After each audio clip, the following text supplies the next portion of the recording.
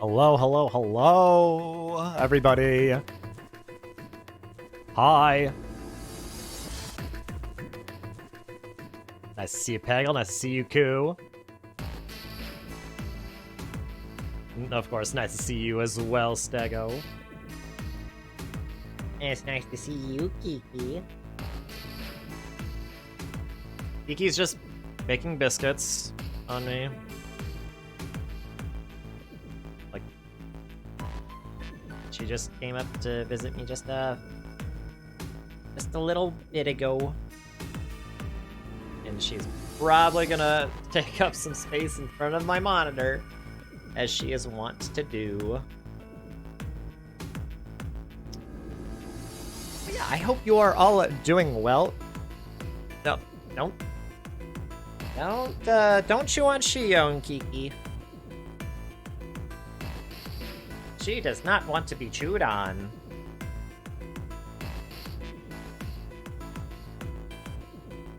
So yeah, we've not done 999 in a while, so.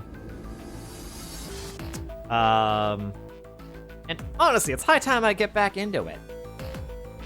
Also, please don't cheat my thing. Kiki, I don't want you to knock it over, because it has coffee in it, and I don't want that to spill out. Because one, it'll make a mess, and two, it's probably toxic for you, and I don't want you or your brother licking it up. Okay, baby girl? Everyone say hi to Kiki. She's, still standing over my keyboard. Oh.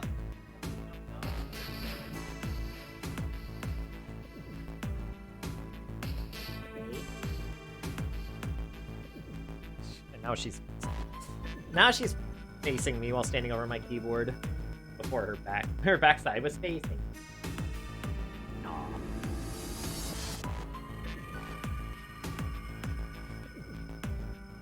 Yeah, so she's being a little bit of a character right now. So maybe she'll just take a rest on top of my computer, because, you know, it's warm. Yeah, kitty!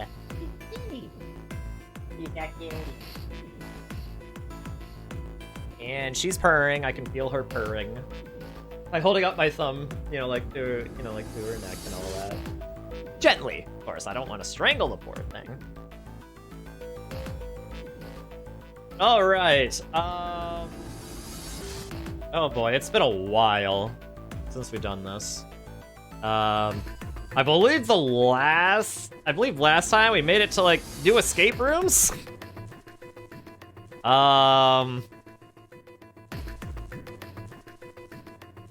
Where,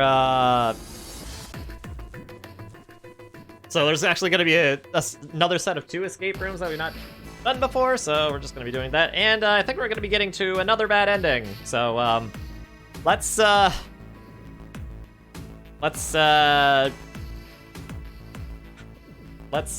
for it. Wait, what?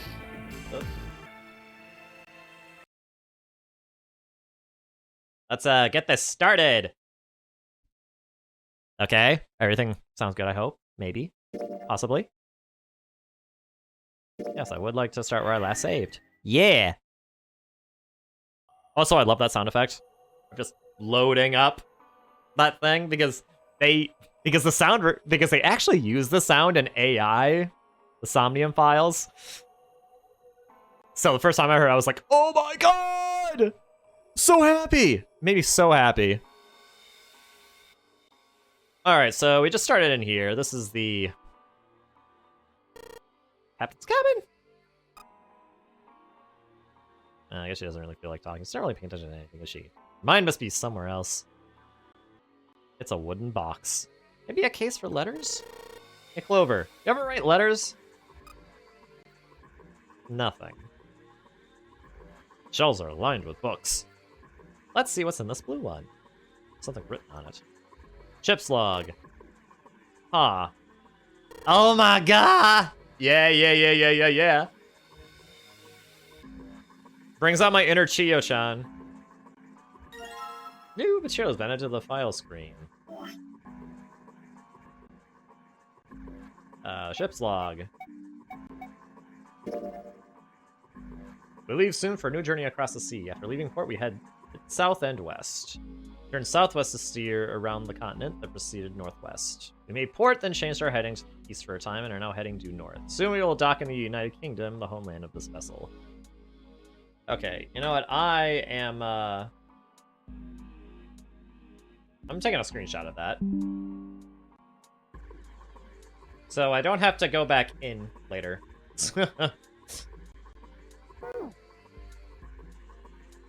Alright, let's see what's up here. Oh, hey, a pocket watch. That's a pocket watch. She sure hasn't been saying much. She just keeps looking at the floor. She seems kind of sad.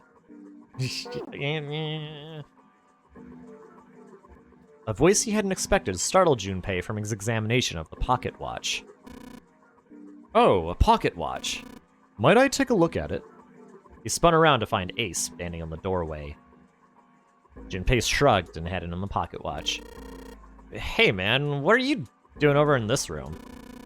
Oh, I just thought I'd come check up on the two of you. Is there a problem? Oh, well, not a problem, but... Junpei looked desperately around the room. Anywhere but at Ace, trying to find a convincing reason to dismiss him. Ace opened his mouth, then took another look at Junpei and shut it again. A small smirk appeared on his face. Oh, I see, of course. He looked Junpei over, then glanced at Clover.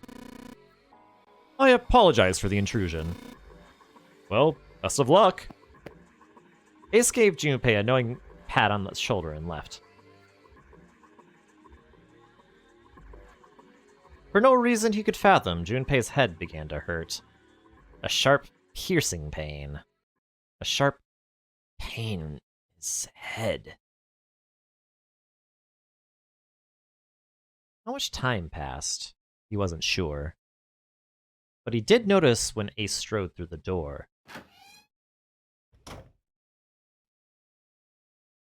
His smile was more of a smirk, and he had the air of a man who knew more than his opponent. Ah, yes, there was something I wanted to check, if you don't mind. Yeah? What's that? Pardon me. With no warning, Ace slipped his hand into the pocket of Junpei's vest. Hey! What the hell are you doing? He reached for Ace's arm. But it was already too late. In the older man's hand were the pieces of paper Junpei had balled up and hidden in his pocket. Just as I thought. You switched them, didn't you? When we voted. Oh, well, I can't say that I care. I managed to get through the number door I wanted despite your mischief. Why did she... Oh, simply curiosity. I hope you won't think ill of me for it. Ace smiled, gave Junpei a friendly pat on the shoulder, and then turned on his heel and left. It was a small defeat, but it was a defeat. Junpei had lost the upper hand, and he knew it. He could feel his stomach begin to tense. Oh boy, he's been found out! This map looks weird. What is it? It's a map of the world, but with the Atlantic Ocean in the middle. Probably looks weird because you're not used to seeing it that way.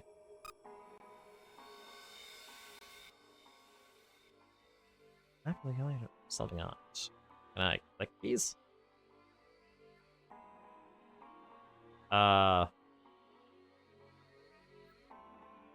There's something on it? Well, what do you want me to do?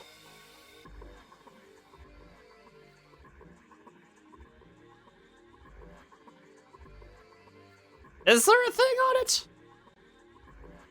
Oh, whatever. Unless there's something on it while I'm clicking on it, nothing's happening. I think this is a nautical chart? There's this line on it here. I think the line is the route the ship is supposed to take. There are these dots all over the map. Oh, those are probably ports, like for a boat to stop at. It looks like the lines connect the dots.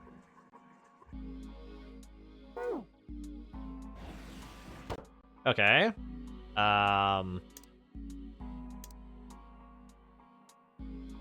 Red pins on several locations. What do these red pins mean?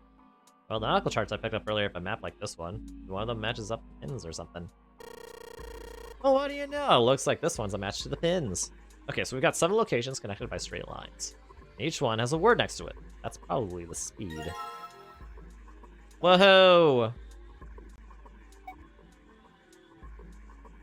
Sweet.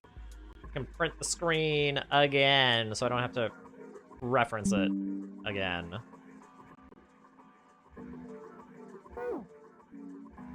Is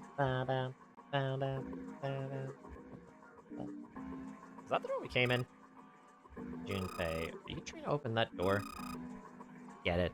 It's pointless. I tried it earlier. It won't open. The dead is bolted to the wall here. Funny that the dead looks like silver instead of blue. Isn't the dead supposed to be blue? A compass. It appears to be broken, however. You see, the glass cover has been smashed to pieces. The helm.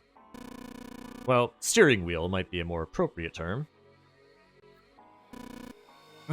This isn't good. So many drawers, but nothing inside of them. What is this? Some kind of display? Looks a little like an electronic scoreboard. I imagine it was added recently. An arrival board, like in an airport. There's nothing on it right now, though.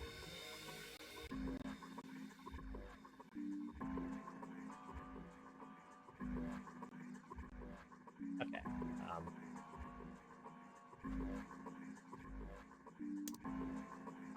Okay, there we go.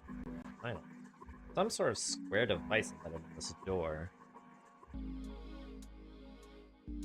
Yeah? Looks like this is some sort of lock. Got a weird shape indentation on it. Huh? Shape? Maybe. It does look like the pocket watch would fit here. Nothing. I imagine the pocket watch is intended to go in there. However, we may need to do something with the watch first. Okay. Mechanical pocket watch with a spring. It doesn't appear to be working. The hands have stopped at 5 minutes 39 seconds past 10 o'clock. Turning the knob does nothing. Yeah, it's probably broken. It looks as though you could move the hands, however.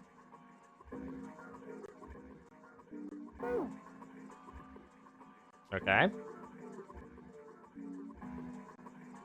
So yeah, remember, bear in mind, it's been a while since I've done this. Like, since I've done the development, or like, achievement development for this game, so.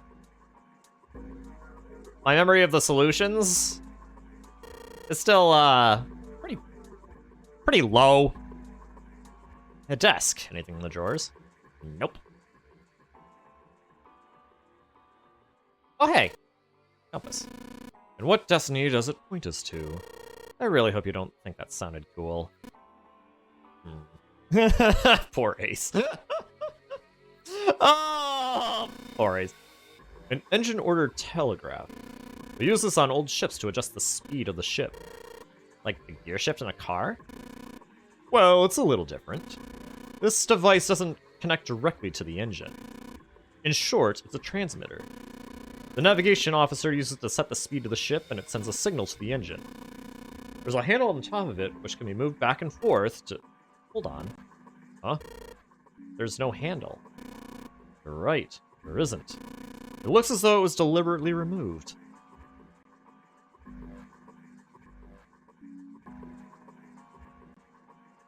Steering wheel. Let's see if it... Whoa! Looks like the steering wheel moves. So it would seem. I noticed something else as well. What's that? Well, when you move this wheel, the compass also moves. What do you mean? The ship. It's moving. Ha! Tricked you, didn't I? The wheel and the compass must be connected to one another somehow. Do you think that's important? Well, let's try turning it again.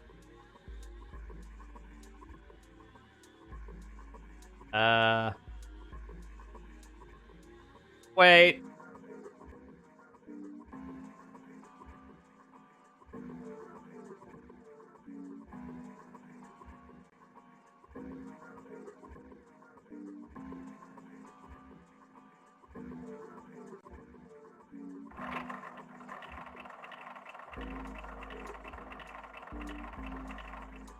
Okay.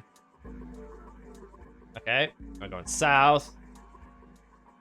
Alright, first we go south, then we go west.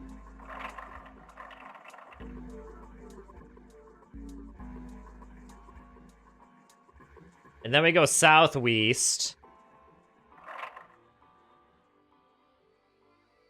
Now we go northwest.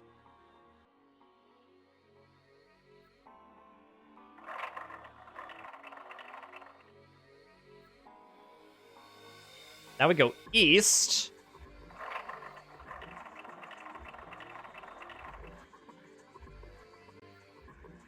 And then we go north.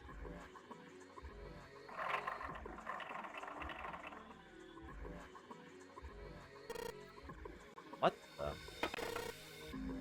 The handle came off. Yeah.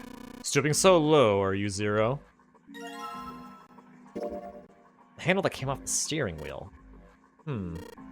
Handle. Well, we, need it. So, I sure hope this handle fits. Yes, it fits! Excellent! That should allow us to operate the engine order telegraph. Let's give it a shot. Okay, so first, we go full, head full, half, ahead half, head slow, head full, head half, then I had dead slow, and then stop. Huh? That's weird. I thought I put in the right speed. Did I mess up? No, I don't think so. Look, something's happened on the back of the wall of the wheelhouse. Yeah, you're right. Let's check it out.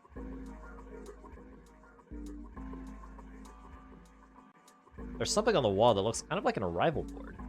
There are a whole bunch of words on the left side of the display. What the hell is this? There are names of ports across the world. I imagine it's showing us the ship's route. You know, just like the ones you might see at an airport. Departing XX carrier, XX flight, XX at XX clock. Like that. Oh, I get it. It does look like those are the names of all the ports along the ship's route. It looks like only one of those has a time on it, though. The time on the last line, right? 10 seconds past 3 o'clock. Perhaps that's the arrival time?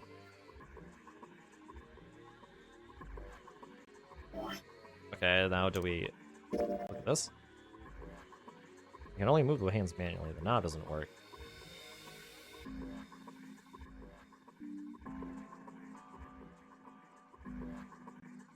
Well, how do I move the hands?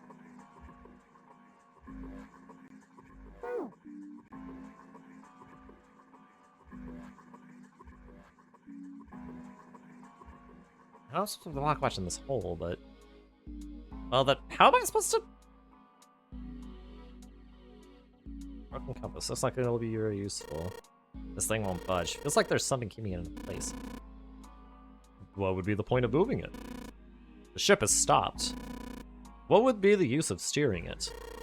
Yeah, I know. Still.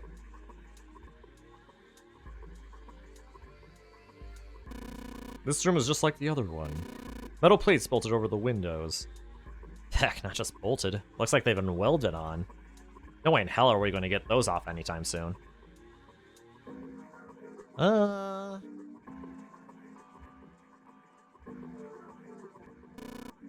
a human hammer. They're often used to subdue large men like Seven. What? That was a joke, of course. Thank you, Captain Obvious. Ace. You really kind of suck at making jokes. That was rather cruel.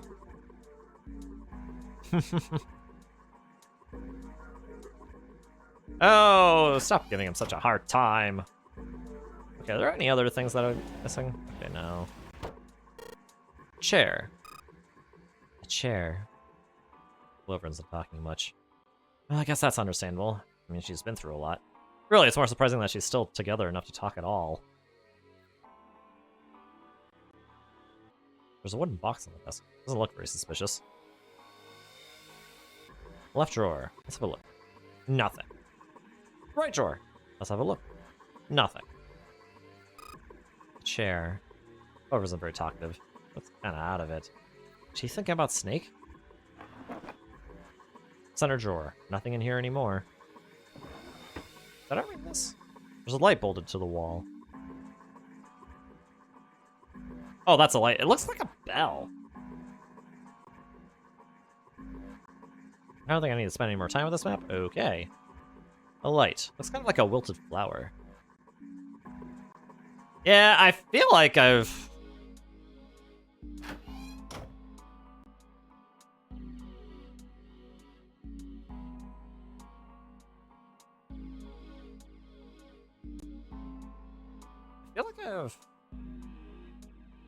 Oh.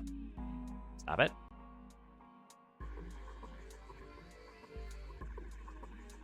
I feel like I've,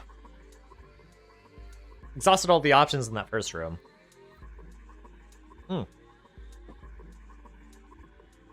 Sorry, I had myself some coffee that I made earlier before having to head off to a meeting at work today.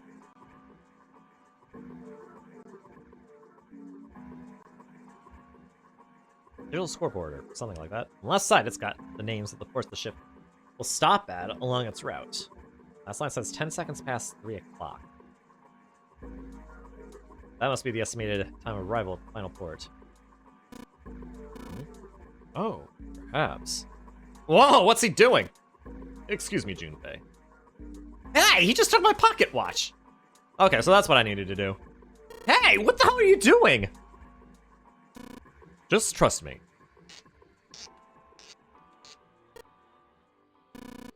It should be fine now. Well, thanks for giving me the pocket watch back. You don't need to look so smug about it.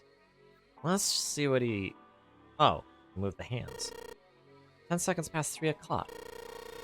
Oh, so you changed it to match the final arrival time. Ace nodded slowly. Ace nodded slowly. You know what to do next. You know what to do next, right? Give it a shot.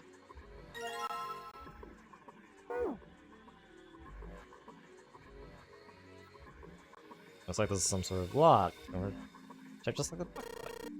Let's try putting this in there. Woohoo! Yes! It says open now! Good work! It seems you were successful. Well done, Junpei. Hey! Hey, Clover! What? Look, we unlocked the door! Now we can get out of this... Oh. Well, let's go then. Clover.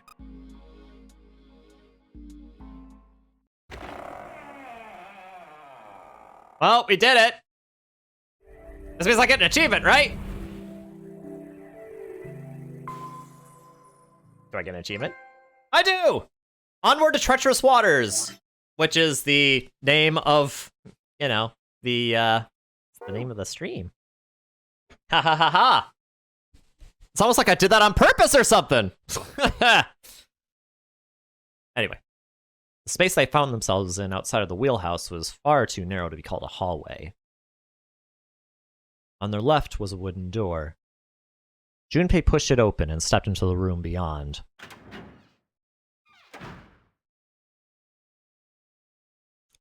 It was full of all manner of turn-of-the-century electronic equipment. Most of them were things they'd never seen before. They had no idea what they might have been for, let alone how to operate them. One smaller machine had a metal bar that ended in a circular handle.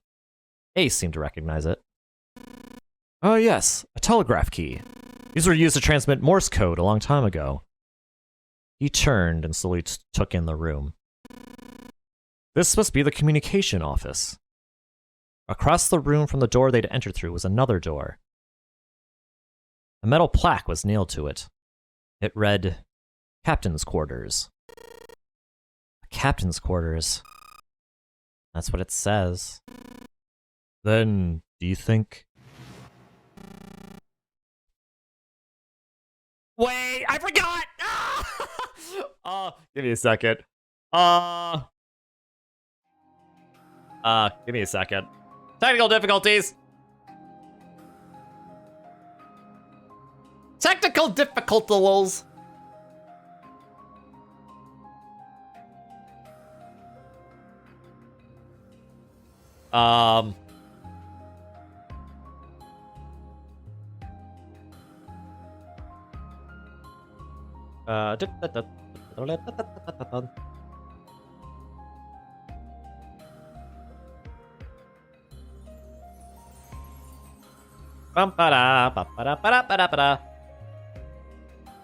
Man, I thought I did a pretty good job of, like, preparing beforehand.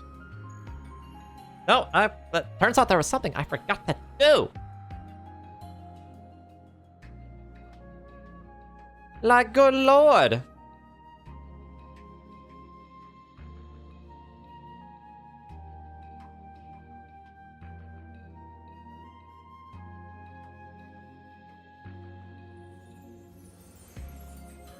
Like, good lord, man.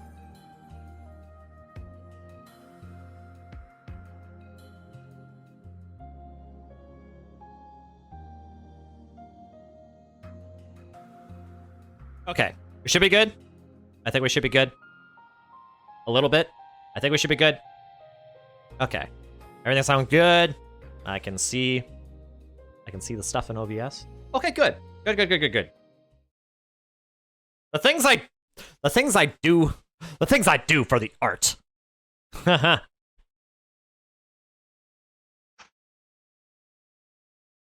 am Zero, the captain of this ship. Yeah, I went through all that work just to get just for that line. Oh my gosh, man. But I did it. Woohoo! Okay, anyway. Ace swallowed. Junpei could feel his hands begin to sweat. Only Clover seemed unaffected. Well, we won't know if we don't open it. She walked up to the door and put her hand on the knob. It opened easily, and without so much as a pause, she walked in. Junpei and Ace followed. The first thing they saw was a man on the floor, covered in blood. Junpei felt his body seize up. His mouth went dry, and he felt very, very cold. The blood in his veins slowed to a crawl, and his heart tightened like a fist. This was the third time he'd seen the horror of death laid out before him. He didn't think it was something he could stand to see much more of.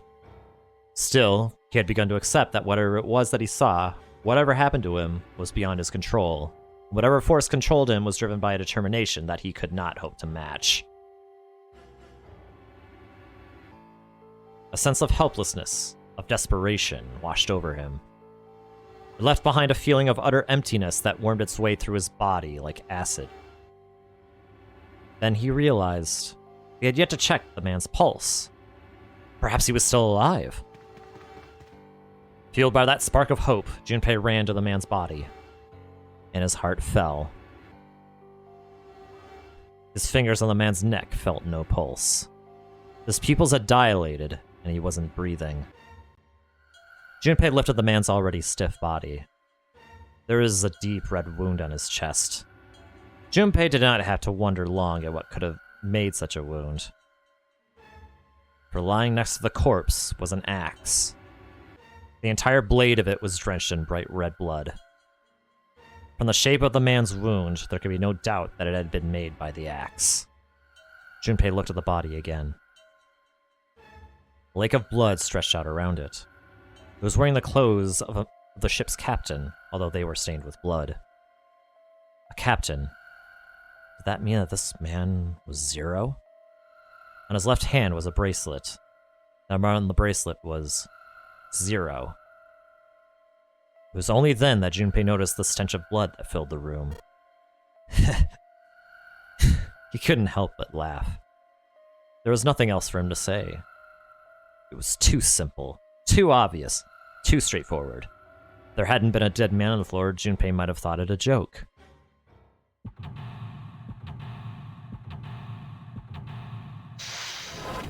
And then we just start the escape room. Yeah, I know. Ooh, right, Q? Ooh, a dead body! body! Dead body!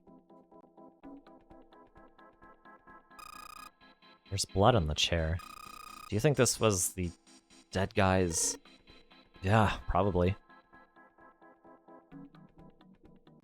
There's a lamp here, and also a music box. Oh, it's one of those old music boxes. How about we wind it up? Why does it sound like that? Is it broken? The pins on the cylinder are shaped all weird. I don't think those are the pins. It looks like someone put something else on top of it. I think I have to take it apart to figure out what's going on, don't you? Well, to that end, a bed. There's nothing in it. There's a bunch of weird buttons on here. They probably switch what you see on the screens. Do you know how to work this thing? Why don't we just press one of these? Like this one! Well, I guess it does change the... What the hell is this?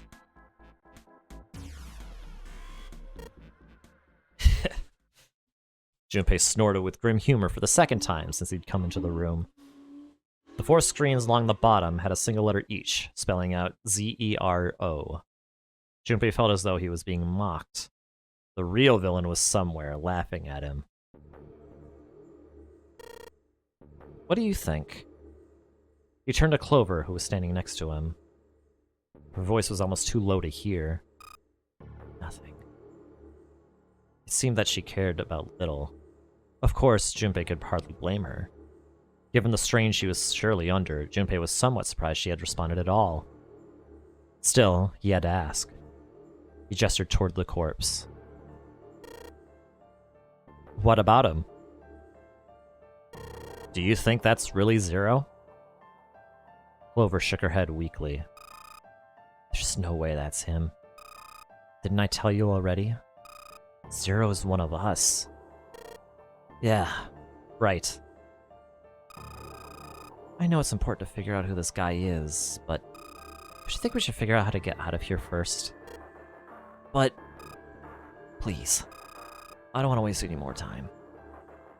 Clover looked miserable, as if she could start crying at any moment. Junpei just didn't have the heart to tell her no. Alright, sure thing. Was his mind playing tricks on him, Junpei wondered?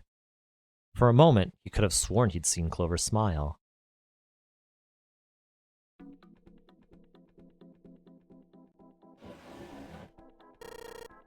What's the deal with this? Is it some kind of code? There are 4 rows of numbers and letters. They all start with a 0 and end with 8, F, N, or V, respectively. Maybe that has something to do with number bases. New material has been added! Yeah!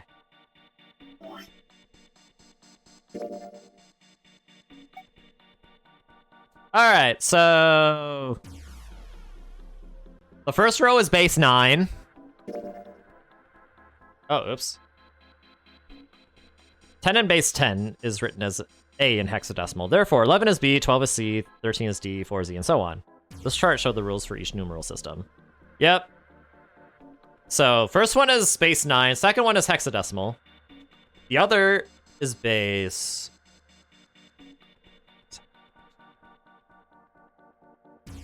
24, base 24. And the last one is base 32.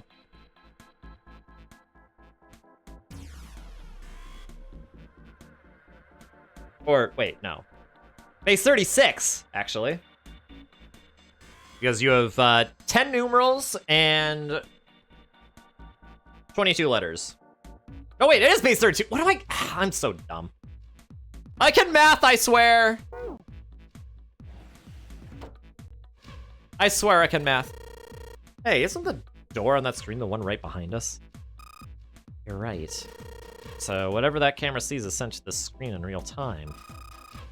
I wonder if that means something, you know?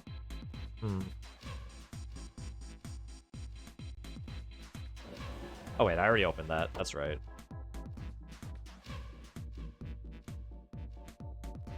Looks like whatever the camera sees shows up on the screens behind us.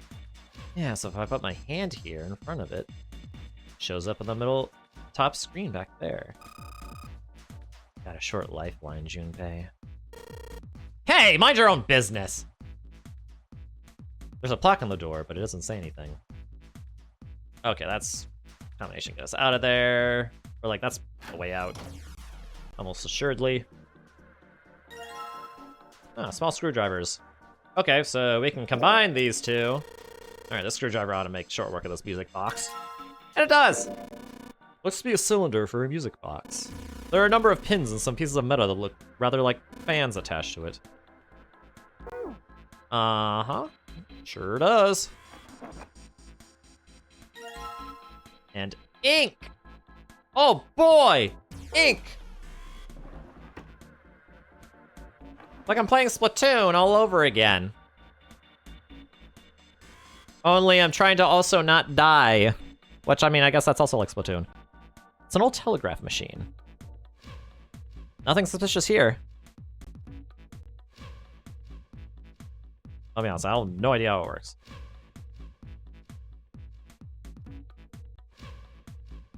The cable that comes out of this thing is connected to the desk. What does that mean? Pair of headphones. I can't hear anything. Guess whatever they were connected to doesn't work anymore. Hey, look! It's a model of a steam train! How on earth did you arrive at that conclusion? Hey, look! It's a monkey with glasses! How on earth did you arrive at that conclusion? Just a normal light. Well, it won't turn on, so maybe not that normal.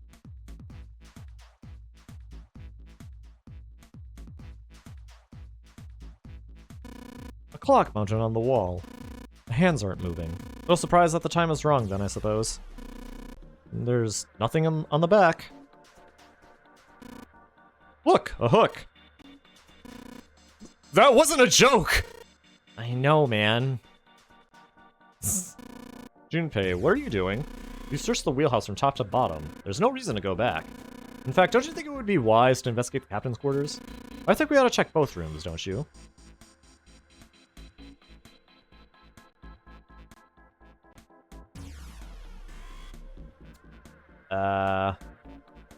I know there is something else. This is all that drawer is the only thing that's locked. Oh, I don't see a keyhole, though. An electric lock, perhaps? Take a look at the left side of the drawer. Yeah, there's some cables over there. That must mean... That's a really long cable. The tip is hooked onto one of the desk drawers. Hey, what is this? It's blank. There's nothing written on it. But... Oh, oops. You know what you can do? I guess I'll put the ink on the cylinder. Now I just gotta roll the cylinder across a piece of paper. And if I'm right, the ink should... And hey, it does! Just as you suspected, right? No, you have a pattern of dots and lines on the paper. I imagine it's Morse code. These dots and lines are the dots and dashes of Morse code. Yep. I remembered. I remember that part of the solution. Oh wait, I already looked at that.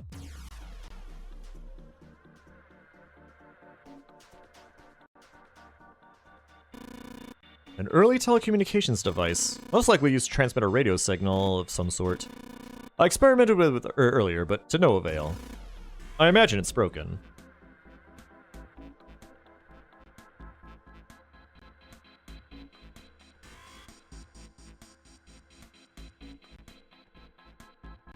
Alright, I got the Morse code I'm supposed to enter. If I do this right, something will happen.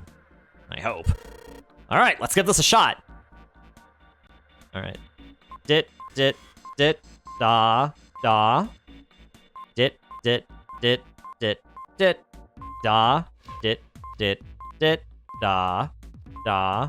da, dit. That's the last one. Yes! Excellent work, Junpei. Good job. You seem to have figured it out. You unlock the drawer. And A red file lay in the drawer. Junpei reached down and picked it up. The cover read, All Ice. But was it supposed to say All Ice? There wasn't a space between the L and the I. Were they trying to say that All Ice was a single word? It was an interesting thought, but it left Junpei's mind quickly as he opened the file. What lay inside was far more interesting and far more confusing. Each page was covered with strange characters. They looked like tiny drawings of birds, snakes, insects, horned animals, wings, and even kneeling humans. There were many pages in the file, and each one was full of these strange symbols. What the hell is this? He didn't realize he'd spoken out loud until Ace looked over at him. They are hieroglyphs, a form of writing used in ancient Egypt. Ancient Egypt? That's right. Can you read them? Of course I can't. What would make you think I could? What the hell? Junpei flipped through a few more pages. It wasn't just one or two pages that were covered in the strange symbols. Every single page was covered in them. Trying to read them was pointless. Junpei was going to waste any more time with them. He made to close the file, and something fell out. He bent down and picked it up. A keycard. There was a symbol on it that reminded Junpei of the symbols for the Saturn and Mercury keycards. This one, however, had a dot in the center of the male symbol. Uranus. That's the Uranus symbol. Junpei looked over to see Ace examining the card. In addition to the Uranus symbol, there were 3 words engraved on the card as well. On the lower right, it said Bottom Deck Library. Was the bottom deck a library? Whatever might be there, however, would have to wait. At the moment, there was nothing Junpei could do. He gripped the key card tighter and shoved it deep into his pocket. Whoa, ho! More material!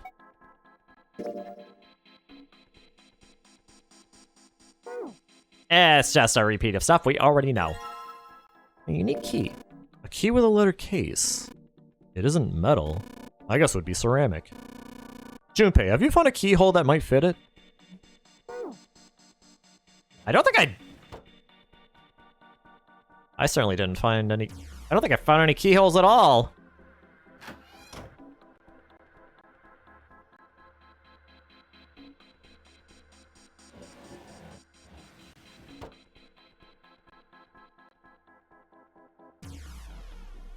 Where would there be a keyhole at?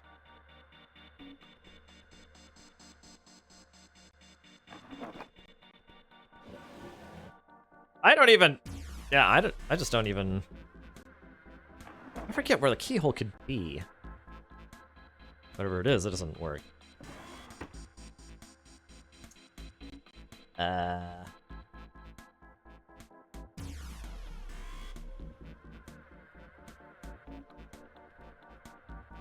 Oh, telegraph machine. I'll be honest, I have no idea how it works. Nothing in the drawer anymore. Nothing in the drawer. Nuh-uh, there's air. How old are you? 9?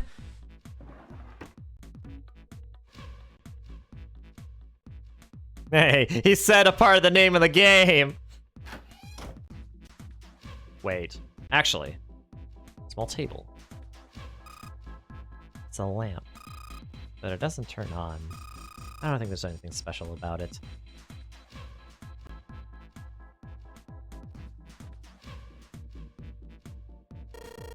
So this is the exit, huh? Don't even really have to try the store to know that it's locked.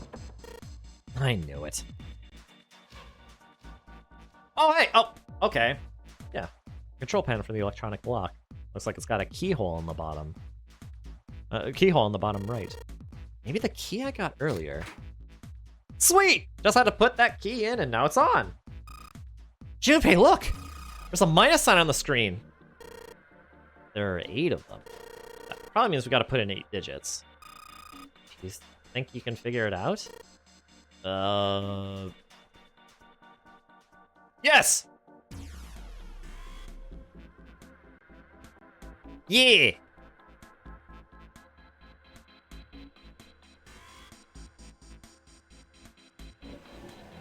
Well, it's base 32. It's base 32. So I just gotta convert it to decimal, right?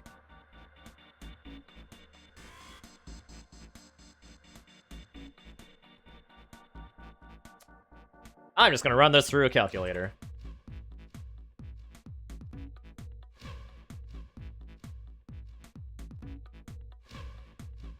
That is base 32!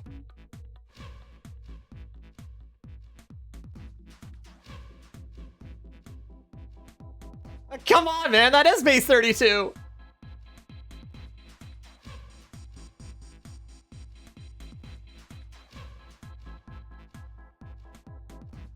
Okay.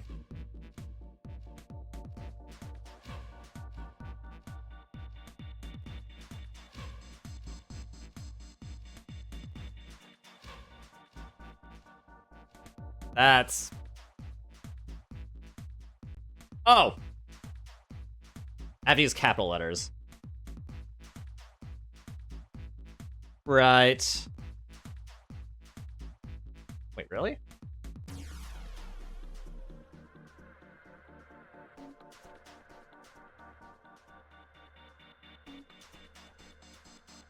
Oh, wait.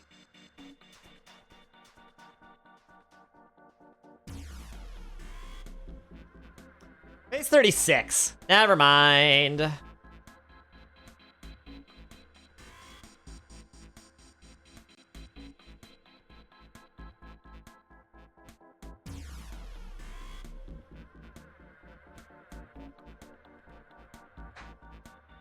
Because it includes 0.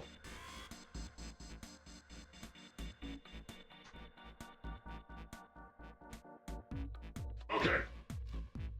Okay. I got it.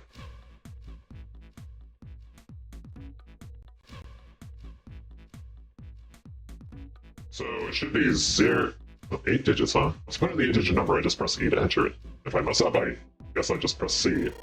Alright, let's give it a shot.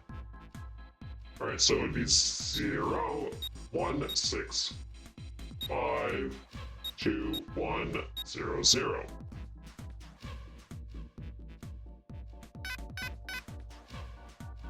Eh.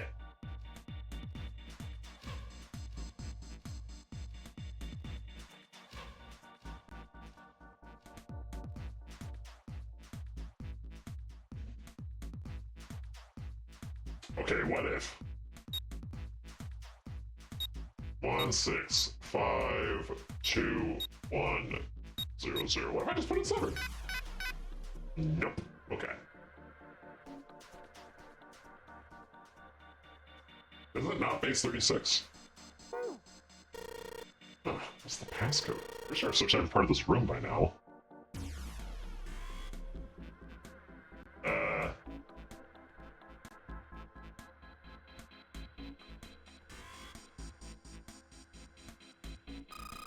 There's an R in this string, so if you combine it with 3 other letters, it says 0. I wonder, why is there only 1 letter per monitor? If I want to say 0, they really only need 1 monitor for that, you know? Why? Maybe. The reason why the letters are displayed individually? So it's not really 0, it's Z-E-R-O? Z-E-R-O.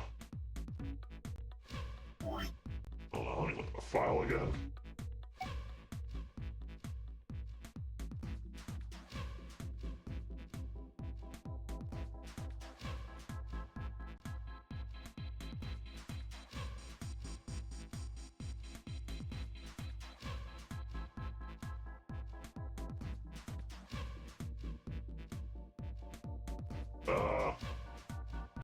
Okay, that's 10. That's 22. So that should be base 32. Do X, Y, Z. Add 4 letters to that, that would make it base 36.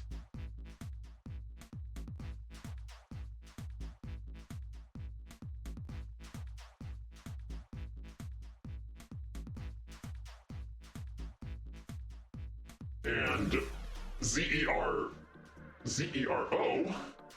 base 36, is equal to 1,652,100. So, what am I doing wrong here?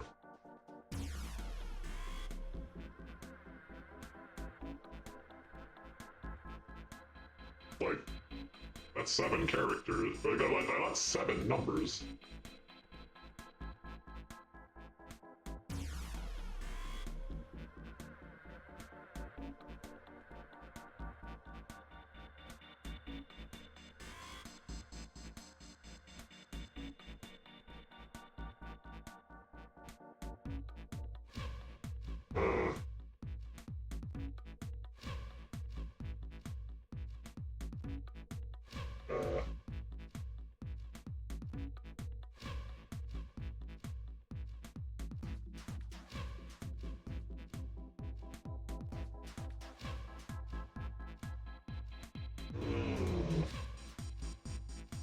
Okay.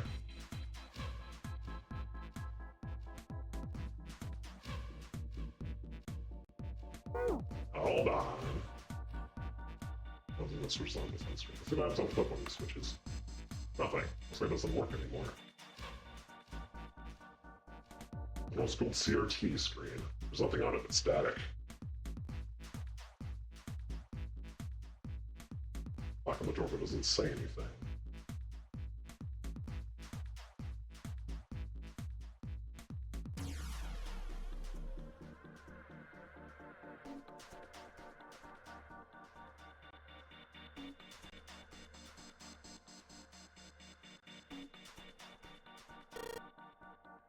Alright, let's give it another try.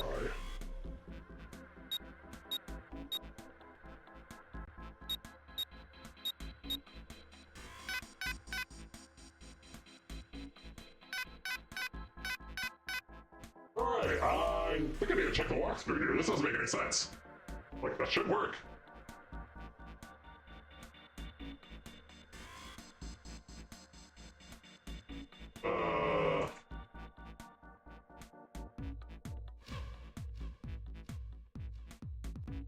Alright.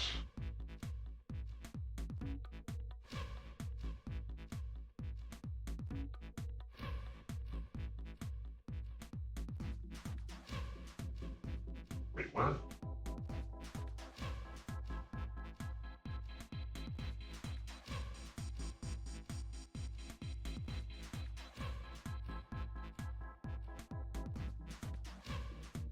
Oh, I'm stupid. Okay, so you don't actually have to convert that to base. You don't convert that to base 10. Alright. Alright, fair enough. You win this one game.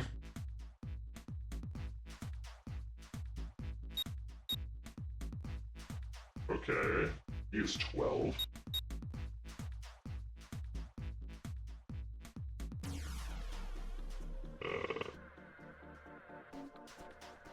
R is...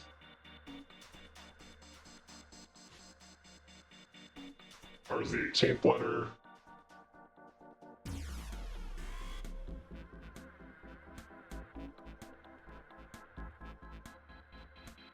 Okay.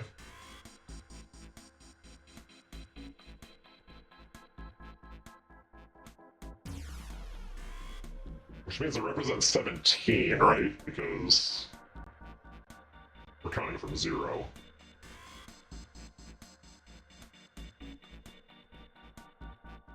No, it'd be 27. Because we do come from 0. And for that matter, let's see.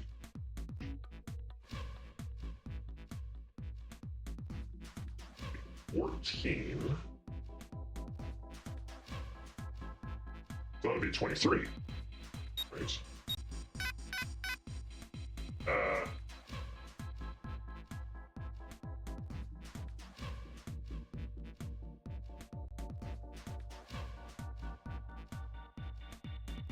That must count.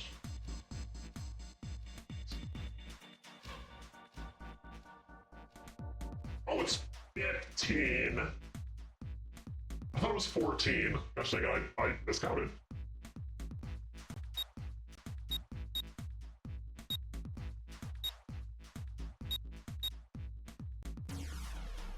Okay, so yeah, so 4. It's actually 15. Subtract 1 because we're counting from 0. And then add 10. That gives us 24.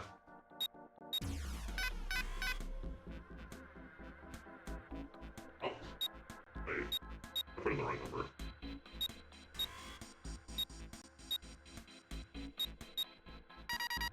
There we go. I'm done. Yes. It worked. Good job, Junpei. Excellent. You seem to have unlocked it. Good work, Junpei. Alright, let's go.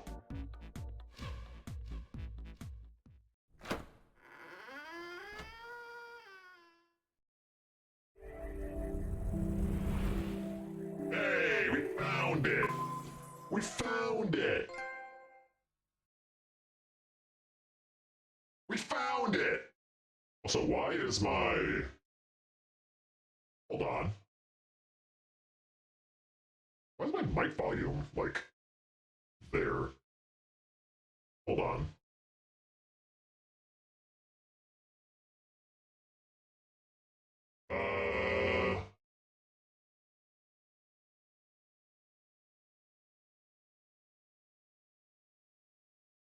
Hello? Why does it only go up to the green? Okay.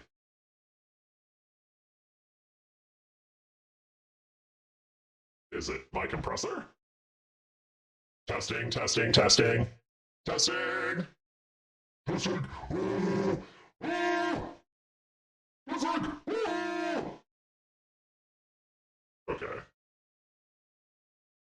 I know I'm just making random noises, I'm sorry. I'm sorry. Okay, whatever. Okay, okay, whatever.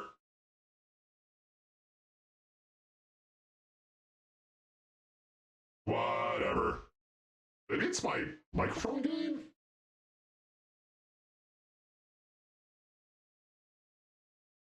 Testing, testing, testing, testing. Testing. Testing. Okay. Testing, testing, testing, testing, testing, testing, testing, testing, testing, testing, testing, testing, testing, testing, testing, testing. Okay, I guess my gain is maybe a little bit too low. Okay. How's that sound? Zero's been going out of control. Is this a fan hackable? Zero going out of control. Wait.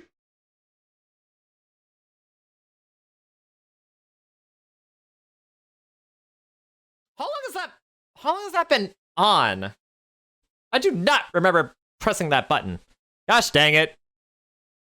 I wonder why he's so flustered. Thank you, Paul, for telling me, or for warning me about it. No, I'm just trying to figure out my audio stuff. Because I think my gain's at a bad position? Maybe? Testing, testing. Testing. Oh, okay, that was the... Wait, no, that was the issue. Because of the voice changer. I kept going testing, testing, testing. Fair, fair. Okay, but yeah, how are you doing, Paul? How are you doing? No, I appreciate you bringing it up, though. That joke made me aware of something that was happening with my audio. Oh, boy. Okay. That's gonna sound weird in the VOD. I apologize to everyone, but whatever. Let's continue. They stepped out of the captain's quarters and into another hallway. The hallway stretched out in front of Junpei for a bit, before turning left like a great backward L. Junpei rounded the corner and took off down the straightaway. He ran, and ran, and ran. At the end of the hallway was a door. He made straight forward. He was nearly halfway to it when he noticed a piece of paper in the middle of the floor. What was a piece of paper doing in the middle of the hallway? Junpei skidded to a halt. He dropped down to his hands and knees and quickly tore the paper off the floor. Now that he had a chance to examine it more closely, it was clear that it was a map. More specifically, a map of the ship's interior for the A deck. What's wrong? Ace, slightly lower by virtue of his advanced age, had finally caught up to Junpei. Junpei said nothing, simply showed Ace what he'd found. He looked at it long enough to determine what it was, and nodded. I see.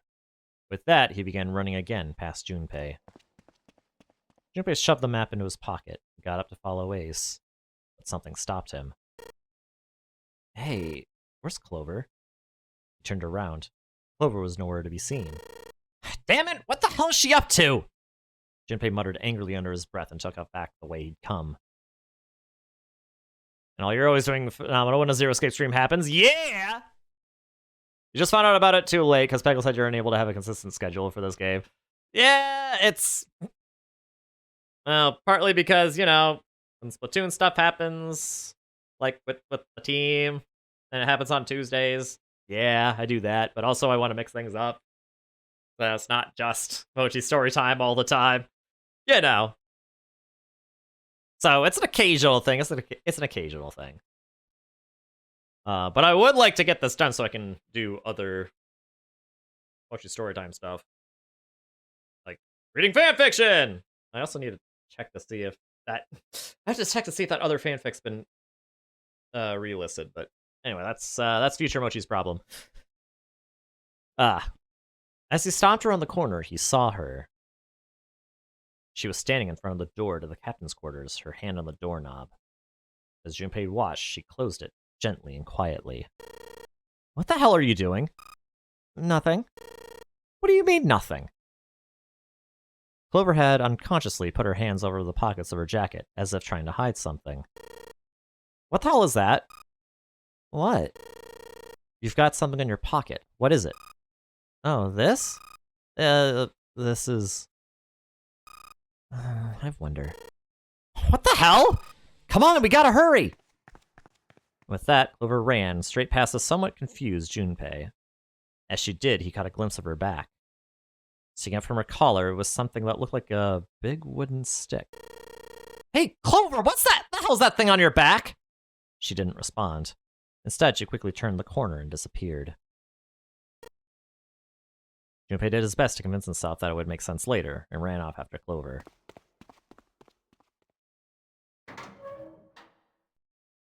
Junpei pushed through the door and found himself in a large room with a large set of stairs. It was just what he had expected to see after reading the map. His I see after reading the map himself meant that Ace had probably realized the same thing. Junpei looked around, but Ace was nowhere to be seen. He put his hand on the handrail and leaned over to look down. There he was. Not just Ace, Santa, June, Seven, and Lotus as well. Junpei and Clover glanced at each other and hurried down the stairs. They reached B deck at the same time. Junpei! Clover! June's face was excited. Something had happened, that much Junpei could tell by simply looking at her. What's up? Given their situation, he was not inclined to be excited about sudden developments. June, however, couldn't contain herself. We found it! Found what? We found it! What did you find? The last door! We found door 9! What? Come on, just follow us. We'll explain it on the way. Okay, let's go. Seven turned and jogged off down the stairs. The rest followed. We finally made it. The relief and excitement in her voice echoed what each one of them felt. Yeah, it's finally time. Junpei wasn't quite ready to believe they'd really done it, at least not just yet. Still, if everyone said it was door 9, then it probably was. You could feel his heart racing. A mixture of anticipation and fear ran through his veins, and he could feel his legs shaking. He was doing his best to maintain a sense of healthy skepticism, but he couldn't deny that the prospect of escape was an exciting one. But there was one thing he couldn't get off his mind. The numbered door could only accommodate between 3 and 5 people. There were 7 of them on their way to door 9. That meant that even in the best case scenario, there would be 2 of them who would have to stay behind. 2 people. He didn't have any solutions to that problem yet, but he was desperately hoping one would present itself. Junpei looked over at the clock. The hands indicated that it was 4:30. They had 90 minutes before their time was up. Hey! Junpei! June!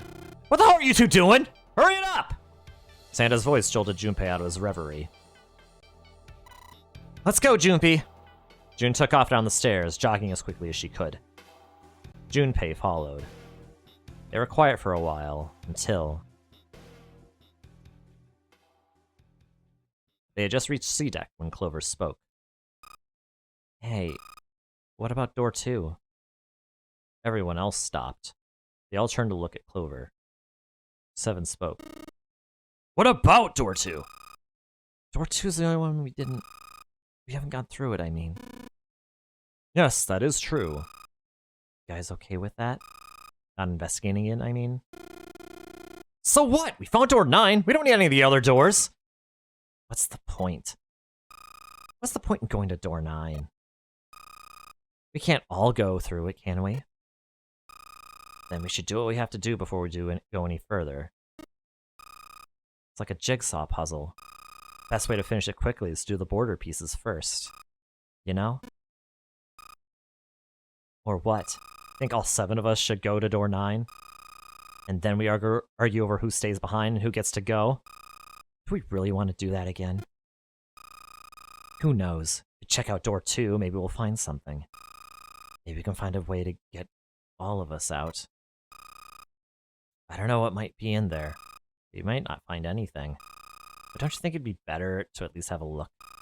I mean, am I wrong? Does that sound wrong to you guys?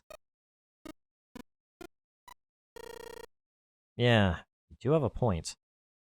The others nodded in agreement. Last time I checked the clock, it was 4:30.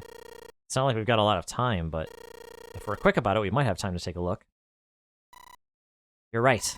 Let's go take a look at door 2.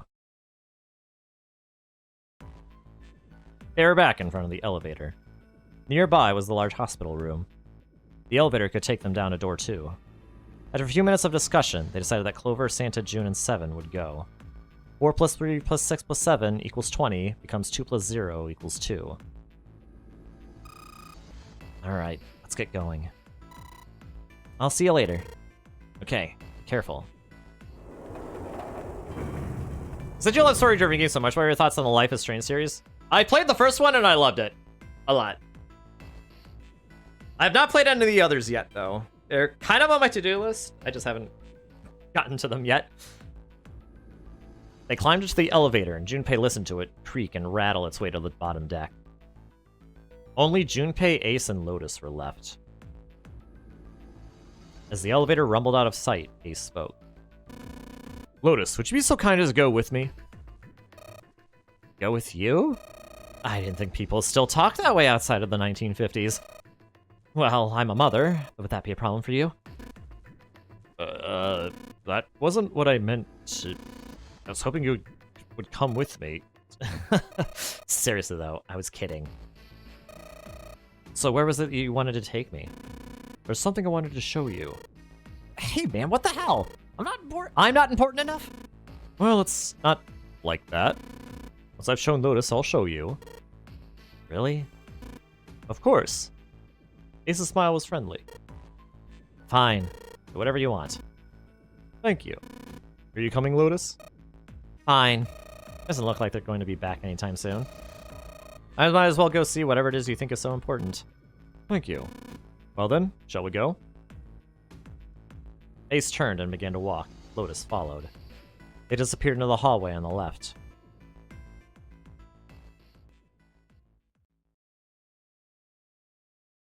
Junpei wasn't sure how long they'd been gone when the elevator suddenly opened.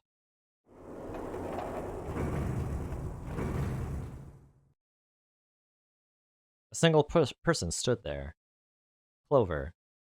She looked at Junpei, then slowly, purposely stepped out of the elevator. The door closed behind her.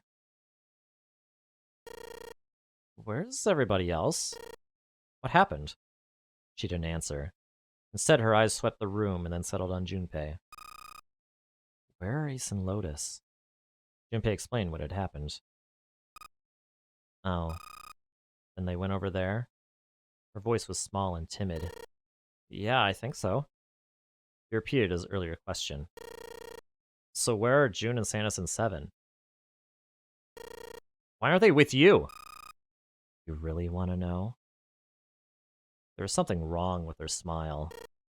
Yeah? Okay, sure. Here, let me show you. Clover pulled something out of her pocket and tossed it onto the floor at Junpei's feet. He looked down. On the floor in front of him were 3 metal rings. Bracelets. Oh my god. Holy shit! Junpei collapsed. No. No way! This has gotta be some kind of joke! This can't be real! Junpei's body felt like rubber. His heart felt cold, felt like a cold lump in his chest, and his hands shook uncontrollably. Sweat poured down his face. 3 bracelets sat there on the floor before him. You could see the numbers on their faces. 3, 7, and 6. Lastly, let us discuss how to remove the bracelets. There are only 2 ways to do so. 1, you escape from the ship. 2, your heart rate reaches 0. In other words, once the bracelet is taken outside the confines of the ship, or detects that its wearer's heartbeat has fallen to 0, it will shut down automatically. The voice changer's on the fritz? No, I'm thinking that this was read aloud.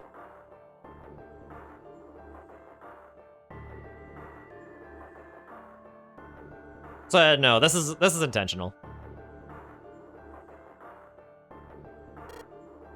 But why? Junpei's voice was flat and broken. Clover's response was cold. Revenge for my brother. He was forced into door 3 and murdered. You need at least 3 people to open a door. Who were the 2 that opened that door with him? It could only have been Santa and 7. That's why I killed them. 2 plus 3 plus 7 equals 12, becomes 1 plus 2 equals 3. But why? Why did you kill June? Because she tried to protect them. She was in my way. She had to die too. No. No. Junpei shook his head, trying desperately to wake himself from what had to be a dream. It couldn't be real. It just couldn't. Hey, Junpei. He felt Clover's hand on his shoulder. Her smile was wrong. Horribly wrong. Her face looked like a mask made from a stretched human skin. The smile that parted her lips did not extend to her eyes. They were dead and empty.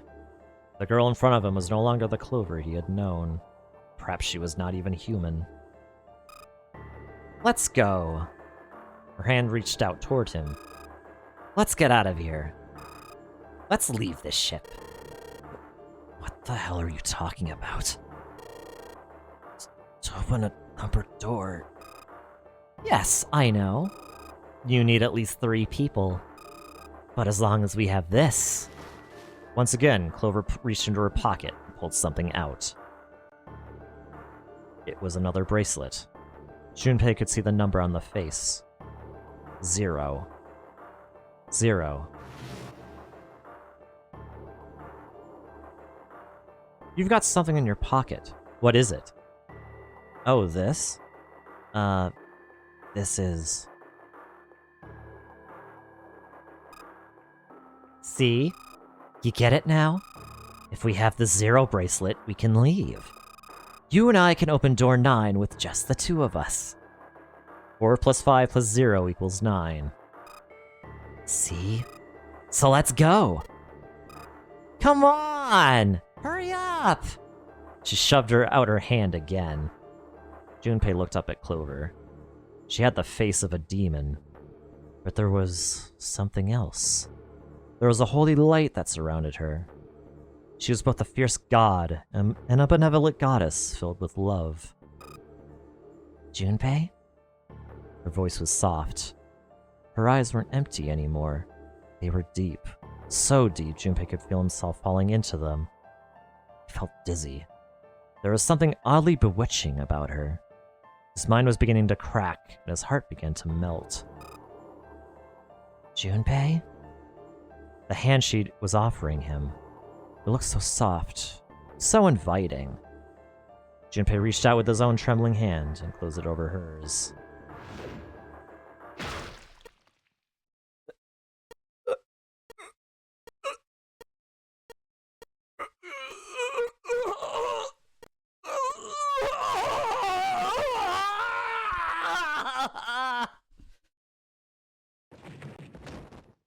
Junpei writhed in agony. He shuddered and twitched, his body spasming as he went into shock. He screamed until his throat was torn and bloody, then screamed no more. His cries echoed across the room. Eventually, his movement slowed, then faded. There was no more strength left in Junpei. He could feel his body begin to go numb. He no longer felt pain. He no longer felt anything. Whatever Junpei had been was gone. The last remnants of his mind began to fade. Even as his vision faded to nothingness, he saw Clover. Thanks, Junpei. I'm just gonna borrow this, Kay? Her smile was cold. What was left of Junpei's conscious mind drifted away. All that was left was a twisted, broken corpse.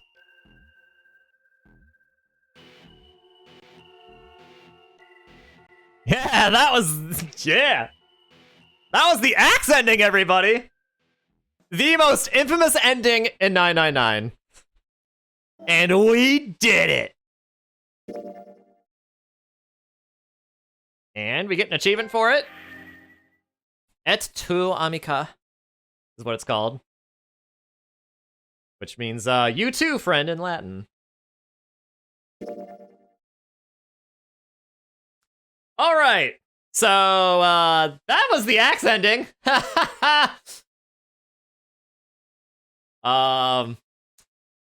So, what do you think? I swear, it's always the innocent characters that end up being bad. Oh, well, you know. It's part of what makes them so compelling, you know? You shall be right back. Axe. Yep. Axe happened. Clover axed Junpei a question. And,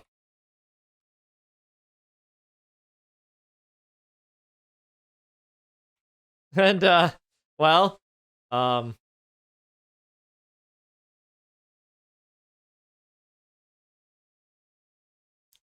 so, yeah. You're banning Mochi. Listen, no, you can't ban me. I'm the streamer. You can't do that. Also, you're not a mod, so I don't care. All right, well, now that we got that out of the way, let's try going another route. So only 3 endings remain. One of them is technically, well, 2 if you consider the fact that, you know, it's going to, one of them is going to be unlocked at the same time we're going to do true ending. We're not going to get them all individually. But we are en route to getting all the, you know. We are en route to mastering this game. So the downside, though, is, you know, we have to go through all of this crud again. But, you know, it's, you know, small price to pay. All right. Okay, so, yeah, I'm just gonna skip through all of this as much as possible.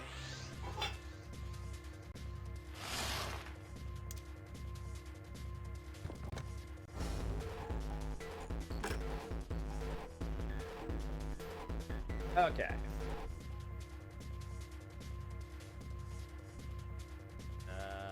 Hold on a second.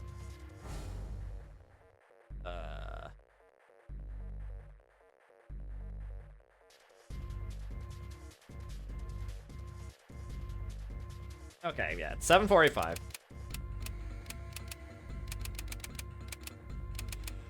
Yeah, we already solved this. I don't want to go through the whole process of solving the puzzle again. We've already done this. Without a flowchart, we can't just go back.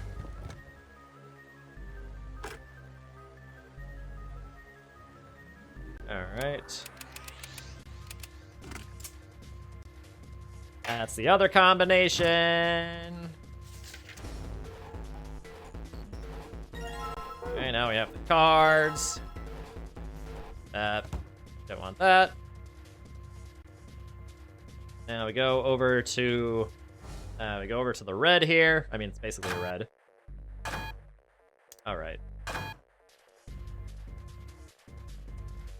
Here's what's put. Okay.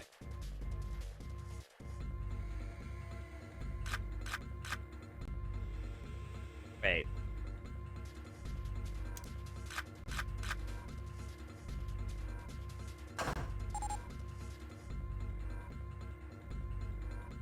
All right, we got it. We're out of here. The choice is a DS person. Yes. Yes, indeed. But at the same time,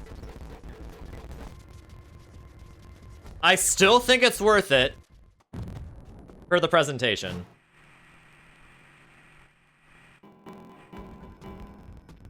I do still think that the DS version has value with its presentation. It hasn't paid off quite yet, but it's going to. Just trust me on this. I mean, Paul knows. Paul knows what I'm talking about. Okay, we're just gonna...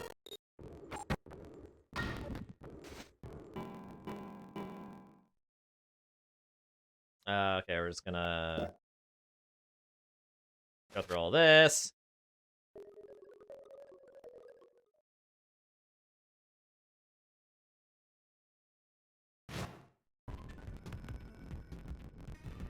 Yeah, this is gonna take a while.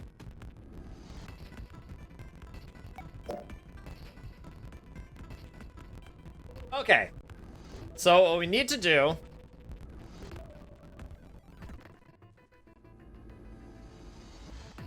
okay, so for the...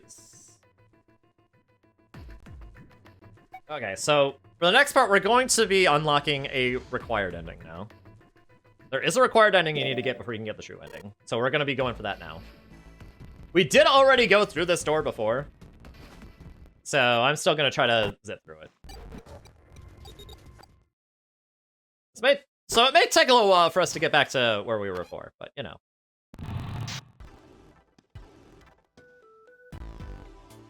Okay, let's try to get all the stuff again.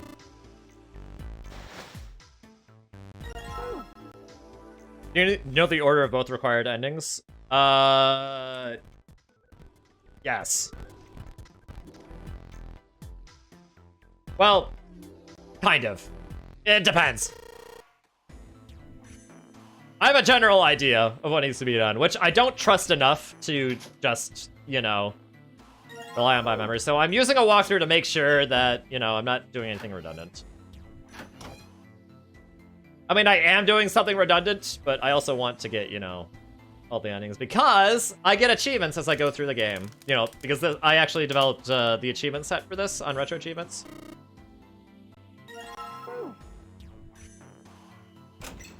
And, you know, I have not actually mastered it yet. I mean, I did a test for, like, one achievement as I first developed it, like, over 4 years ago. But I haven't really touched it since.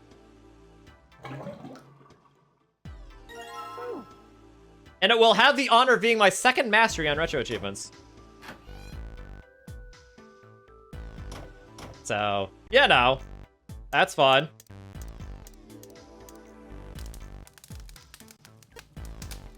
Alright, here we go. Because I know that walkthrough frails you. I think it'll be fine, but yeah, if I need help from you, I will definitely be asking.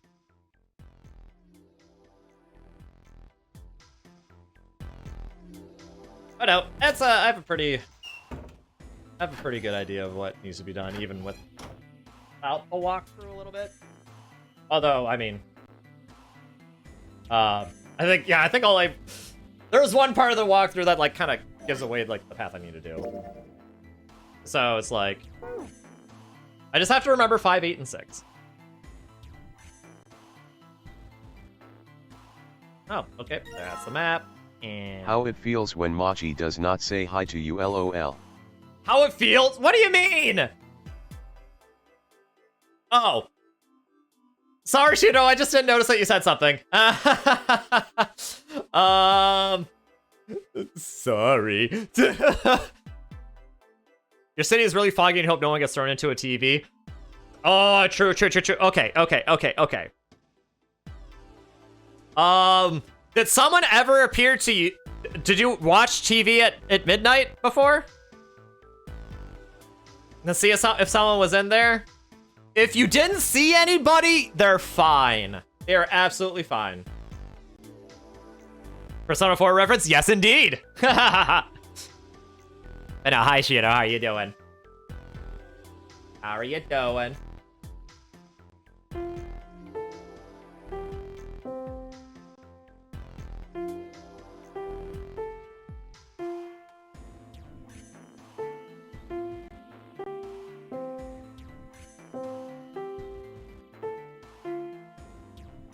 There we go. Woohoo! We did it. Now let's get out of here. You guys still hang out with the boys? How are they still doing comp building okay without me?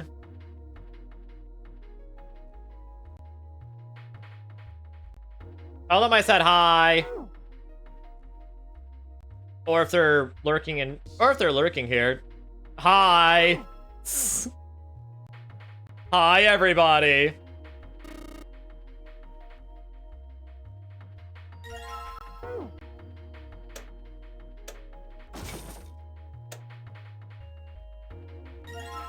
Got that. Let's go over here. Oh.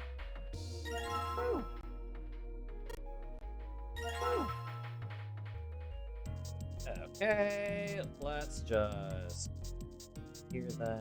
Oh.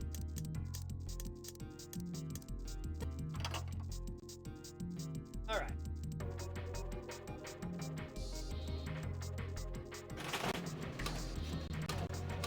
Low diamond card.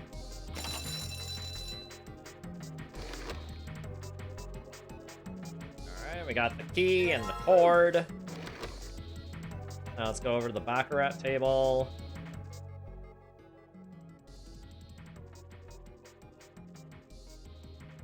Is the volume messed up, or is the volume just turned really low? For what? My mic or the game audio?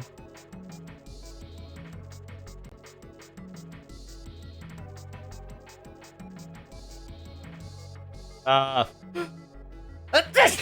excuse me. Yeah, I think you're gonna have to be a little bit more specific there. Also enjoy your lurk, Cheeto. Oh, just the music sounds different than how you remember it? I mean, it is the DS, remember? So the sound quality is probably lower. I bet slightly lower. Because remember, this is on an emulator.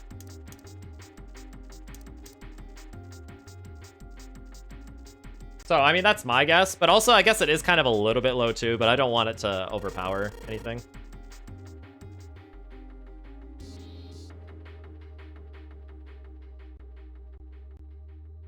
Okay.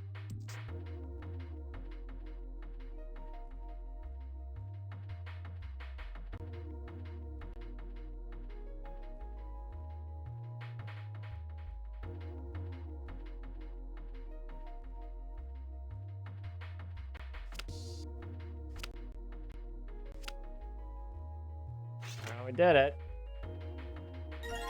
Okay, now that we have that, now we can go over to this thing over here.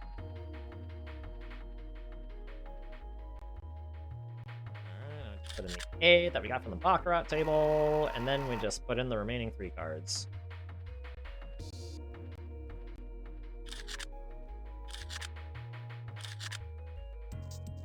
Woohoo! Alright, we did it! Now we just go back to the next part! Woohoo!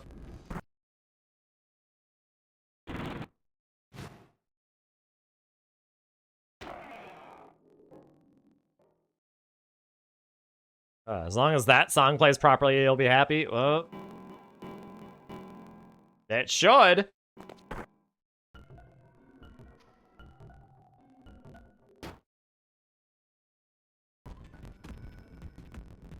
Alright, let's just, Alright,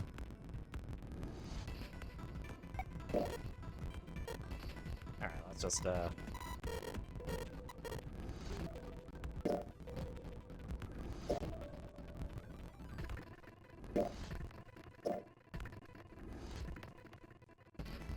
let's go to the hospital room.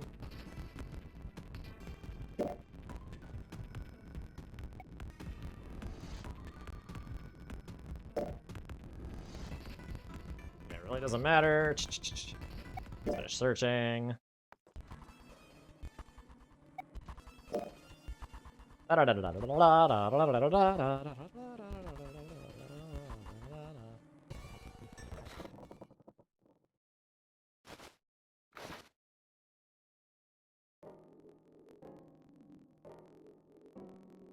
Okay, what door do I want?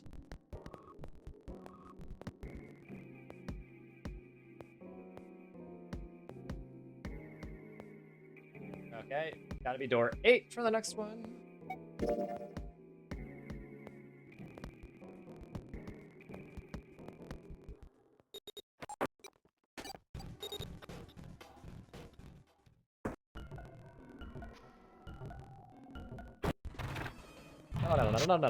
Okay. Okay, back into the laboratory. How did I do this before?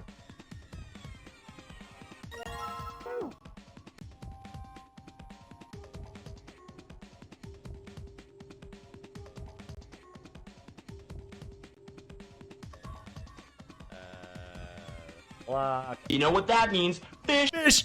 Yeah, you can actually avoid talking to any of these characters. Yeah, yep.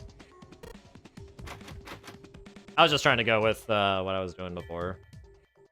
Consistency's sake, I guess. I think it was slightly faster if I did it that way because I could just hold down the skip. Because you know it's the one I did go for that I didn't do. Oh, you stink! Thank you, Orville. How are you doing, Orville?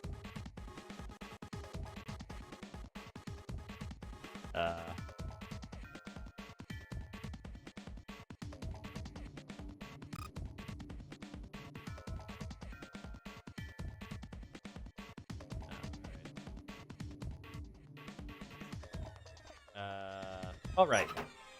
Wait.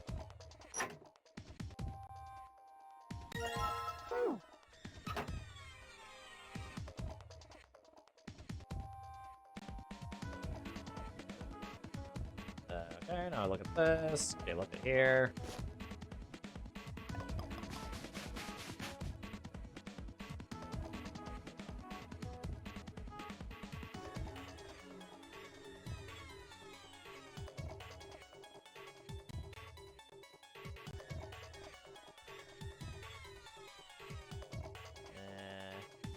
All right.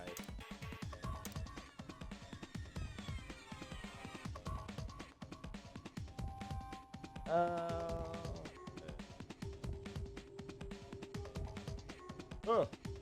I'm doing well, Orville.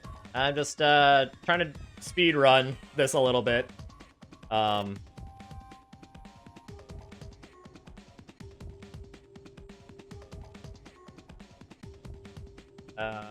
Where's the adapter at again?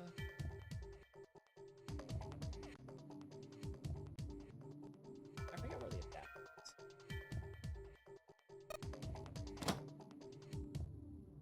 Wait.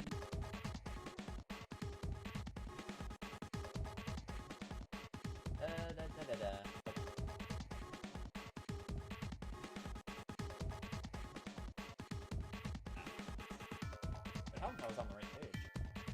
Honestly. My microphone keeps going in and out. Yeah, it's because I keep speaking away from the mic. And then, like, the noise suppression kicks in and just makes it weird.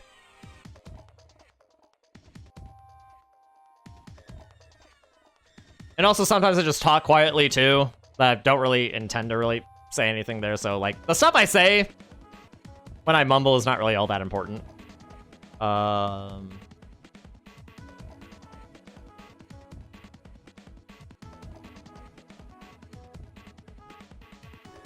Wait. James just remove the mannequin's head?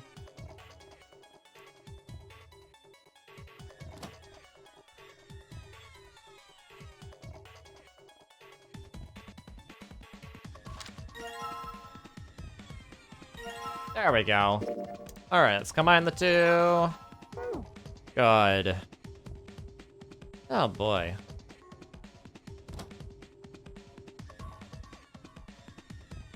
Yeah, are we actually gonna see the special cutscene?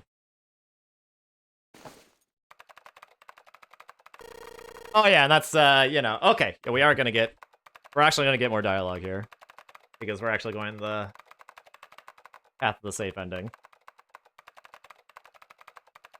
So yeah, for those who remembered what this part was, there's a login screen that they found that I couldn't get into, so Lotus is trying to brute force it. And Junpei is amazed at her typing speed, and, well, just everything, I guess. What kind of job do you have? What are you? I am unemployed at the moment. I used to work for a cybersecurity firm, but I quit. Why? Lotus blinked. Huh? Oh, it was just something. She stopped typing for a moment, and her face fell. This was not an avenue of questioning to be pursued, Junpei realized, and quickly shut his mouth. Lotus's fingers began to move again, and in a few seconds she was back up to speed. As she typed, more letters and symbols that meant nothing to Junpei began to pour across the screen. What are you doing now? I'm going to try and brute force it. What? A brute force attack is... Well, the short version is that I just attacked the thing head on. The long version... Without looking up or slowing down, she began to explain. A brute force attack is one of the simplest ways to break a cipher, she told him. It checks every possible combination until it finds the right one. For a complex cipher, it can take a very long time. Thought of doing something like that made Junpei feel tired, but Lotus explained that she was writing a program that would just run such an attack on its own. It's not the most elegant solution, certainly, but given the circumstances, there isn't much else I can do. Even as she talked, her fingers never slowed or miss a key. Junpei couldn't help but feel a little odd. Oh, but back to what we were talking about earlier. What were we talking about? A wireless display. It's kind of strange if you think about it, isn't it? How do I put it? Well, let's say you write a program that calculates an addition problem for you. Alright? So you enter 1 + 1. The screen will show you 2. See? Isn't that strange? No, not really. Oh, come on now. Of course a caveman like you would think it was strange. You said so just a minute ago. You're just not getting it, are you? Who calculated 1 + 1? The main computer, right? You said it's connected to the monitor wirelessly. Yeah, but someone who grew up in a cave wouldn't know that, right? They'd probably think that this thing here, the monitor, is doing the calculating. And once they've decided that, they'll start examining this monitor. They might poke the screen or something. Ah, I see. The color changes when I press it here. Then they might investigate the hardware on the inside. Ah, I see. So this wire supplies power. Eventually, they might even cut the wires. Ah, yes, just as I expected. When this wire is cut, no results appear. Therefore, it must be this device that does the calculations. But the truth is that, just like you said, the computer is doing the calculating. But these cave people wouldn't know that, because they have no idea that the monitor and the computer are connected wirelessly. Lotus continued to type. Junpei scratched his head. So, what are you trying to say? Nothing. Really. It's just, I thought maybe... What if the relationship between human beings and our brains is like that? Huh? Well, let's say you stick a bunch of electrodes into parts of the brain. A scientist examining the signals they send out might say, interesting, so stimulating this part of the brain causes this person to see colors. That must mean this neuron cluster controls that function. Okay, let's see what happens when I cut out this part. Ah, just what I thought. Cutting off this part causes that function to cease. Therefore, human thought processes must occur in the human brain. You get it? It's just like this monitor. Maybe the brain is just an output device, like this monitor. Maybe our thought processes actually occur somewhere else, in a main body. We just don't know it. We never even think about it. Just like those cave people wouldn't know about wireless communications. We can't imagine that there's some unknown medium that transfers information into our brains, where we experience that information as thoughts. Junpei didn't say anything. Not so much because he had no retort. No, her argument just seemed silly, and he was a little surprised to be hearing something like it from someone like her. The brain is just an output device? Human thought actually occurs somewhere else? Did Lotus really think that, he wondered? It was just a little creepy, Junpei thought. It sounded altogether too much like a bizarre cultish religion. Maybe that's the cause of Seven's amnesia. Oblivious to Junpei's increasing discomfort, Lotus continued. If memory is actually stored somewhere else, in some sort of main body somewhere, maybe he hasn't forgotten anything at all. He's just having a difficult time accessing his memories because the monitor, his brain, has been damaged. I suppose that would explain it. Aphasis and blind sight, too. Perhaps they actually can speak or see. The monitor just isn't functioning properly. I guess people with prosopagnosia could be suffering from the same thing. Wait a minute. What? He knew what aphasia was from watching medical dramas on TV, and blind sight was easy enough to guess, but he never heard the word prosopagnosia before. What, you'd never heard of prosopagnosia? Lotus spun around in her chair to look at him. Junpei just shrugged and shook his head. Nope. What is it? Well, put simply, it means a condition where the mind can't distinguish between human faces. In other words, my face would look the same as Clover's, or even yours. So they can't remember faces, which is how most people recognize each other. That means that people with prosopagnosia have trouble recognizing even people they're close to. Usually they can make do by associating people with other things, like their voices, their clothes, their hair. Does that mean other people's faces look like blanks? No, I don't think so. You've seen monkeys, like in a zoo, right? To you and me, all the monkey faces look the same. Even though they've obviously got faces. It's almost impossible for a human to distinguish between them. The zoo staff that works with them would learn to identify different monkeys eventually, but you or I couldn't, unless one had a scar or something else to set it apart. That's how people would be to someone with prosopagnosia. Prosopagnosia, huh? Didn't even know that kind of thing existed. Junpei did his best to act as though the entire lecture hadn't gone entirely over his head. And, what were we talking about? The idea that your brain is just an output device, like a monitor. Are you serious about that stuff? Not really. I was just kidding for about half of it. What about the other half? Well, I guess I was just adulting. Not funny. Lotus's smile had something rather masochistic to it. It's nothing more than a story made up out of boredom. Don't take it seriously. It was just the first thing that came to mind, and I just talked about it to kill time. But looks like I don't need to talk anymore. Why? I don't have to kill time any longer. As she spoke, Lotus raised her right arm high and brought it down on the enter key. The program took only seconds to analyze the system. Chunks of text flickered on and off in quick succession, and then a line of numbers appeared, blinked, and disappeared. The screen cleared, and all that was left was the word accepted. Piece of cake. Lotus would clearly have patted herself on the back if it would not have made her look entirely ridiculous. After a few seconds, the accepted disappeared to be replaced with 9 squares arranged in a 3x3 square. What the hell is that? No idea. Looks like a puzzle. Suddenly, Lotus stood up. Huh? Aren't you gonna, I don't know, do more computer stuff? I can't do anymore. It won't let me do any more programming. See? The keyboard? Nothing. So there's nothing more I can do. Oh, I guess I'll leave this to you then, Junpei. What? Let me take a break, alright? I did my part.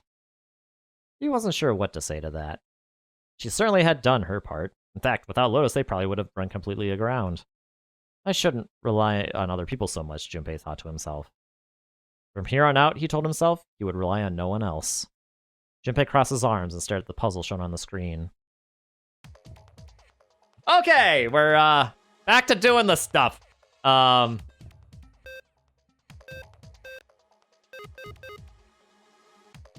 Oh, right. Okay, fair enough. So hi, Yubi, how are you doing? You actually have quite the difficulty with faces, so this explanation is so accurate.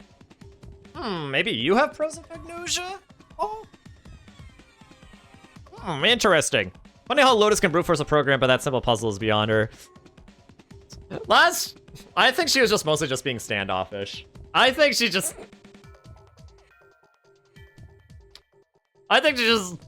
wanted Junpei to do something, I guess. I don't know. But yeah, I'm doing good. I'm just doing some 999 after a while. You might have it, you're not sure. At least you sort of have it. Yeah, maybe it comes, you know, like in, maybe it comes in, like, you know, maybe it's on a spectrum, you know?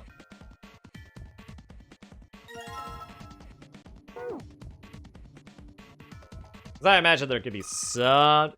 Oh. New text! I wanted to ask you something. Junpei, you went to door 5 with my brother, right? Did you hear him say, like, anything weird? Why is she asking me this, Junpei wondered. The more he thought about it, however, the more it made sense.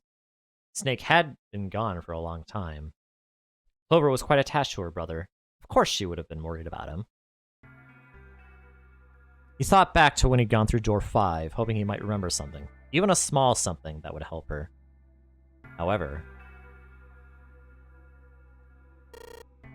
Sorry, Clover. I can't really think of anything. I mean, he did mention that his hearing exceeds that of a regular person, or something like that, but that's about it. Okay. Clover's words were barely audible. She nodded vaguely to Junpei and turned to walk away. Hey, wait a minute.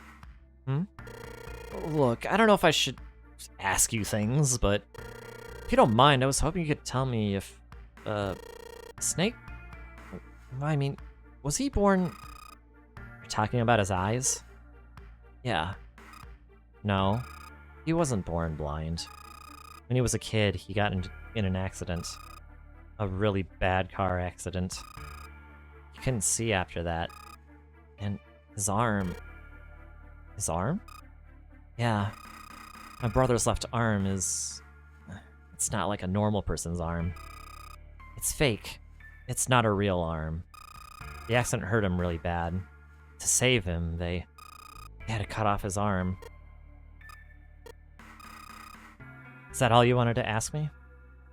Talking about her brother had clearly taken a great deal out of Clover. Junpei nodded. Look, I'm sorry for making you talk about all that painful stuff. Clover only shook her head and walked off down the stairs.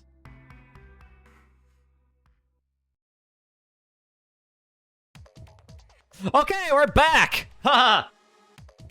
Okay, actually, you know what? I am hungry, so I'm gonna BRB real quick. Just a moment. It should just be like maybe a minute. If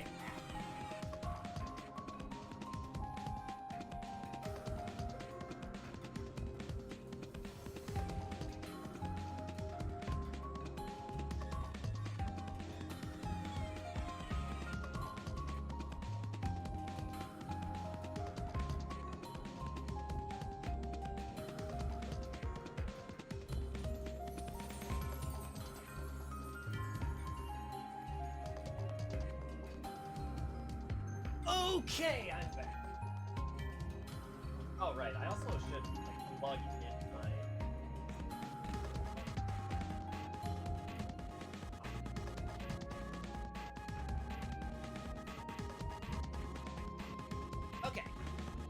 Macron's preview is not one of the better tunes, but what do you mean, Paul? What do you mean?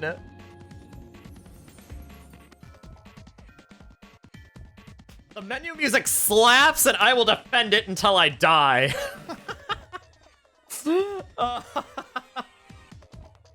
Oh, Kiki's up. So, I pulled out some jerky from the refrigerator. Some of the best freaking jerky on the planet, actually. Because I went up north to see my dad this past weekend. And I bought about a packets of jerky, like $50 worth. Oh, it's so good. Oh, it's incredible. I love it. I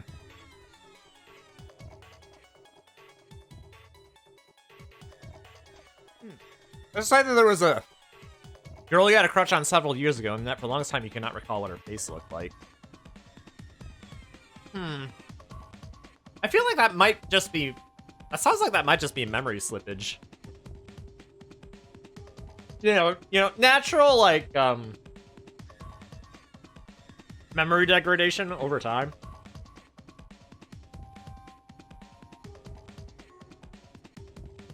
Which, you know, I'd say it's quite normal. Probably. You remember some of the orchestral tunes in that game, like Lilac Meadows and the jail thing? Oh! Oh! Oh! Oh, I know exactly what you're talking about, Paul! Oh, boy!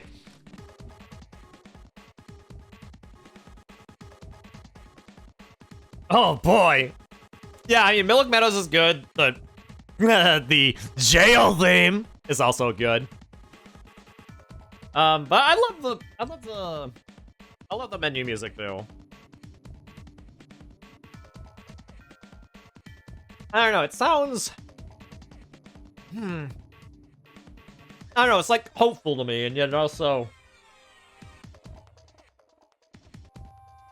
I don't know, there's like a feeling of community behind it.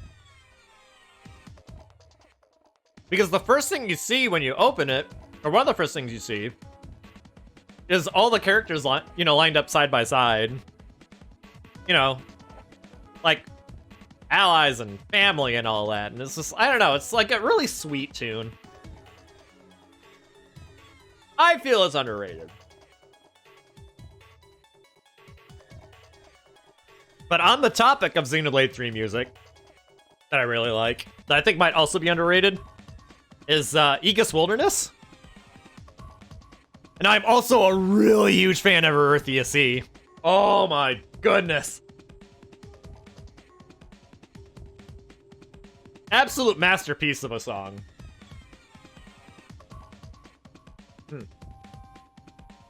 Because you remember her face now, probably as a result of you taking your steps to get over the face blindness.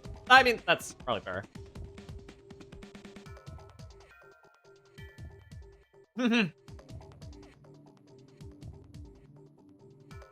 Why is the awesome background music being stifled by this MIDI stuff every time you pause?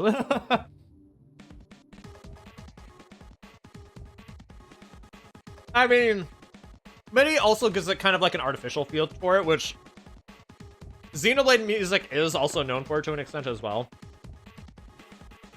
Because, you know, it's a sci-fi series. Sorry, I am stuffing my face full of jerky, and I love it. I'll try not to get in the way of the voice acting, but I make no guarantees.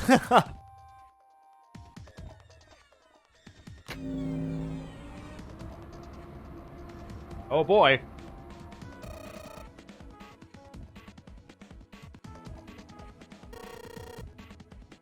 Isn't doing squat. Find so incredible that once March comes in, we'll have every Xenoblade game on the Switch. Bro, you're so right about that, actually. Oh, that's so right. Oh my goodness. Because we're getting Xenoblade Chronicles X! And I'm so excited for that, honestly. Xenoblade X, I think, is one of the... I think that's also an underrated game. I mean, yeah. The story has problems. It has the weakest main story. of the series. But the world building is top notch.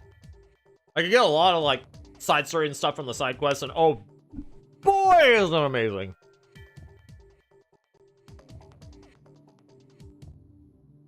Okay, what do I have to do here? That's right, it's on.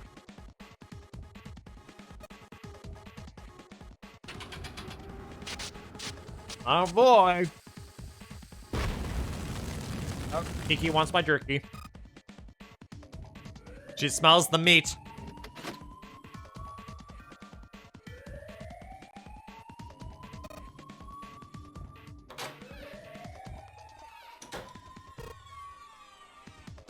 Alright, we got it. Now let's get out.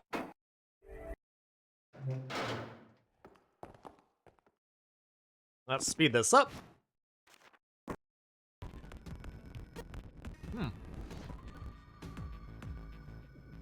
Oh, hey, new dialogue. Sorry, this must sound disgusting. Oh, but this jerky really is freaking incredible. I grew up with this jerky, and I haven't had it for a little while. Like, for a few months.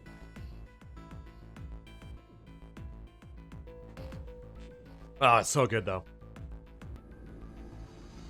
The key? Seven smiled. Is that what I just said? I'm talking about the Jupiter key. We found it in the operating room. Here. Seven tossed something small and metallic towards Junpei. He caught it and found that the object was a key. On it, someone engraved a symbol very similar to a 4. He looked over at June, who nodded back. It had to be the Jupiter symbol. I'm gonna let you hold on to that, alright? Yeah, got it. Well, I've got something for you too, then. Here. It's the Saturn key card. We found it in the kitchen. In the kitchen! You ever play the original Xenoblade X? So it'll be like a whole new game to you. Oh! It's really good. It's really good. But go into it with, expectations of, like... Where it's like, you go for the main story, but you stay for, like, everything else. The main story has... The main story is... It has issues. Mostly by virtue of how it ends. But I'm not going to say anything more about that. But gameplay-wise, oh man, it is so good. Like, I think gameplay-wise, it's still my favorite in the series. Because it takes what the original Xenoblade Chronicles did and just expands on it. It doesn't fundamentally change... It doesn't drastically change, like, the system that Xenoblade 2 started. I mean, I say drastically changed, as if it was, like, a huge departure. But, I mean, it wasn't a huge departure in 2, but it was noticeable. And 3 kind of carried on that tradition, but it mostly melded 1 and 2's. Which makes sense, because that's kind of what 3 was going for. It was, like, a meld between 1 and 2. But X expands on the art palette combat system from 1. So it's very recognizable. And personally, I like it the most. Well, that's just me. Alright, anyway. I might lose it. It's better if you hold on to it. That way it won't be my fault if it gets lost. And with that, she pressed it into Junpei's hand. He holds slightly less than honored. As a group, they now had 3 keys that had not been used. The Earth key, which had been found in the laboratory. The Jupiter key, which 7 had just handed to Junpei. The Saturn key card, which Lotus had just handed to Junpei. Junpei tucked the new keys into his pocket, and we can just continue this.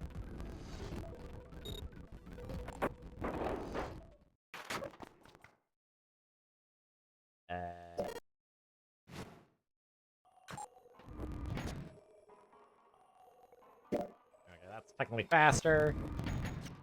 No, Kiki, stay away from my jerky. Kiki is both of my cats are on my desk. I think they both smell the jerky.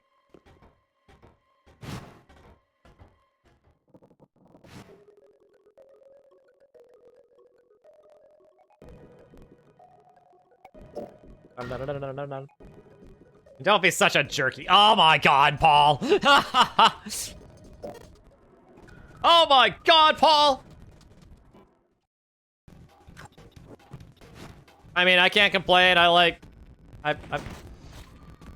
puns. Okay, door 6 is the next one we need to go through.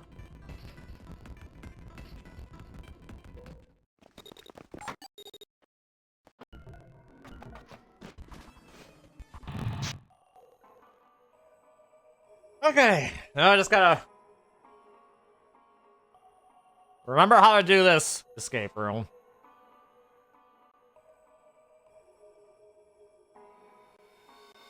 Kiki, stay away from the jerky.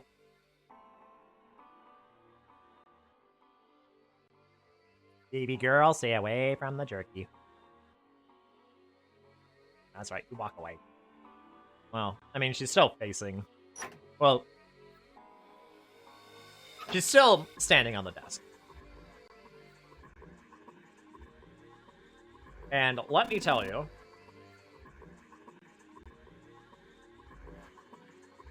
she is still very much sniffing around still.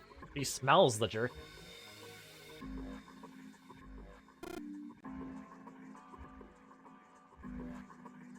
Okay, now she jumped off.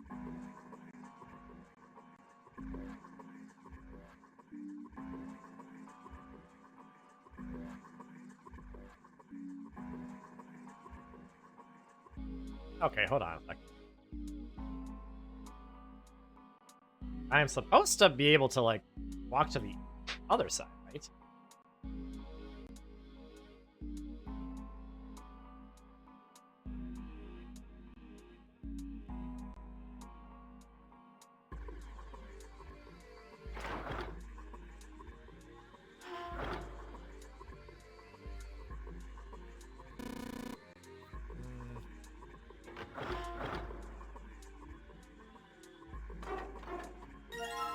Alright, got the wheel.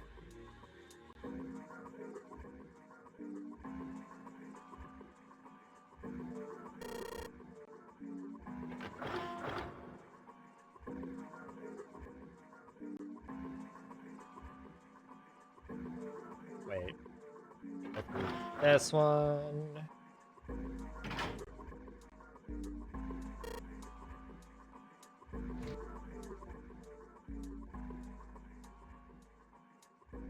Alright, now. Stop it. Also, this drink is sucking my teeth. Oh! More stuff!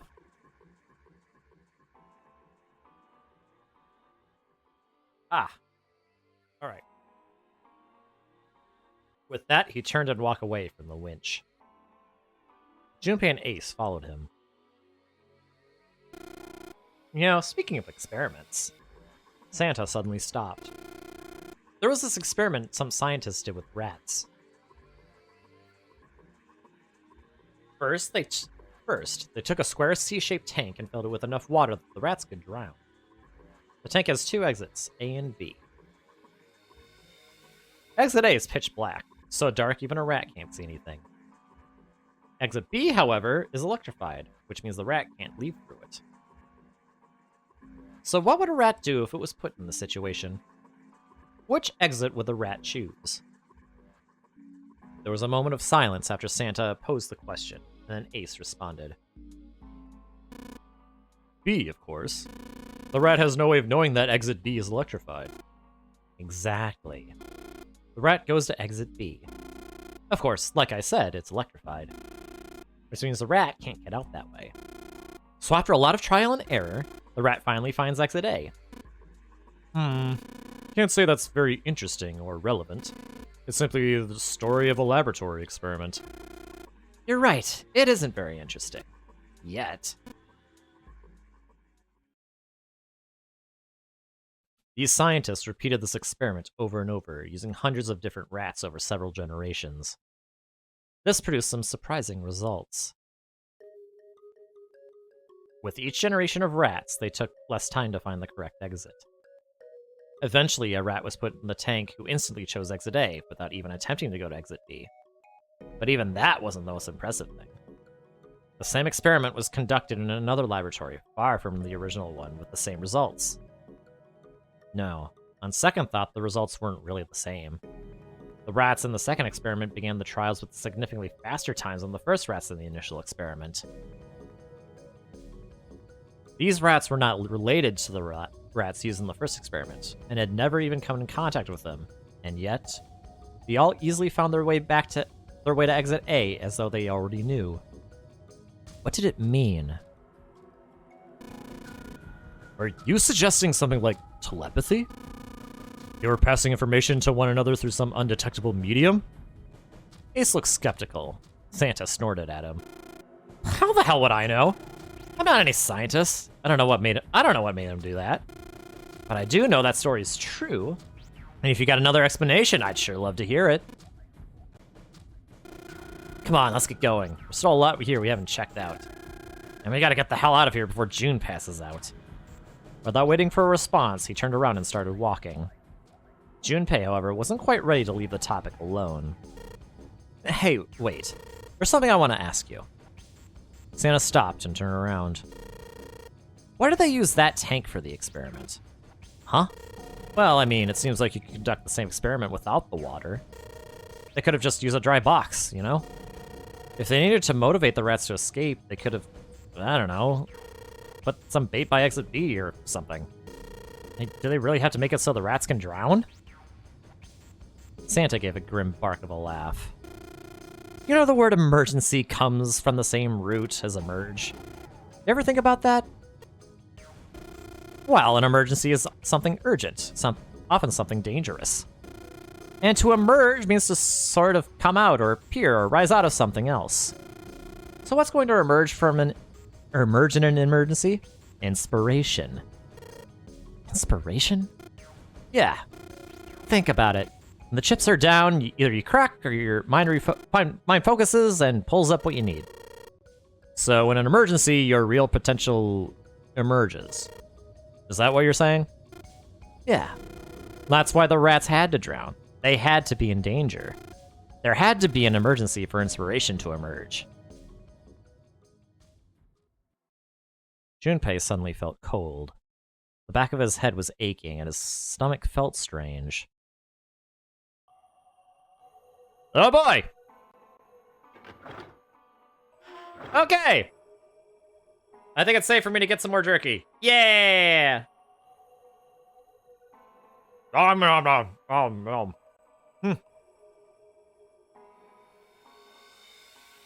Ah, it's nice and dry and chewy and... Ah!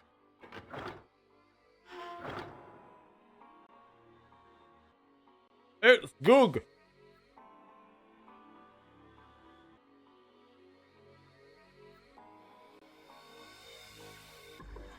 Alright. That's what we used to get that, the wheel.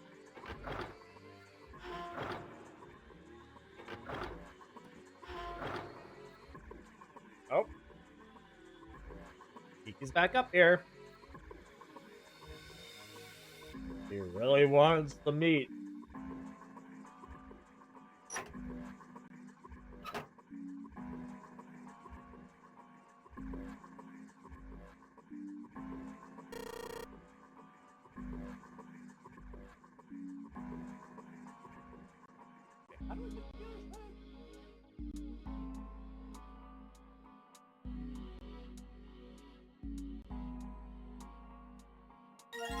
Oh, fair enough.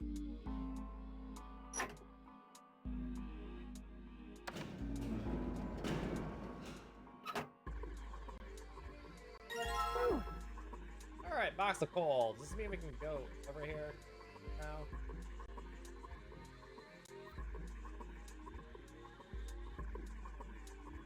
Oh. Okay. That's a little unintuitive, but well, Okay.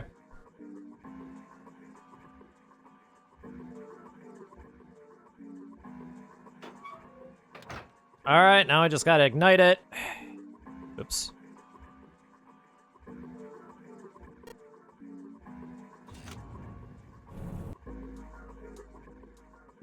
Alright, now we collect the discs from all 3 wheels.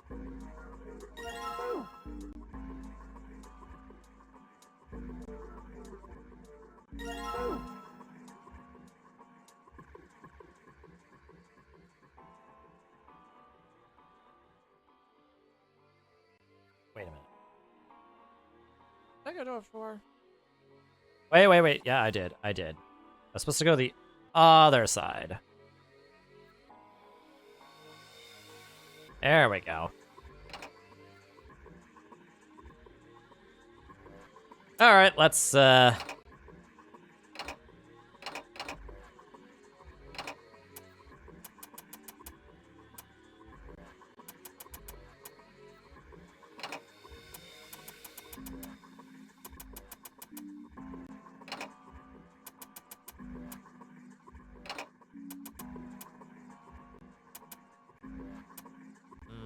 minute.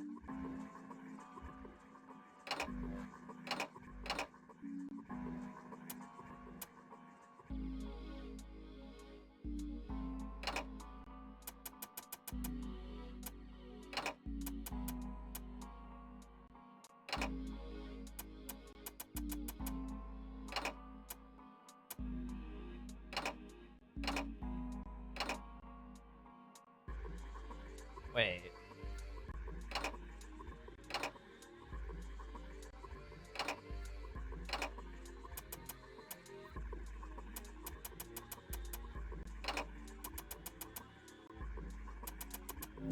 There we go. Oh!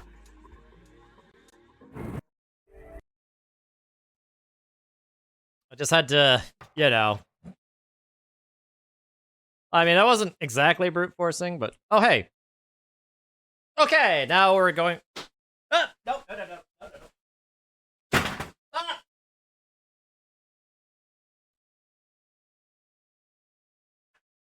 Okay. Okay.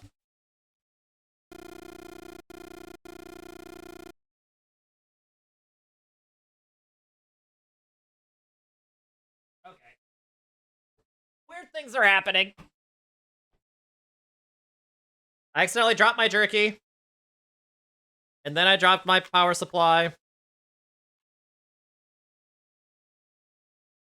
And my granola.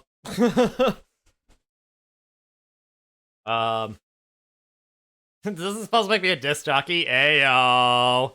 Alright, well anyway, so this was, so Santa now begins to tell the story, and apparently there's some stuff here that we missed.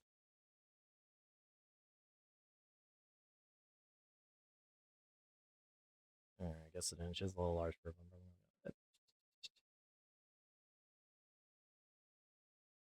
That was our Santa Claus. We didn't have parents. They bought it in an accident when we were still kids. So I had to be like her dad, and that meant I bought her Christmas presents every year.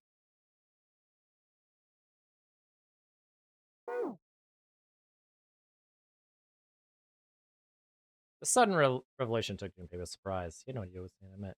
She answered June, who shook her head. She didn't know either.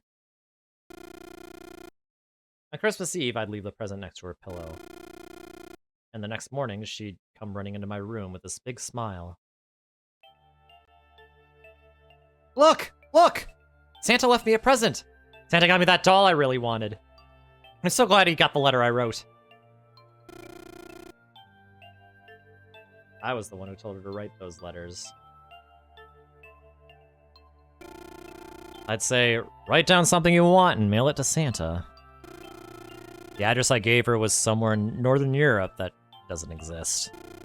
Anyway, she'd write the letter and stamp it and send it out. And a few days later, it'd show it back in our mailbox, marked address unknown. Yeah, it's this song, yeah! Orphogenetic Sorrow, baby! I'd opened the letters before she figured out they'd been sent. Once I had the letter, I'd go around to a couple stores with some money I'd saved up over the year and buy her the stuff she asked for. Took a lot of savings, but I managed to buy her presents every year. Junpei was silent. He could think of nothing to say. June looked down, uncomfortable. The wall next to him suddenly groaned. Either he hadn't heard the sound or didn't care. Santa kept talking. But one year, her letter was different. She didn't write a list of toys she wanted or anything like that. Instead, it said,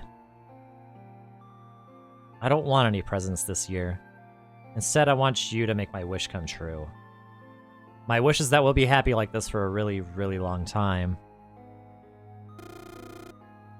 But I couldn't make that wish come true. Some Santa I am. Santa looked sad. Junpei had never seen him look sad before. He wasn't sure he liked it. Junpei decided it was probably best not to ask Santa any more questions. But... What happened? June glanced up at Santa quickly as she spoke. He answered, but only with an effort. She died. She was killed 9 years ago. There was nothing Junpei could say. His heart felt like a great lump of lead. June bit her lip and looked away. Her face was pale. Alright, let's go. Santa stood up suddenly, his downcast demeanor gone. He shoved the picture back in his pocket and headed back up the stairs, taking them 2 at a time. Junpei and June looked at one another. There was nothing they could think of to say. Hey, what are you two doing? Let's get moving! Come on! Santa's voice echoed across the room from above them. They nodded and followed him quickly up the stairs. Ace was waiting for them at the top. He was leaning against the handrail. He looked very tired. The door had shut, but it wasn't cause for concern. Junpei quickly solved the disc puzzle a second time, and the door opened once again.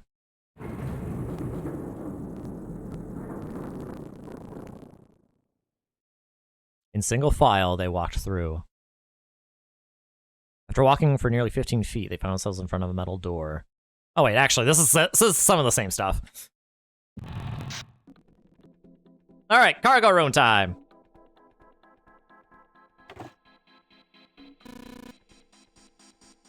Oh wait, is it a card? Alright. It's a cord! It's another cord! Okay, you know what? I want to show this cutscene again. This must be... Oh no! Don't look at it! Don't look at me, I'm hideous! I'm not cute at all, and I'm not photogenic, and I don't look sexy either. My Cycloper and my skin looks gross. And I'm not sexy like Lotus. I know guys go for women who look like Lotus. But! I'm trying too! I'm doing the best I can! So please don't call me a board, or trash can, or a cutting board. Wait a minute. I haven't said anything like that. Have I? Eh. Not cool, man. You took this picture without my permission. Yeah, it looks pretty cool, though. You look really handsome in this picture. Hey, knock it off, lovebirds. What? We're not a couple? Not at all. Not in any way. That's all I want to show. It's cute. It's cute. I love it.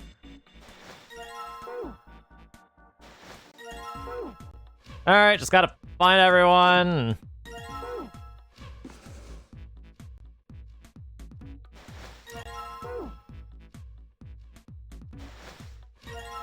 Okay, 3, 6, 7, 8. We're missing one more.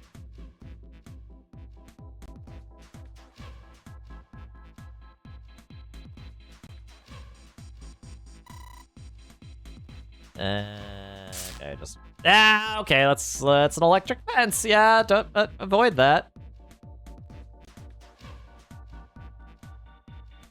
Okay, am I missing something? Oh wait, did I get this one? I didn't. I'm dumb. I'm dumb. Wait, what was that noise? What was that noise? Okay, stream's still running. Okay, good. Just then, Junpei heard a noise. He spun around just in time to see June collapse in front of the fence. June, are you okay? She did not respond. Junpei spun back around to face Ace.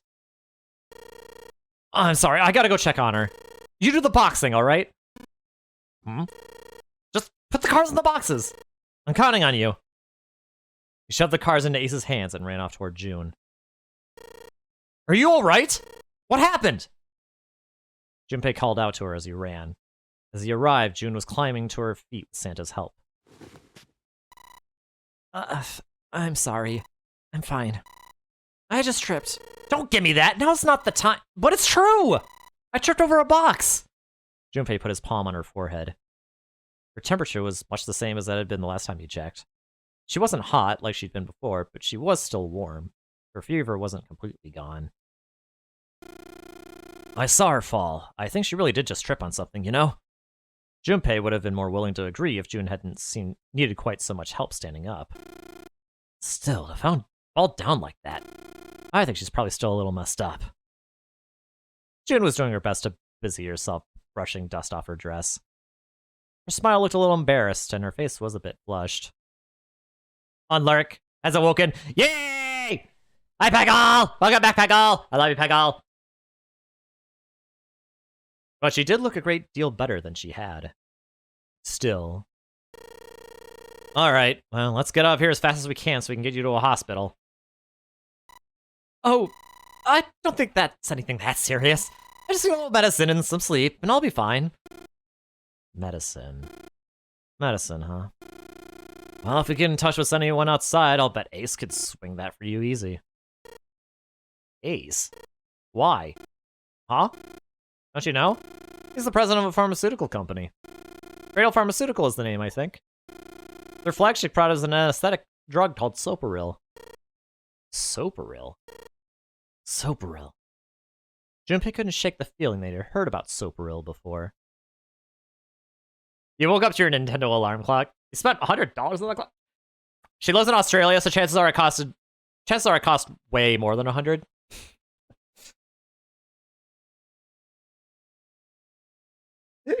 Yeah, exactly, 150. Yeah, she pays for it. She paid for it at a premium because of tariffs or something. Santa continued. Yeah, I hope you're feeling it a little bit better, Peggle. Because it's I mean, yeah, it is adorable. Soparil. Soparil is an anesthetic that is gaseous at room temperature, similar to nitrous oxide. Or laughing gas. It takes only a few seconds to spread. Even a small amount is very effective. For these reasons, it found widespread use acceptance with police and military forces in numerous countries. It was an effective crowd suppressant and room clearer, and is practical, ethical, and humane. Developed 6 years prior, it was made from the extracts of several different roots. It became popular almost as soon as it was made public, with many governments placing large orders. Demand for Soparil skyrocketed, and as it did, so did the stock of Cradle Pharmaceuticals. Why do you know all this? What have you missed? You missed the axe ending. Smile. And you probably missed me accidentally using the zero voice for an undisclosed amount of time, because I don't know. I don't know when I pressed the hotkey for it. But, you know, that's probably going to show up in the VOD, and that's going to be embarrassing when that happens. And you feel a little bit better? That's good, that's good. You had to call sick to work, which sucks. You need money? Yeah. But, it is important that you rest and not spread anything. Don't make our mistake. Don't make our mistake. Santa's information was interesting, but Junpei couldn't help but feel a little suspicious. Santa's reply was blunt and simple. I heard from the old man himself. From Ace? When? By the number 4 door at the central stairway. We were searching the second classroom. The second classroom. Remember how Snake 7 and you went to door 5? I asked him what he did for a living, and he said he ran his own company. After that, we just started talking, and I guess it just came up, you know? Are you worried about something? No, nothing. As he spoke, Junpei looked over toward Ace. He seemed to be having difficulty with the 9 boxes. What the hell is he doing? He turned back to June and Santa. June, don't push yourself, alright? Yes. Santa, could you take care of her? Sure. He gave them both a short nod, then turned and headed toward Ace. What are you doing? Ace's back was to him as Junpei approached. The older man turned around to look at him. His face was pale and covered in sweat.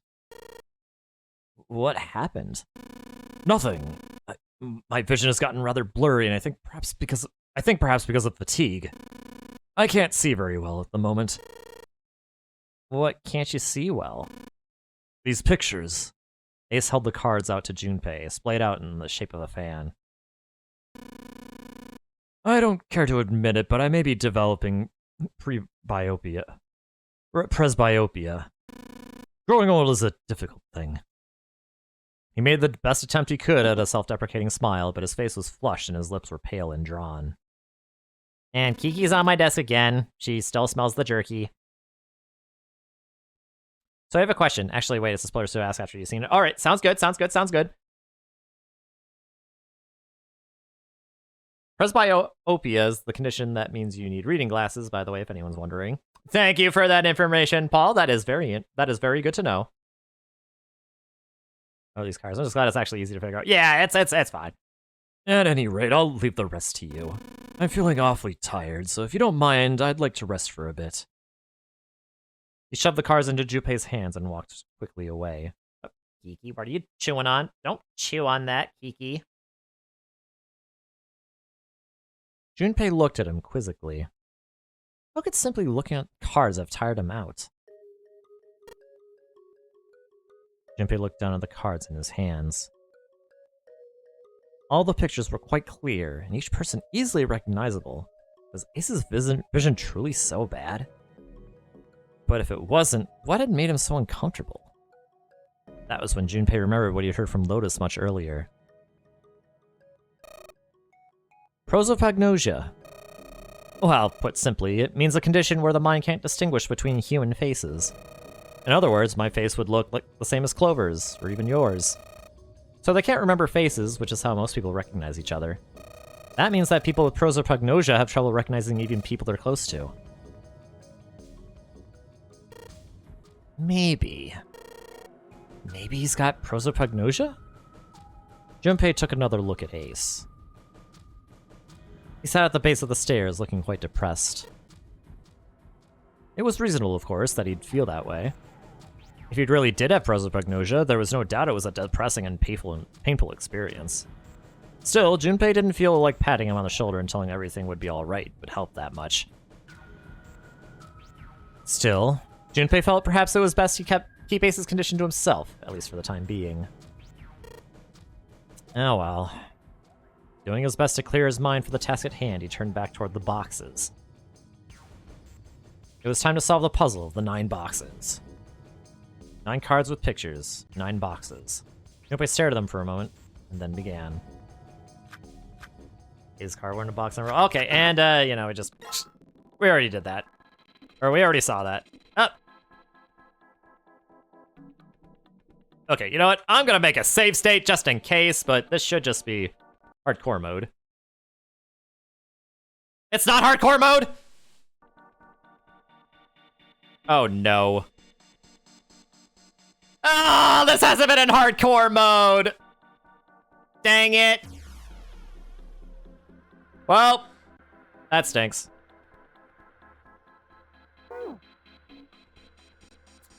Okay, here's what I'm gonna do.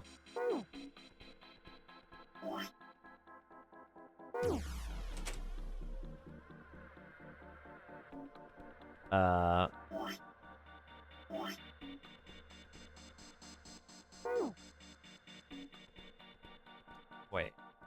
What's the save button? Oh, right. It's...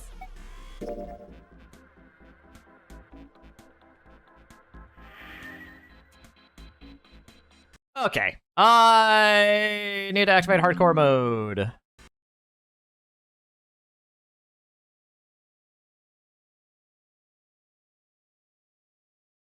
Actually, okay, so if someone actually does struggle with faces, you would have still found that puzzle easy because each character in this game is very distinct. True! You do have silhouettes. Okay, now further achievement should be hardcore. Hardcore mode was disabled because I was fixing bugs earlier. And I forgot to turn it back on.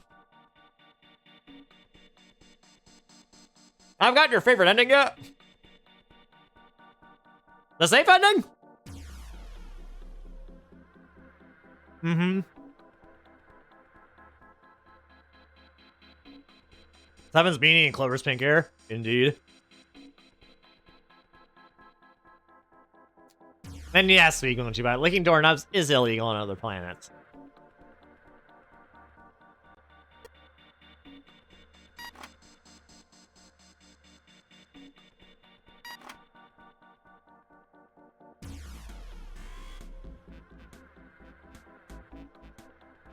Alright, well I solved this already, so...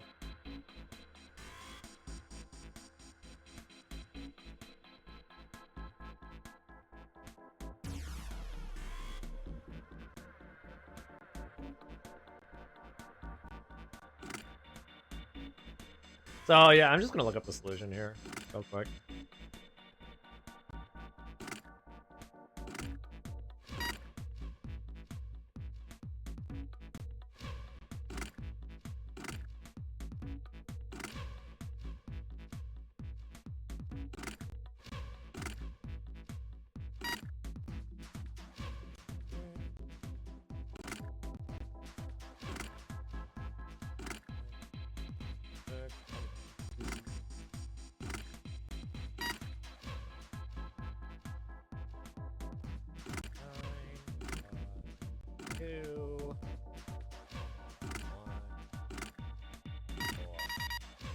There, we did it.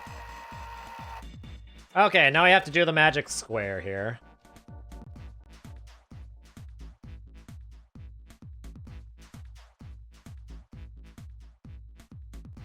Alright, but I already did this.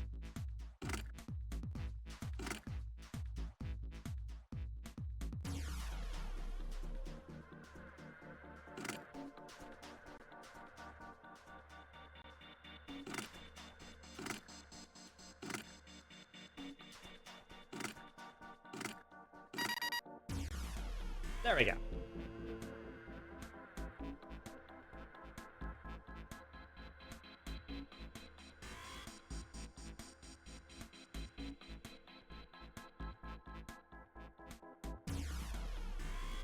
Okay, now we can just do this.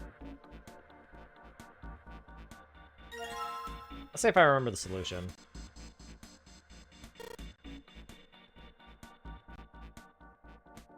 Let's see if I remember the solution. Got so mad. Do you think this is the room that legit broke? Wait, the... What? The magic square? Yeah, it wasn't easy. When I did it by memory. Well, I mean, I didn't do it by memory. I had to... When I solved it myself, rather.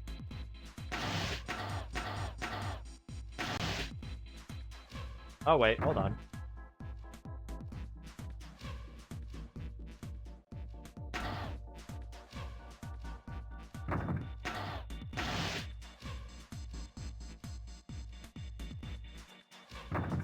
Hold on.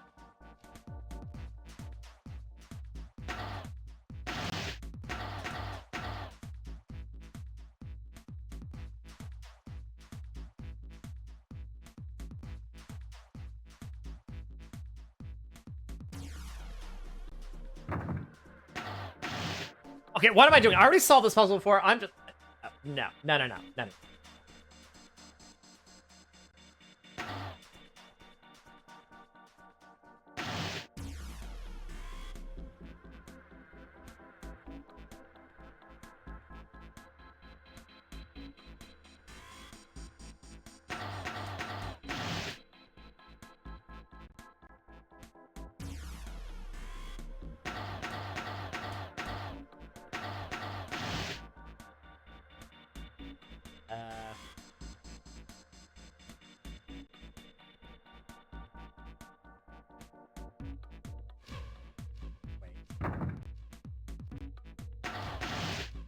Ah, shoot.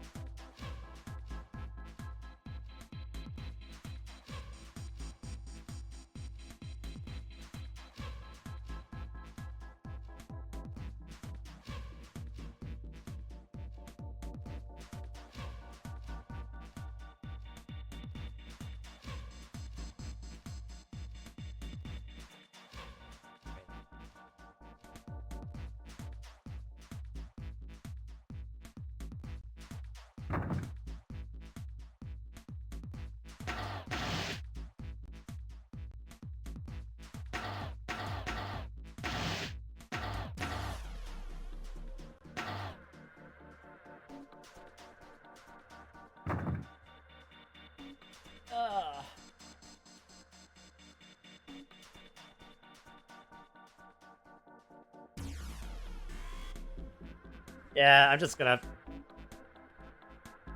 You couldn't understand it. Fair, fair.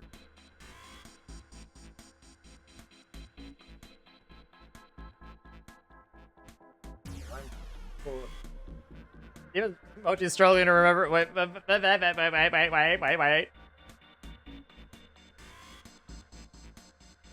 Okay.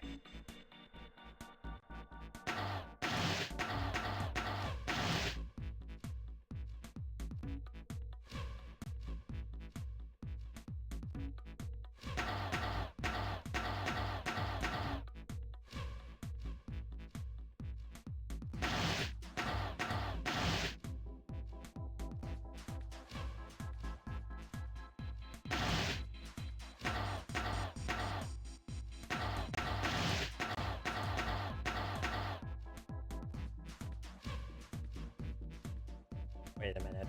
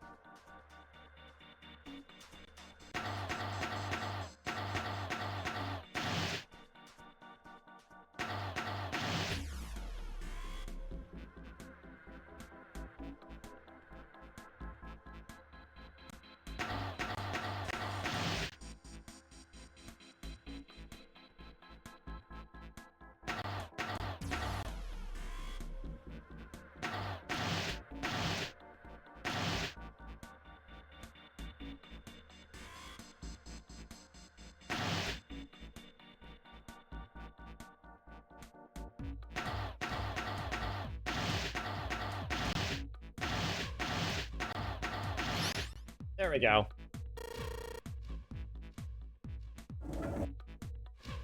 Okay. Sorry for that slight delay, y'all.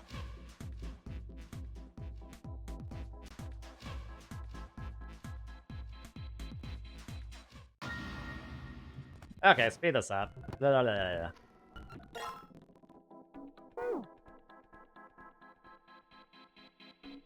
Okay, well now we can just get out of here.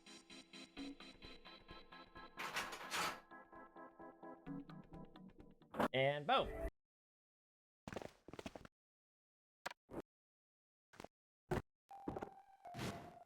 Alright, we're going yada yada yada yada.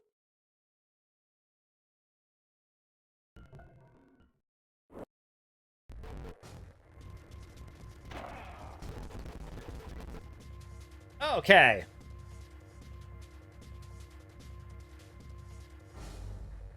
Alright, so Clover's gone. So now we're looking for her. Now everyone's scrambling to find her everywhere. Ugh. Junpei and June ran to the large hospital room together. As quickly as they could, they searched around and under the beds and in the corners. She's not here. No, she isn't. Alright. Just in case, we should go take a look in the shower room. The shower room? That's where her brother is. She might have gone to see him. Sorry, my audio sounded a little weird. June bit her lip. She knew, as Junpei did, that there was only one thing to see in the shower room, and it wasn't pleasant. Well, we might as well check, right? Let's go. There was a screwdriver stuck between the door and the frame. Junpei and June slipped through the door, moved down the hallway, and stepped into the shower room.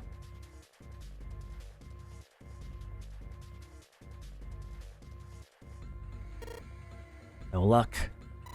Yeah, I don't think she's here. June's voice was faint, and she placed her hands over her mouth. Her face looked a little green. The stench in the room was almost unbearable. It had grown far more unpleasant since their last visit.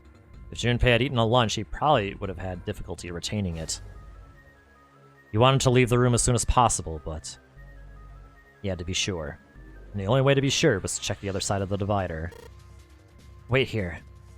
June offered no resistance, and nodded weakly to Junpei as he headed around the divider. He stopped at the corner and turned his head. As he'd expected, Clover was nowhere to be seen. The only thing on the other side of the divider was a dead body, lying in a reddish-brown puddle of dry and drying blood. There are many ways a man can die, but this.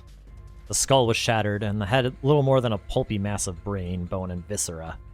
The left arm was hideously twisted into a horrific alien shape, the bright white of the ulna shining through the remains of skin and muscle. Huh? Wait. Bright white. Ulna. Bones. The pieces fell into place. Junpei remembered something Clover had told him in the laboratory. My brother's left arm is... It's not like a normal person's arm. The accident hurt him really bad. To save them, they had to cut off his arm. Of course. Of course! Why hadn't he realized it earlier? Clover had told Junpei that Snake's left arm was prosthetic. The left arm of the corpse behind the divider was quite clearly a real human arm, or at least it had been once. That meant the corpse.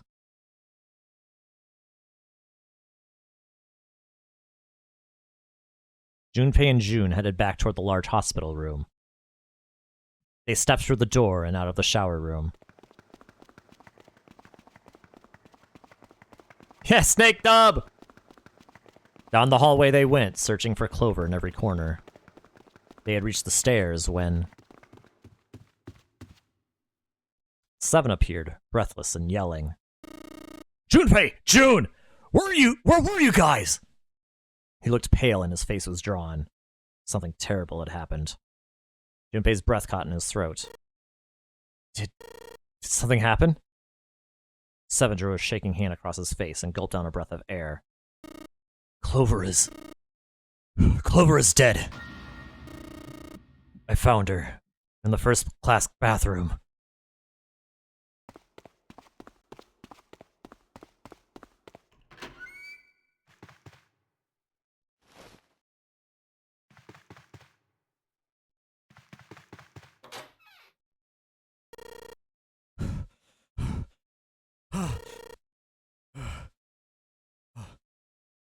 All sounds ceased for Junpei. The world was an empty, muffled expanse. Then he began to hear his own breathing.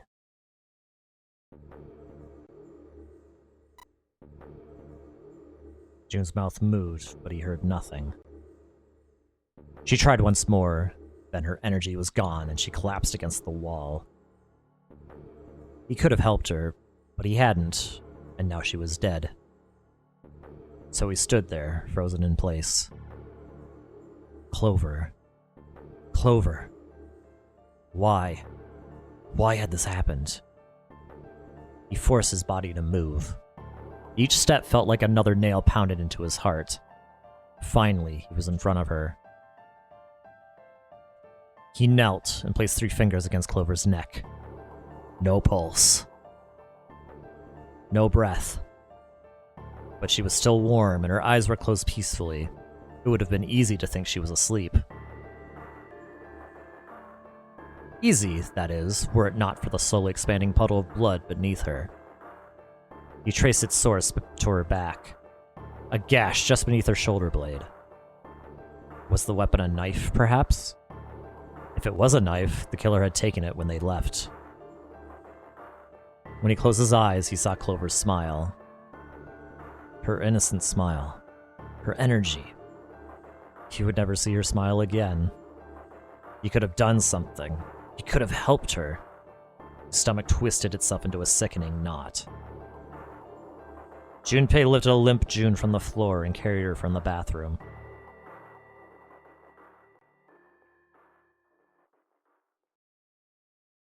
Are you alright? It was a foolish question, and he knew it. Yes, I think so. Her innocent smile and the axe ending. Yeah! Which we just saw. Yeah, this is quite a mood whiplash, isn't it? Her voice was weak. The fever had gone down, but the emotional scars she'd received were not likely to recede as quickly. Junpei laid his hand on her shoulder, and they walked back to the bedroom. You should get some rest. He lowered June until she was sitting against the bed. She nodded once and stared at the floor. There were 4 others in the room. Ace, Lotus, Santa, and Seven. They all stared at nothing, their faces drawn and tired. After a while, they drifted into the bathroom to see Clover's corpse themselves. Once everyone was back in the bedroom, Junpei walked slowly to the center of it and looked around as the slumped figures gathered there. Who was the first to find the body? Me. Seven spoke from behind Junpei. He turned around. Seven's hand was up. Why'd you come to this room? To look for Clover. Why else? I found her body in the bathroom. As soon as I did, I ran outside. Got to the top of the stairs, by the casino, and yelled as loud as I could. Hey, guys, I found her, but it's bad. She's in the bathroom in the first-class cabin. Come quick. Or something like that. Then I went back to the bathroom. Ace, Santa, and Lotus showed up real soon after that. But I guess you two hadn't heard me or something because you didn't show. So I took off down the stairs to look for you. After that, so I mean, you know the rest, right? Junpei nodded and closed his eyes.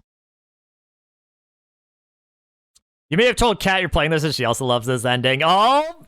Kat, if you're in chat, I love you. I hope you're enjoying this. There was one more thing he needed to ask. Seven, there's one more thing I'm worried about. What's that?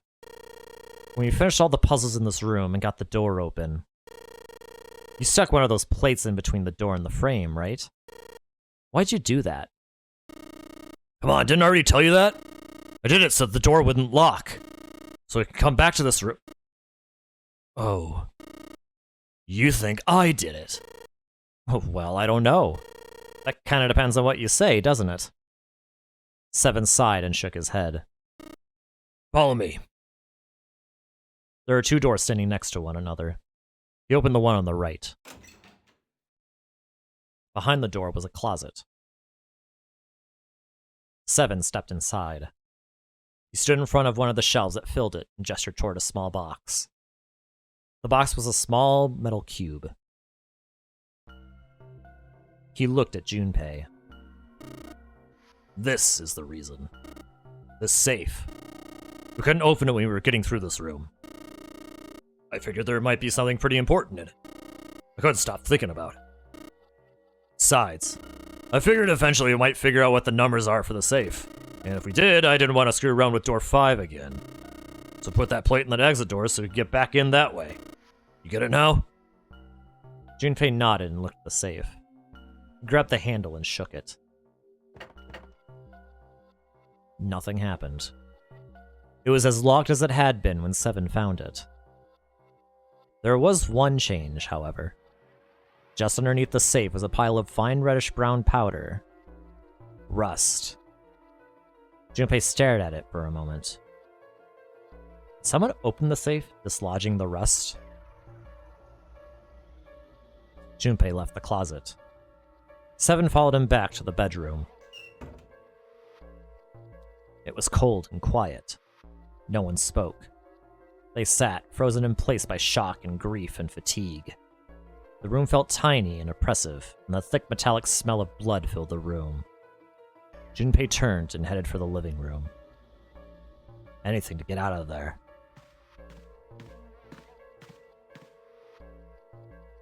Was there some other clue, perhaps? Anything that might lead him to whoever had stabbed Clover. He took his time and examined the room carefully. His eyes caught on the door. The door that led to the passageway of door number 5. Behind that door was the dead body of the 9th man. Maybe I should have another look at it, just in case. Quietly, he pushed open the door. The smell hit him like a blow to the face. His lungs contracted, unwilling to inhale such fetid air. Acid boiled up from the base of his stomach, churning what little food was there into a violent froth. It was too much for him, and he vomited. A thin stream of yellow water and bile spattered onto the floor. He wiped his mouth weakly and stared at the dead body. Chunks of torn flesh lay in an arc around the body. What remained of its intestines had slid out onto the floor. The pool of blood that framed it was half dry, but so thick that it had taken on a texture not unlike that of an egg yolk prepared sunny side up. On the floor, next to the broken mass of the man's head, lay his glasses, cracks spidering across the lenses. The bloodstains near them had already dried, like scabs on the floor. That was when he noticed. It's gone. His bracelet. It's gone. It had been there when Junpei had gone through door 5 before. And this is why I played the remaster! Any point on that, a biological sense the 9-man body would have decomposed a little bit after these amounts of hours? Yeah, that's kind of what they're talking about. Yeah, that's what they're talking about, kind of. The air had become even more fetid, and that actually caused Junpei to vomit. So yeah. He was sure of it. Right next to the glasses. But now... You need more descriptions? Oh, you're gonna get more. It was gone. The number 9 bracelet was gone. But why? Had someone taken it? He was turning it over and over in his mind when he heard Seven's voice. Huh? Where'd Junpei go? It had drifted out to him from the living room. Junpei walked slowly out of the hallway. Oh, there you are. Were you looking for something in the hallway? Seven looked up as Junpei entered the room. Did you find something? He thought for a moment before he responded. No, nothing. Technically, it wasn't a lie. He hadn't found anything. In a way, in fact, that was the problem. Something he'd expected to find hadn't been there. The 9th man's bracelet. What's up? Well, I wanted you to take a look at something. What is it? Seven led Junpei back to the bathroom. As Clover's corpse came into view, he felt his heart flip, and then fall to the bottom of his stomach. Something between a sigh and a groan escaped his lips.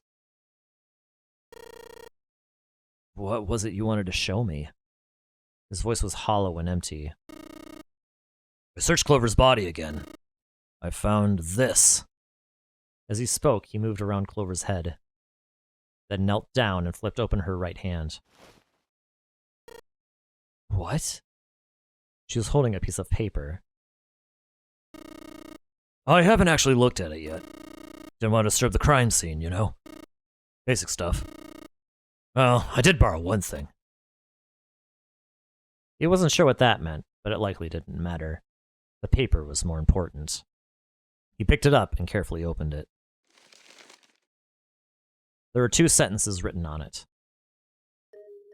Truth had gone, and truth had gone.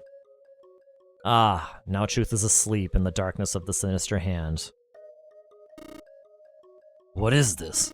Some kind of secret code? Seven peered over Junpei's shoulder at the note. Junpei stepped away from Clover's body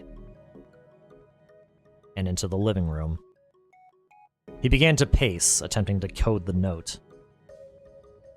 He wasn't sure what that meant. Really? Junpei, you didn't know what that meant? Yeah, he didn't know what that meant. Why would he know what that meant? The first clue was likely the phrase sinister hand.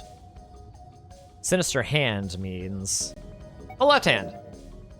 Sinister was a term used in heraldry that meant to the left of the bearer of a coat of arms. A left hand. A left hand. What did the left hand mean? Junpei looked at his own left arm. At the bracelet on his wrist. Did the darkness of the sinister hand have something to do with the bracelet? He examined the bracelet closely. There were 2 protrusions on either side of the face. Left and right sides of the face. Left and right. Left and right. Right and left. Truth is gone. Truth. Gone. It sounded funny. What did it mean? Truth. Gone. Maybe those 2 words.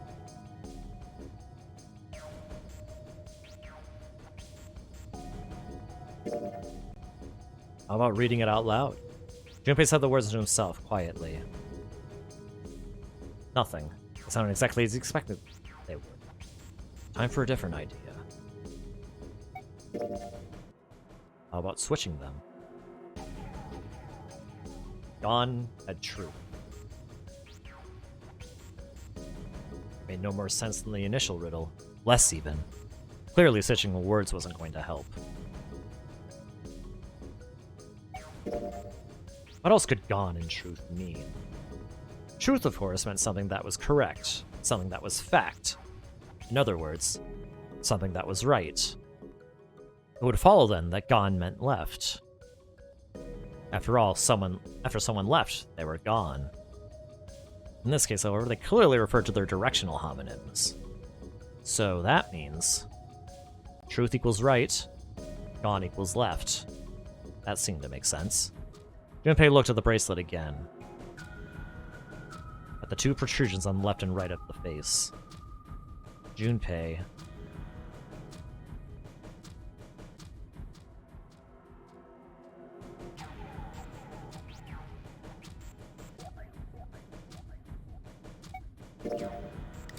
Right, left, right, left, right, left. And then...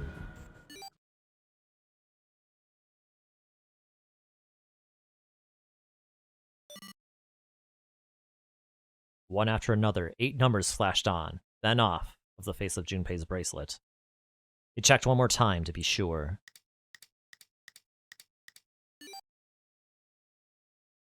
One, 4, 3, 8, 3, 4, 2, 1. 1, 4, 3, 8, 3, 4, 2, 1. Huh?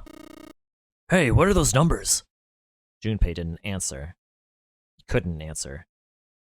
He had no idea what they were either.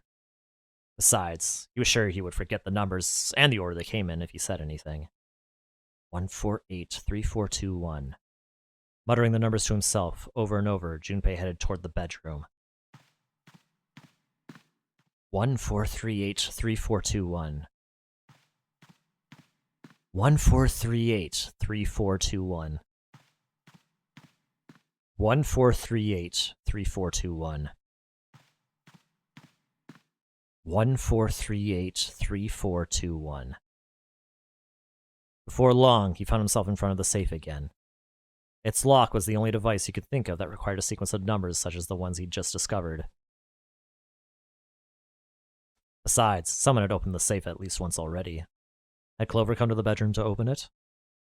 1, 4, 3, 8, 3, 4, 2, 1. Junpei slowly dialed in the numbers the bracelet had given him. 1 to the right. 4 to the left. 3 to the right, 8 to the left, 3 to the right, 4 to the left, 2 to the right, 1 to the left. Finished.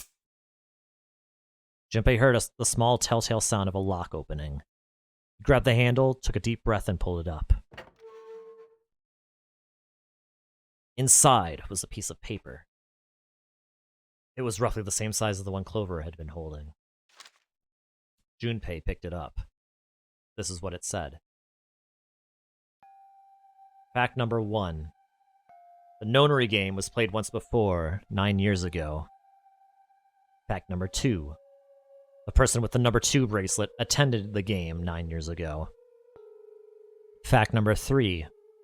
It was planned by the following 4 people. Cradle Pharmaceutical CEO, Gentaro Hongo, Cradle Pharmaceutical Chief of Staff, Nagisa Nijisaki, Cradle Pharmaceutical R&D Supervisor, Teruaki Kubota, majority shareholder in Cradle Pharmaceutical, Kagachika Masashiro.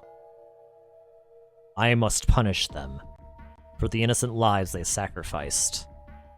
This is the only warning they will receive.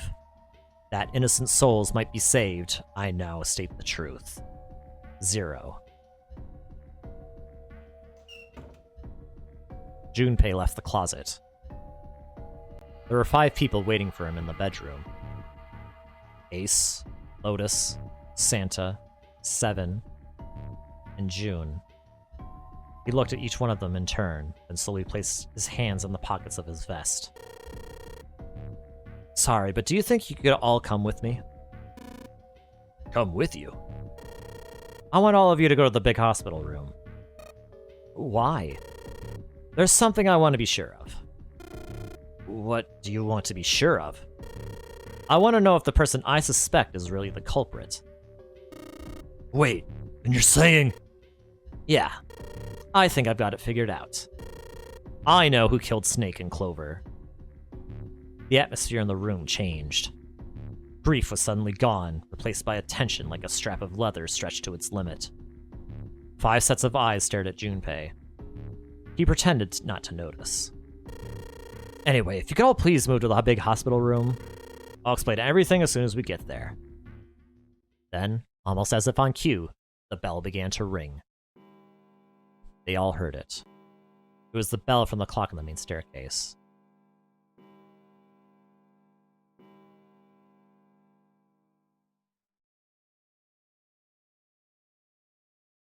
The bell rang 5 times, then ceased. It was 5 o'clock. They had only an hour left. We don't have a lot of time left. Let's go. Slowly, one by one, they followed Junpei out of the bedroom.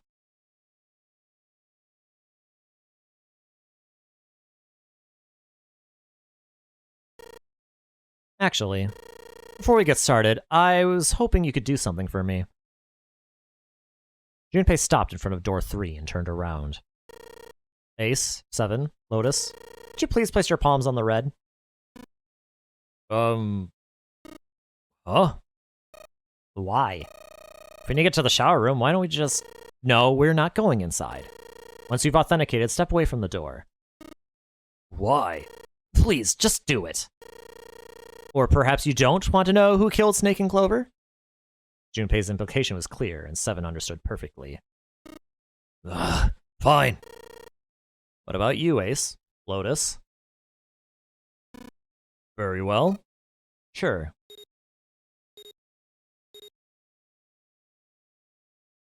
Quickly, they pressed their palms onto the red. Once they had finished, they stepped away from the door as Junpei had instructed. 3 asterisks shone from the red's display panel. Junpei approached it and held his bracelet over the scanner. He made quite sure he didn't place his palm on it, and instead only brought his bracelet near it. The 4th asterisk appeared, just as Junpei had expected. It was possible to authenticate without placing one's palm on the red, so long as the bracelet was brought near it. Junpei pulled the lever down.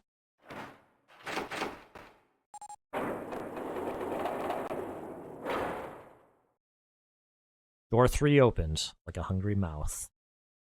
9 long seconds passed. And the door shut, unfed. Junpei walked slowly back to the others, who were waiting some distance from the door, talking to one another. Santa and June had joined them as well. It looked as though they hadn't found a chance to break into the conversation yet. As Junpei approached, they turned to look at him, curiosity plain on their faces. Before long, the other 3 did as well. Clearly, they were all expecting some answers. Thanks. I appreciate your cooperation. Clearly, they'd hoped for something more forthcoming.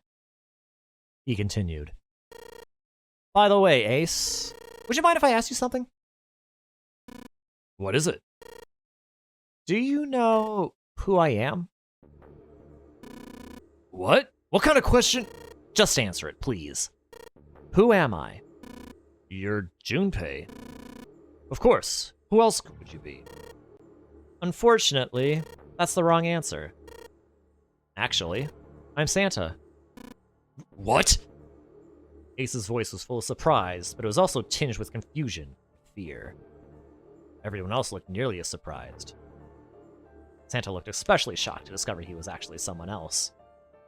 If he spoke, however, the trap would be exposed. Junpei quickly continued. The clothes I'm wearing, I borrowed from Junpei. And the clothes he's wearing are mine. We had a little swap. Well, that's ridiculous! Impossible!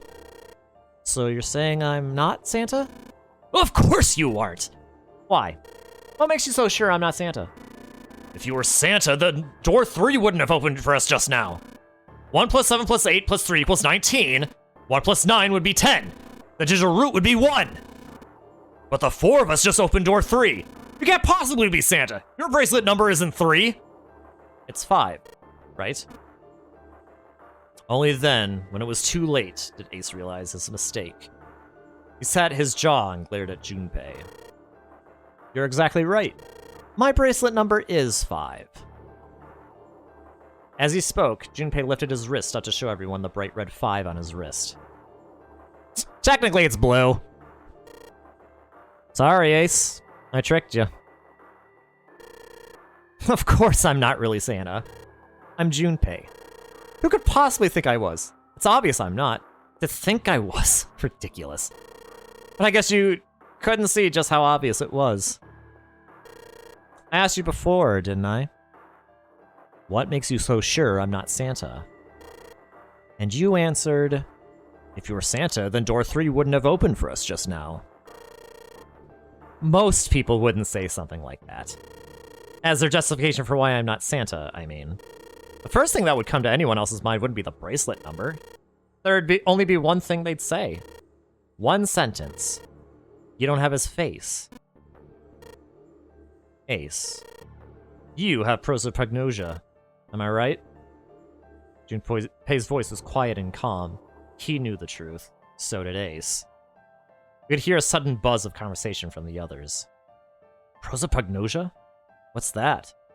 He heard Lotus begin to explain it to them. Ace glanced at them, then turned back toward Junpei and sighed.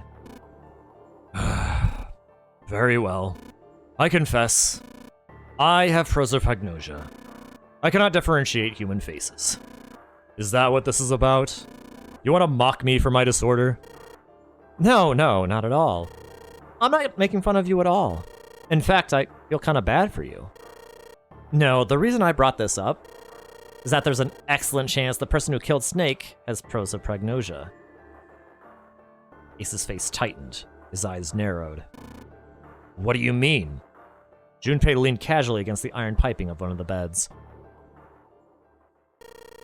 I'll just come right out with it. I think it was you, Ace. You killed him. Junpei was suddenly very aware of 5 pairs of eyes on him. Yeah, I hate to say this, but Junpei should have used someone else to test this. But then, if he did, the jig would be up.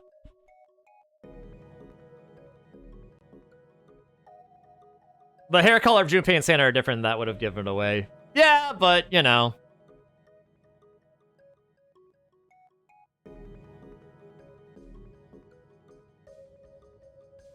But the point is that he uses clothes to differentiate between people. He probably didn't use hair color to differentiate.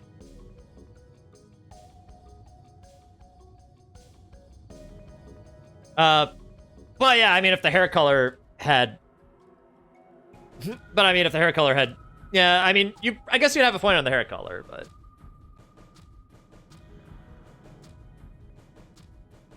But the fact of the matter is, he still didn't do that. He went with the more complicated explanation. That was technically right, but it's something that no one who didn't have prosopagnosia would use. He had their undivided attention now. The room had grown very, very quiet. Junpei took a deep breath. That's ridiculous. What possible evidence do you... I have 3 pieces of evidence. The first, think back to a few hours ago. You made us argue over the 3 doors here in the big hospital room. There was no way all 7 people could go through them. Lotus suggested that we sacrifice one of us. Lotus looked away awkwardly. Junpei glanced at her and continued. Then you, Ace, said, I'll stay here. Why would you say something like that? Pretty simple, really. You didn't want us to see the dead body in the shower room. You see, if Ace stayed behind, there were only 2 doors the rest of us could go through. Doors 7 and 8. There was no way we could get through door 3, the shower room. You knew that, didn't you, Ace? That's why you volunteered to stay behind. Come on now, I think that's going a bit far. I can understand if you're jealous of my bravery, but please don't devalue my actions. I only wanted to save the rest of you. Surely you can understand my altruism. Altruism, huh? Junpei stared off into the darkness at something very interesting and lazily began to dig a persistent bit of wax out of his ear. You already knew, didn't you? You knew that whichever doors we took, eventually we would end up in the big hospital room. What on earth are you saying? Of course I didn't know that. How could I have? Really? Yes! Yes! Pleading was not something they'd heard from Ace before. Junpei pulled the piece of wax from his ear, glanced at it, flicked it off into the darkness. Oh well, that's cool. I've still got 2 more pieces of evidence that say you're the killer. The second is that, as I said earlier, you have prosopagnosia. Then you mean to imply that a person who can't distinguish human faces must be a bad person? Junpei, they call that prejudice. No, I'm not that stupid. Then why? Well, before I explain, I suppose there's something I should tell you. Of course, in the shower room, it's not snakes. What? What? Ace's face went pale. The others looked confused as well. If the body wasn't snakes. I didn't put it together right away, but there was something Clover told me. She said that Snake's left arm was prosthetic. He'd lost his real arm in an accident. But the body we saw in the shower room, let's call him Guy X.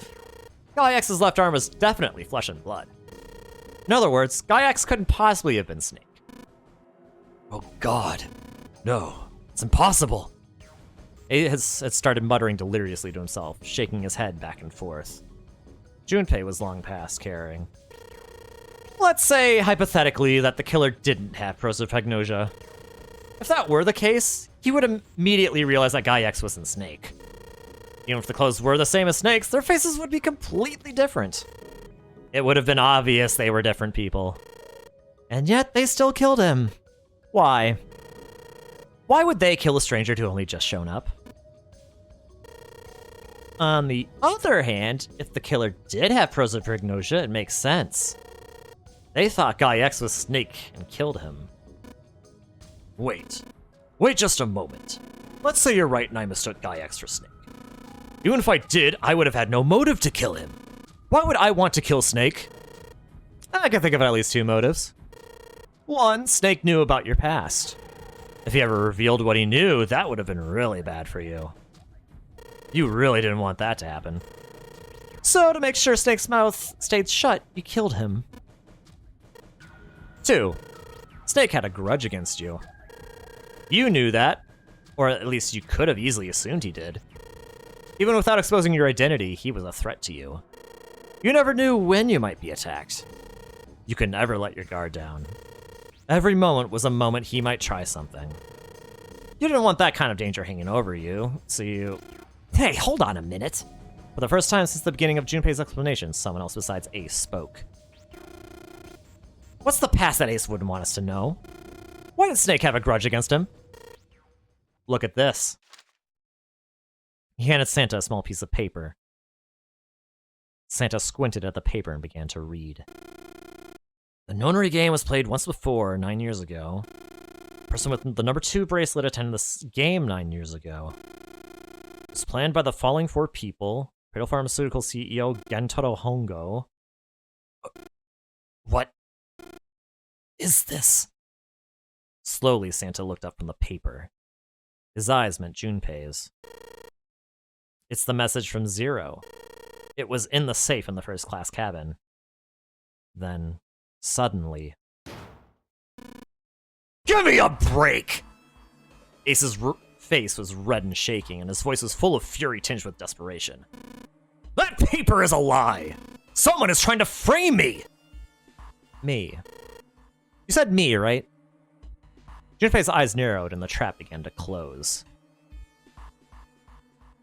Ace inhaled sharply. His eyes flicked off of Junpei to anything else. Wouldn't that mean that you're admitting you're Hongo, the CEO of Cradle Pharmaceutical? Or am I mistaken? It was as though a switch had been flipped. The color drained from Ace's face, and as he realized what he'd done, his eyes went wide. Very well, I admit that much. I am certainly the CEO of Cradle Pharmaceutical, Gentaro Hongo. So what if I am? I don't know anything about this Notary Game that supposedly took place 9 years ago. Everything on that scrap of paper is bullshit. Someone is trying to set me up, you see. First of all... Ace stammered as he tried desperately to work himself to a more tenable position. Junpei, you're claiming I did all this by myself. Think that over, alright? How could I have killed Snake all by myself? Not Snake. It was Guy X. So I don't care who it was! You said the killer put this other man into door 3, right? Yeah, maybe. Then I couldn't possibly have done that alone. I couldn't have opened door 3 with only myself and Guy X. Nope, you could have. What? Ace's face was tight and his teeth were clenched. Junpei fixed it with a level stare. The trap was about to close. Again! Actually, Ace, when you were unconscious, I took something from you. Remember you were injected with that anesthetic and fell asleep in the big hospital room? Yeah, back then.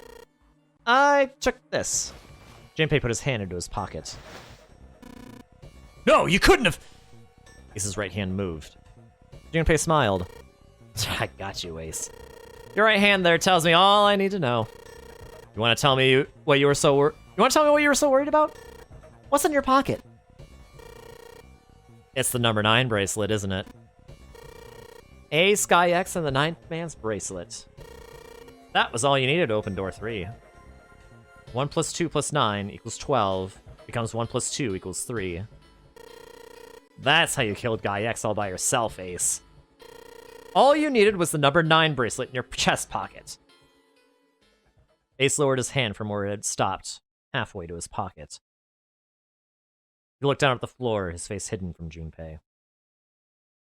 All I could see was the corner of Ace's mouth twitching like a dying fish. You know what that means? You know what that means? Fish! Your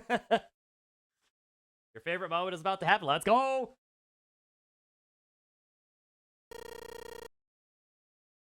If you want to play Innocence, that's fine by me. Go ahead, tell me. I don't have the bracelet, if that's what you want to do. But if you could take off your coat and hand it to me, I'd really appreciate it. Otherwise, we'll have to take it from you by force. Right, Seven? Yeah, it'd be my pleasure.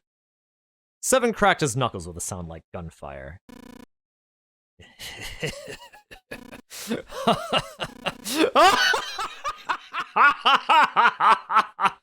Ace roared with laughter. He threw his arms wide and his head back and laughed, filling the room with a sound that scarcely belonged there. Then it stopped. His arms came down and his head dropped to look straight ahead at Junpei. His face was flat and cold, devoid of any emotion. Well done, Junpei. As you so correctly deduced, I have the number 9 bracelet. I retrieved it while we were searching for the missing hardware for the red. I left the room I was supposed to search and headed to the first-class cabin on B deck.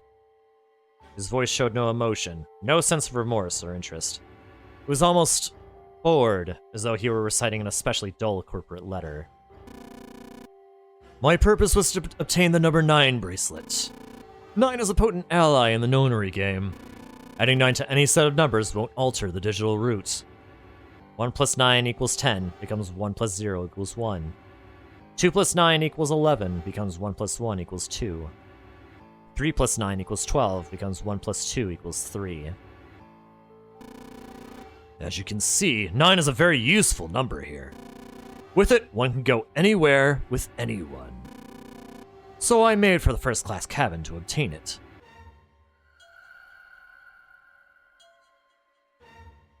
Ace successfully acquired the number 9 bracelet. He also found an unexpected bonus, the knife the 9th man had been holding. He slipped both of them into his chest pocket and left, as quickly as he'd come. He walked down the stairs and headed back to where he was supposed to be. That was when he met Guy X and mistook him for Snake. Snake was on his way to the large hospital room and had not noticed Ace behind him. Ace made sure it stayed that way.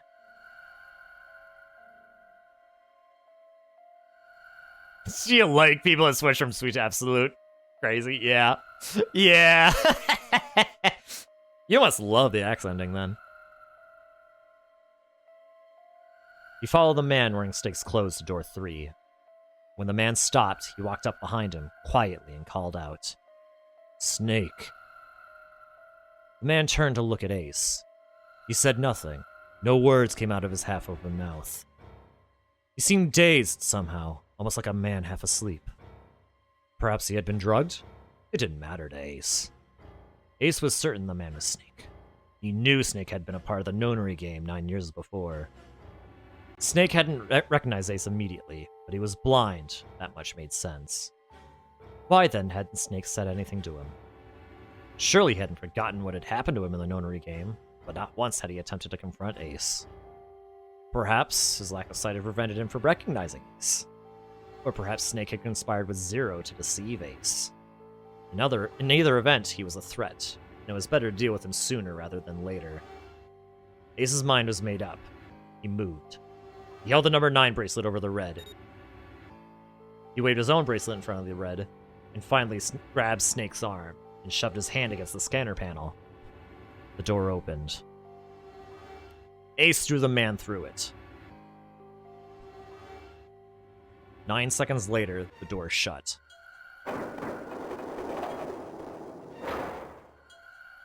"81 seconds passed.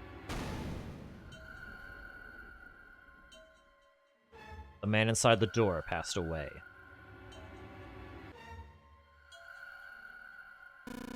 After that, I returned to my post as though nothing had happened. After conducting my own search, I returned to the large hospital room where the 1 a.m. bell rang.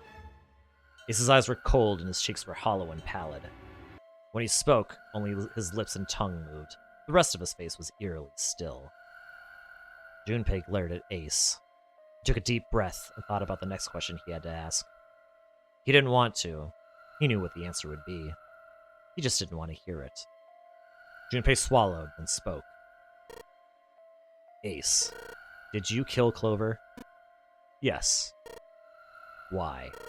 Why did you kill her?" "She was Snake's sister.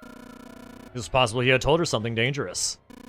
Additionally, she had gone through door 1. It seemed likely she might have found it." "Found what?" "Why don't you go through door 1 yourself? Perhaps it's hidden somewhere." Seven and Lotus interrupted. "Yeah, but Lotus and I went through door 1 too."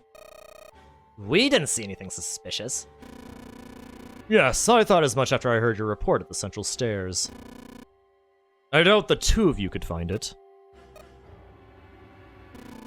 Perhaps Clover was different. Perhaps she had found it. I was therefore desperate to find her. And at last I did, in the first-class cabin. I spoke very calmly. Can't believe they stole Snake's amazing clothes. 0L. They did. They borrowed it. Come on. Did you see it?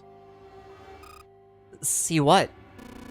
Don't act as if you don't understand. You were in the captain's quarters, weren't you? Huh? What are you talking about? Very well. By the way, what are you doing here, Clover?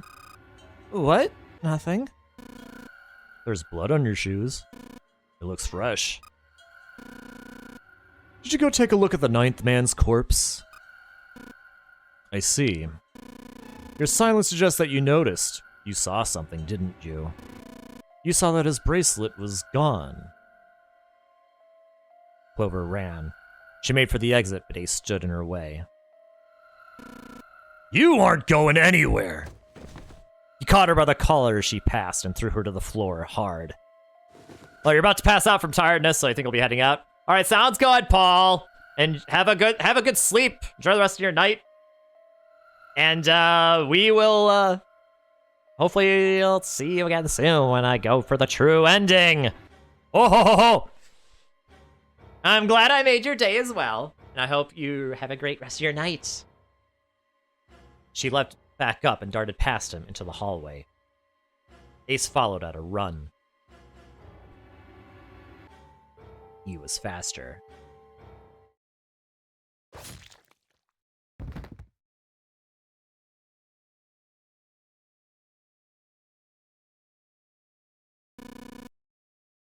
After this, can't wait. See ya, Paggle. Yeah. That was how I killed Clover. His face hadn't changed. If he felt guilt or remorse or anything one might feel after taking the life of another human being, it didn't show. You son of a bitch! Seven's whole body trembled with rage, and his voice rumbled with hate. Santa's eyes were bloodthirsty, and Lotus and June's faces were distorted by anger and hatred. Ace looked at them and smiled. It was a cold, cruel thing, no humor in it. He shook his head and sighed. I admit it. I've lost. I have lost completely and utterly. But don't misunderstand, Junpei. I didn't lose to you. I lost to Zero, not you.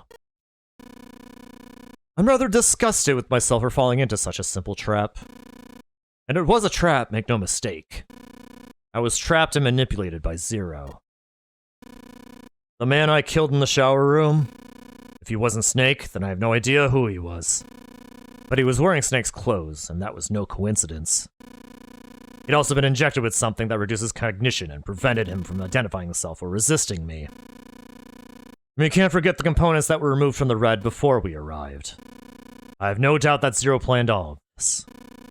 Zero made sure I would kill that man. It follows, of course, that Zero knew everything I would do. That I would try to take the number 9 bracelet. That I would try to kill Snake. Everything. Suddenly, Junpei remembered the paper he'd found in the safe. He remembered the last words Zero had written on it. I must punish them for the innocent lives they sacrificed. This is the only warning they will receive. That innocent souls might be saved, I now state the truth. Zero. And he remembered other words, words he heard from Clover. I think Zero is one of us. One by one, Junpei looked at the 5 people standing in front of him. Ace, Santa, June, Seven, Lotus. Zero is one of us. No, Junpei paused. There was one more person. Snake.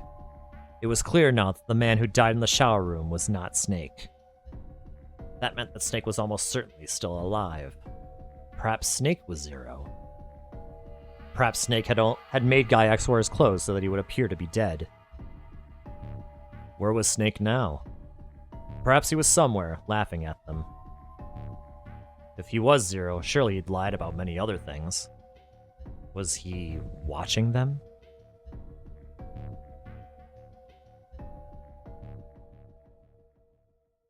You're still here because this is the best. Oh, yeah, I know you're here for, Peggle. I know.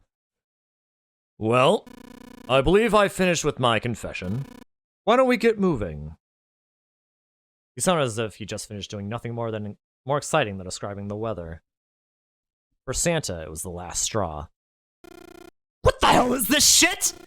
You aren't going anywhere, you son of a bitch! We're gonna leave your ass here to rot! Why? Because I killed Clover? That's ridiculous. Why are you so upset that I killed the little bitch? She was nothing to you. A stranger you only met a few hours ago. Am I wrong? You bastard! Seven roared and lifted a fist that would have likely shattered Ace's jaw. But someone else was faster. It was Lotus. She stepped toward Ace, raised a fist of her own, and drove it straight into his nose. Huh. You got some fire, don't you? I confess, I rather like a tough woman. He sniffed and wiped a small trickle of blood from his nose with a raised eyebrow. Well, maybe you'd like another one, then. Before that, let me give you one of my own. Huh? Lotus scarcely had time to blink. Ace snaked his arms around her and pulled Lotus's back up against him. In the same motion, he reached into his coat pocket. It was a gun. Ace is a good villain. Can we agree? I can agree. Yeah. The revolver. Almost lazily, he tilted it to point at Lotus's head. If any of you so much as blink, I won't hesitate to pull this trigger. I've already killed 3 people. Don't think I'm not ready to make it 4. 3 people? What do you mean? Very well. Let me take this opportunity to illuminate you. The person who killed the 9th man was me. Although I suppose to be more accurate, I encouraged him to get himself killed. While we were examining the main staircase, he came to me and told me his name. I recognized it at once, so I gave him a little push. Just a little white lie. It seems the settings for the dead were altered. Now it only requires a single person to deactivate the detonator in the bracelet. Investigate what's beyond door 5. We'll meet again later. Okay, have a good one, guys. I'm going off ahead now. Well then. Shit! Why isn't it stopping? God damn it! You lied! Open the door! Please! I'm begging you! Help me! Please get me out of here! Get me out of here! Oh my god! Oh my god! There's no time left! Listen! I was lied to! He lied to me! He put me in here! It was him! He killed me! It was him! Ah!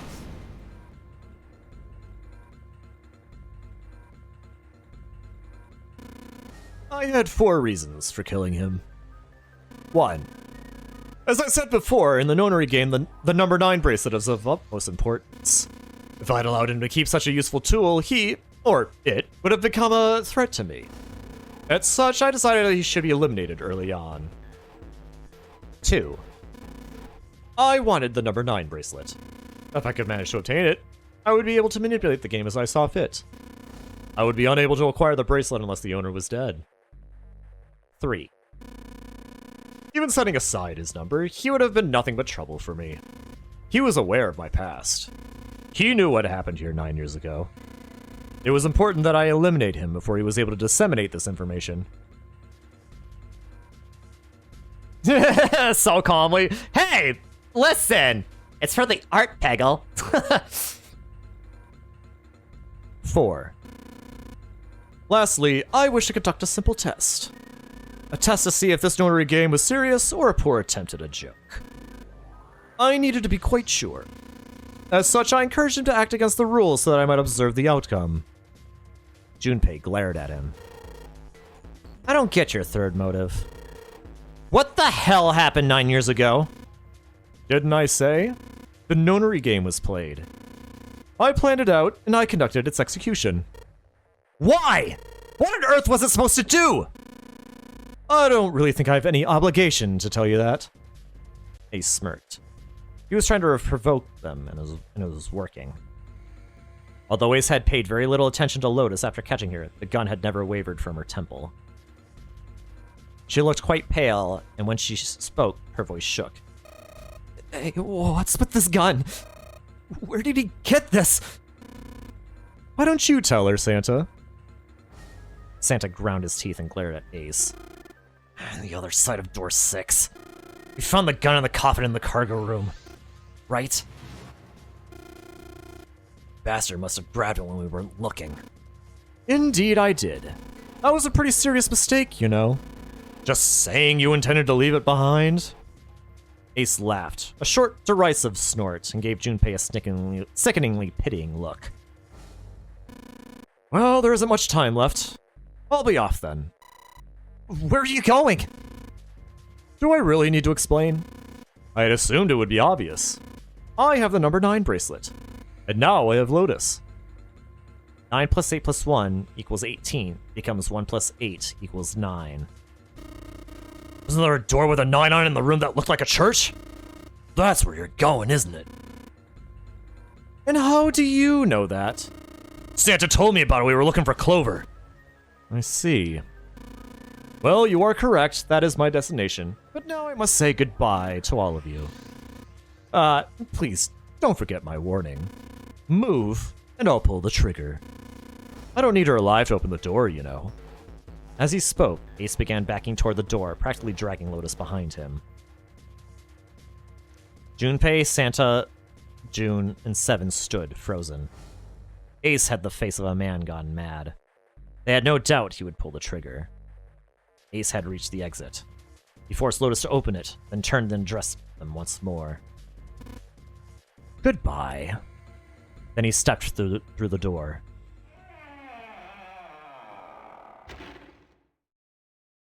It fell shut. In the blink of an eye, they were gone. As soon as Ace and Lotus were gone, Junpei and the others leapt for the door in pursuit of Ace. But as Junpei laid his hands on the doorknob, there was a noise behind him. He looked over his shoulder. June was kneeling on the floor, breathing heavily. Hey! June, what happened? Are you all right? Santa ran to June and wrapped his arm around her before she could collapse all the way. Jesus, you're burning up! Your fever's back! Are you okay? June's fever had returned, again for no apparent reason. Her eyes were watery and her eyelids drooped. Her breath came in dry, shallow gasps. I am okay. Really, I'm fine. You should be worrying about Lotus. She was breathing hard now, and she could barely summon the strength to talk. Junpei was torn. He couldn't leave June alone in the state she was in.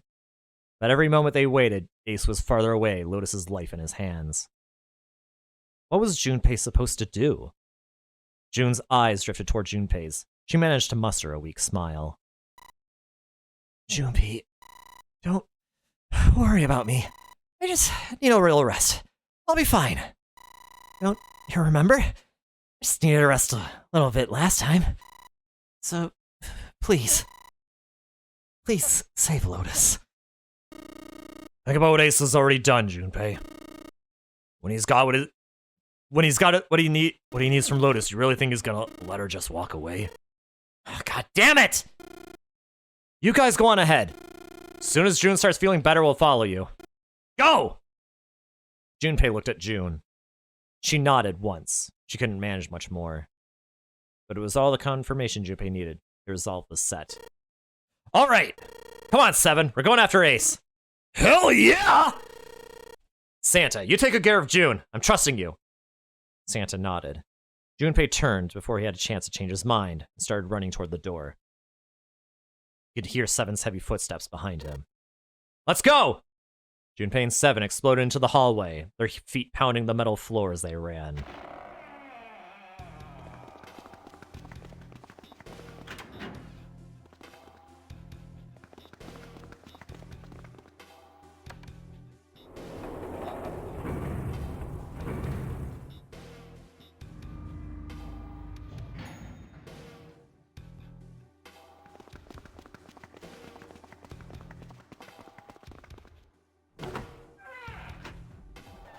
It doesn't mean I can get some jerky. Nah. Oh, I'm getting some anyway. And they're panting. I'd pant. I'd actually voice act the pant, but it tends to make me feel dizzy and I don't want to do it again. Akane's panting was already starting to make me feel dizzy. Junpei and Seven had finally arrived at the church, exhausted and out of breath. As their lungs struggled to catch their breath, their eyes frantically scanned the room. No sign of Ace or Lotus. Think they already went through? He rushed up to wipe a palm full of sweat from his brow. Maybe. Even as he spoke, Junpei was already on his way to the larger of the number 9 doors. He looked at the red. The display panel read vacant. He spun around and headed toward the smaller door. This red would tell him if Ace and Lotus had moved to another room. Engaged. It's occupied. That means Ace and Lotus went through here. Yeah, seems like it. Junpei and Seven stepped away from the door. They retreated to the center of the room and began to talk. What do we do now? Yeah, what should we do? Well, the big door is still vacant, but the two of us can't do anything with it. Yeah. First of all, our digital route is not 9. Just then, as they were pondering what to do next, there was a noise. A noise like someone hiding a thick wooden panel. Junpei looked up, surprised. Seven follows suit, his eyes jumping around the room, looking for the source of the sound. It wasn't long before they found the altar.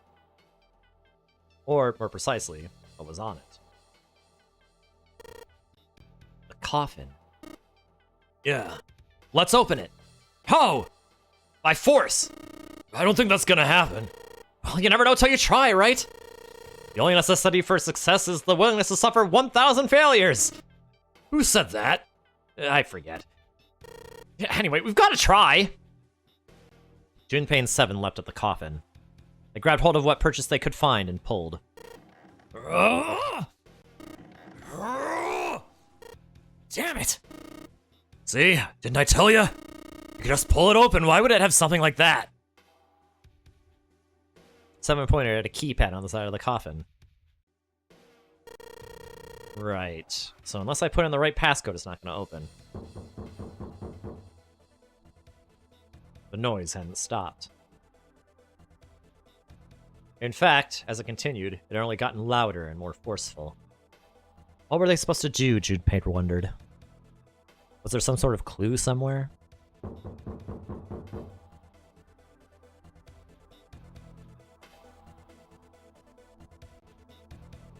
Sorry. I'm cheating. I'm chewing on jerky. Oh, it's so good. Ah, it's the best jerky on the planet. For real, for real. They stood there for a few moments, staring at the coffin, and then Seven spoke. Hey, Junpei. I remember you mumbling about some weird numbers over the bathroom in the first-class cabin. Got those numbers by solving the best secret message Clover was holding, right? Truth had gone, or something like that. Yeah, that's right. What about it? Well, maybe the... Oh! Who are you people? Yep. IVL! Do not be afraid, this is a biblically accurate raid! Yeah, you right. You're right, it is biblically accurate. IVL. You're still continuing the 999 goodness. We're headed towards the safe ending. How was your stream going? What were you up to? How? Room 7? No, this is the church area, or the chapel area, where the 2 9 doors are. Yeah. 9, yeah. Now, how was your stream, VL? What were you up to? Yeah, hi, Fire Flint, Slowpoke. I see you're playing the superior DS version. Yes, indeed! Yes, indeed, Aridi! I think the DS version is underappreciated. I think it captures an aesthetic and does something very narratively cool that does not quite get captured with the PC version. So that's why I'm doing the DS version. Okay, it was fun. You're playing Observation Duty 5 and then 4. Oh, what kind of games are those? I've never heard of them. We say superior, but at least my voice doesn't die in the PC version. Well, yeah, well, your voice doesn't die in this version either because you're not the one reading, Peggle. I'm the one reading. How do you think my voice feels? Actually, my voice is fine. Thank you for asking. Restraints would have been way shorter if you had to talk the whole time. I mean, true. But hey, now you get to experience a different perspective of sorts. Anyway. Well, maybe that's the passcode for this thing, too. Come on, that's impossible. Those numbers were the code to unlock that safe. Yeah, but the person who set up that safe and this coffin is the same person, right? Zero set up both of these. Yeah, probably. Well, then they might have set the same passcode for both of them. That's ridiculous. Why don't you just try it? I mean, it's not like you'll make things any worse. It'd just be a waste of time. There's no way they're the same number. How do you know that? You never know until you try. The only necessity for success is the willingness to suffer 1,000 failures. Who said that? You. Ugh. Fine. He knelt down in front of the keypad and looked at it. So, I'm on observation duty. This is a series where you're basically looking for security cameras, spying to find anomalies, basically spot the difference type game, but with a horror edge. So, like, FNAF, I guess, kind of. Like FNAF, I imagine. It's kind of that kind of aesthetic, a little bit. Perhaps because he'd repeated them so many times before, the numbers came easily to Junpei's mind. 14383421. Quickly, he typed them in. 14383421. He checked that he'd entered the right numbers, took a deep breath, and pressed the E button. It only took a moment. What? You gotta be kidding me. There was a click. And with a heavy clunk, the lid of the coffin slid off onto the floor. Not really, but a similar aesthetic? I see. Oh, I mean, the way you described it, it sounded like FNAF to me a little bit. But hey, but you say it's a series? How old is the series? FNAF is more resource management than anything. I mean, yeah, that is true.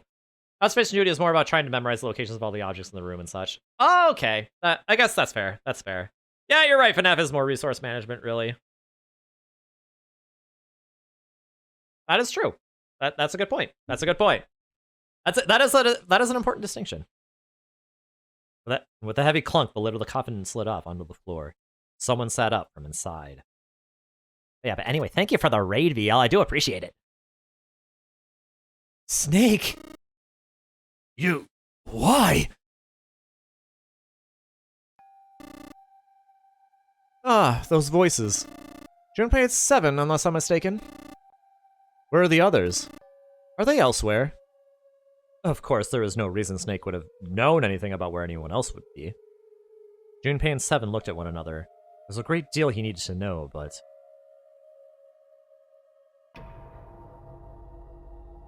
They had to tell him something, however, so they began to talk. Snake explained to them and how he came to be locked in the coffin. Apparently, he'd been hit with some sort of knockout gas, and Junpei and 7 explained what had happened to the rest of them. There was one thing, however, that neither 7 nor Junpei could bring themselves to say. That Ace had killed Clover. They feared that if Snake knew, he might well go insane. Snake, my boy, yeah! Yeah, the latest game of the series is the 7th one, which came out this year. And it also started its own subgenre of anomaly hunting type games. Really? Because, I mean... Because when you describe it like that, it also kind of sounds like Spot the Difference or Where's Waldo? A little bit. Maybe? Because I mean, I presume, you know, the important thing is finding differences, right? Or, like, finding things that change. But, you know, maybe I'm wrong. I don't know. They decided as much by a look to the moment Snake had climbed out of the coffin. Snake's snore explained frustratingly little. Zero's true identity was a mystery, as were his intentions. Why had Zero put Guy X in Snake's clothes? If Zero had left a note for them to say the Nonary game had been played 9 years before, was there some connection? Junpei put the question to Snake. His answer was less than illuminating. If you've heard of the games like the Exit 8, those are the others that have been inspired by it. I have not heard that either, actually. Maybe I'll have to look these up. This is my first time I'm hearing about these. What are you talking about? I apologize, but I have no idea what you're saying. It seemed as though Snake was, perhaps, not being entirely honest, but that knowledge did Junpei and Seven little good. No matter how many times they asked, he insisted he knew nothing.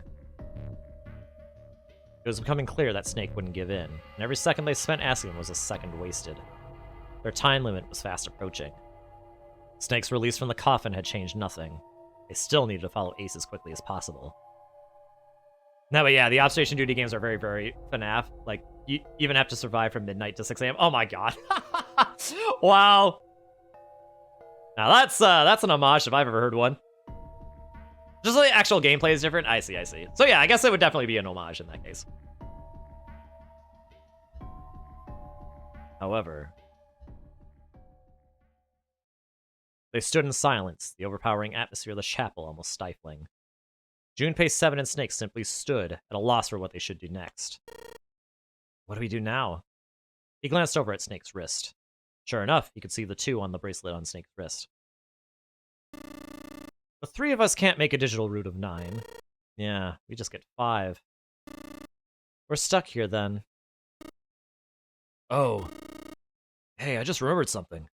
Seven began patting his pockets, as if he were checking to see if any of them held anything. What? What is it? I found something earlier. What'd you find? This. He finally found the pocket he wanted, and his hand dove into it. Seven pulled out something round and metal. A bracelet. There was no mistaking the number glowing at them from the face like a cartoon eye. 0. It's much more chill than FNAF, at least, and it's a game that's kind of made for chat to help backseating with. Oh, okay. So hopefully, less jump scares. You know? I can't handle them too well. 0's bracelet. What the hell? Are you saying that 7 has the number 0 bracelet? Yeah. Where did you get that? Snake's question was innocent enough, but he learned the truth. If he didn't be able to see, he would have noticed 7 look away. Clover gave it to me. She did? Yeah. How'd she come by it? Well, she found it, see? On the other side of door 1, A deck, in the captain's quarters. She asked me to hold on to it because it was too big and bulky for her to be lugging around. It was a lie, and Junpei knew it. I haven't actually looked at it yet. Didn't want to disturb the crime scene, you know? Basic stuff. Well, I did borrow one thing. Alright, Junpei. Been nice knowing you. What? 7 plus 2 plus 0 equals 9. Come on, man, I'm just kidding. Still, just in case, I want to make sure the 0 bracelet gets picked up by the red. Snake, give me a hand, alright? Without waiting for a response, he started walking toward the door. There's some jump scares, but they're all pretty rare and not a normal part of the gameplay. Oh, okay. I wonder. Because I'm telling you, I can't really play, like, Until Dawn or whatever. I had to create, like, a JavaScript, like, user script for YouTube and, like, put in, like, timestamps of, like, all the jump scares so it would warn me beforehand. Yeah. That happened. Junpei and Snake followed him, quietly. Before long, they found themselves in front of the larger of the 2 doors. LOL, what? Okay, yeah, my ex-fiance, like, said I was cheating at the time. Or my then, like, girlfriend was cheating at the time. Or like being, you know, like being a scaredy cat or something. And I was like, I don't care. I'm using my wits. Okay, that's pretty bad. Oh my gosh.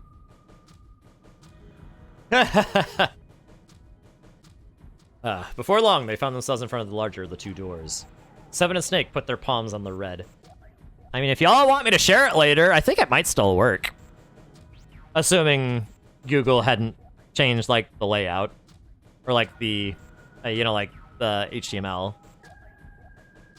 I love you much. I love you too, Bagel.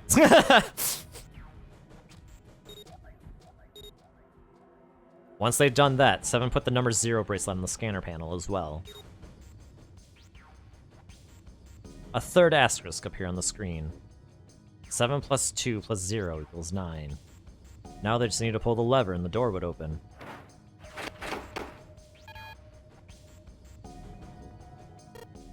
Huh? Why isn't it opening? Well, the third asterisk lit up, so it must have registered the 0 bracelet. Maybe it isn't actually 0. Huh? What? That bracelet may not actually produce the number 0 when scanned. That is what I'm saying.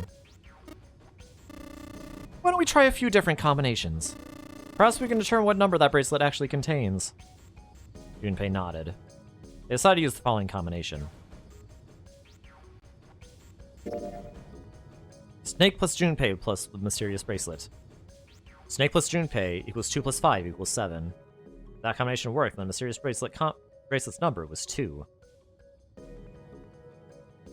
However... So yeah, the main thing about observation duty games is that there are anomalies called intruders, and also ghosts, which can kind of jump scare you because they often make noise, but only when you're looking at that camera. So if you switch to the camera after they appear, they can scare you that way. Okay. But there's no, like, NAF jump scares unless you specifically don't report the intruder fast enough. You usually have plenty of time. Okay, okay. Cool. Ugh. I don't know, I mean, even... I don't know, I feel like that would still, like, I don't know, make me feel nervous, you know? The door didn't open. The mysterious bracelet wasn't 2. Junpei continued. They decided to use the following combination. Junpei plus 7 plus the mysterious bracelet. Junpei plus 7 equals 5 plus 7 equals 12, becomes 1 plus 2 equals 3. That combination works, and the mysterious number's bracelet was 6. Bracelet's number was 6. They scanned in their bracelets.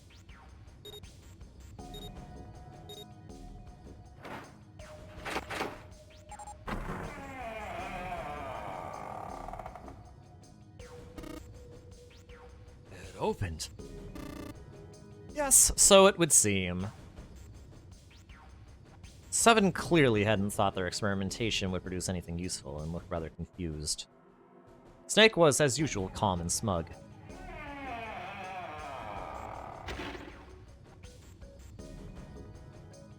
The door slid closed. Junpei's forehead furrowed as he thought. That meant the number for the mysterious bracelet was 6.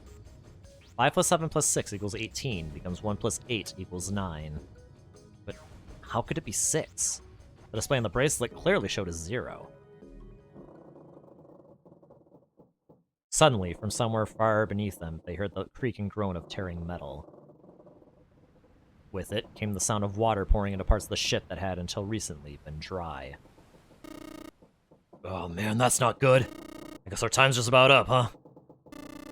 At any rate, we know that the door can be opened. Let's go. But, Snake, are you sure? Yeah, you know that only Junpei and I can go through this way. You needn't worry. I have a solution to this problem. My last resort, but if now is not the time for last resorts, then what? Or then when? Last resort?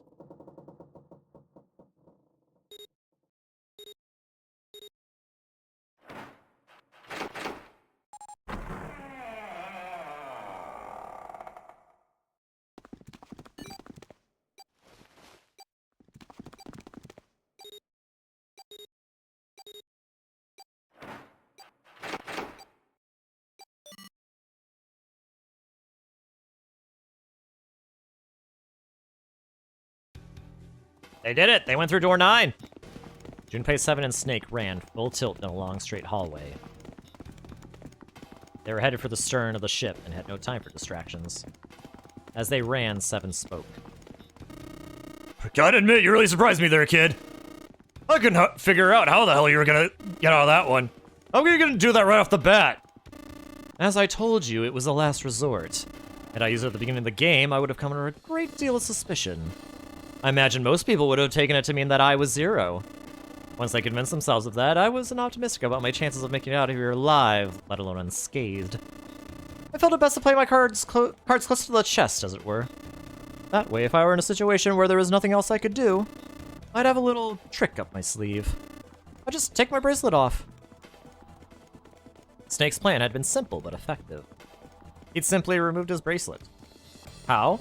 To Junpei, it looked as though Snake had simply crushed the bones of his hand until they were small enough to fit through the wristband. Of course, that would have been practically impossible, so how had he done it? My brother's left arm is... it's not like a normal person's arm. It's fake. It's not a real arm. Snake had slid the bracelet off and tossed it into the coffin. With it gone, he'd had little to fear from the numbered doors.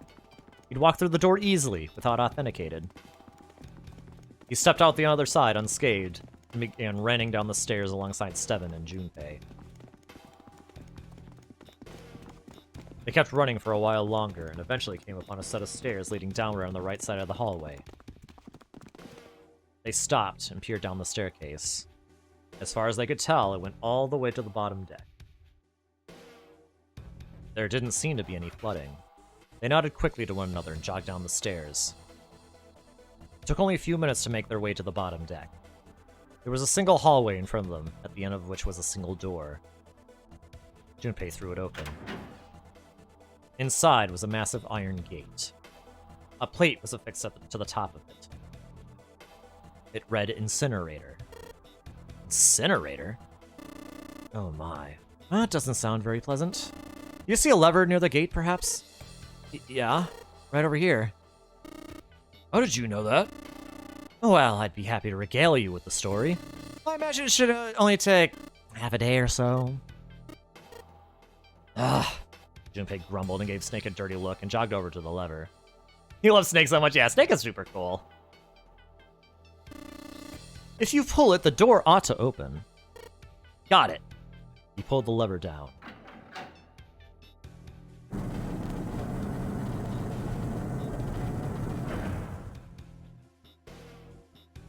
With the rumble of an ancient motor, the door opened.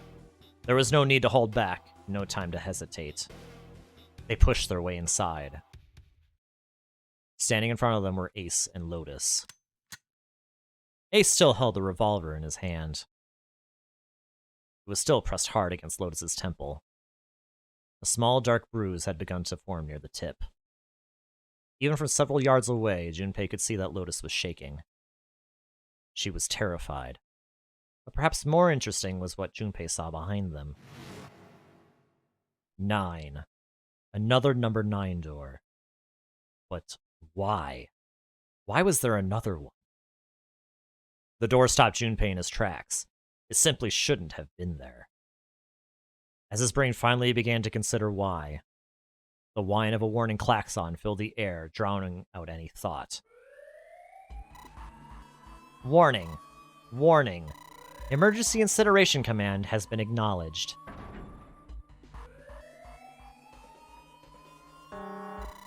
Automatic incineration will take place in 9 minutes. Please evacuate the incinerator immediately. Oh my. How exciting. You've run quite a show here, Zero. A terrifying smile twisted Ace's face. What's the matter? Too frightened to understand? Here, let me explain. It said the incineration system is about to activate. In 9 minutes, this room will be engulfed in flame. Huh? Who are you? You don't recognize me. I'm hurt. It's me, Snake. Snake? Ah, yes, you are alive. I'm afraid your bizarre style had me confused. I'm quite glad to see you're alive. Ace's voice didn't change. Snake ground his teeth. If you don't mind my asking, how did you get here? Snake, Junpei, 7. The 3 of you couldn't have opened a door with a 9. Did you use Clover's bracelet, perhaps? What? 2 plus 5 plus 7 plus 4 equals 18. Becomes 1 plus 8 equals 9. Ah, well, your reaction suggests that you did not. Hold on. Why did you think we'd have Clover's bracelet? Junpei felt his chest tighten. Oh, they haven't told you? Told me what? Clearly not. Normally I would take some time and enjoy the moment, but I'm afraid my time is at a premium just now. I'll have to make this quick. Clover. Don't do it, Ace! Keep your goddamn mouth shut! Clover? I said stop it! Don't listen to him, Snake! Junpei could feel his voice going hoarse, but Snake didn't listen to him. What happened to Clover? Ace looked at him. The corner of his mouth curled into the hook of a cruel smile. Clover died. The color left Snake's face. He shook his head weakly. No, that's not true. That's impossible. It's a lie. It has to be a lie. Oh, it's quite true. I can assure you of that. I killed her myself, you see. What? I'm sorry, did I stutter? I killed her. Snake's face twisted into a mask of rage, mottled red rising to dot his pale skin. His entire body shook.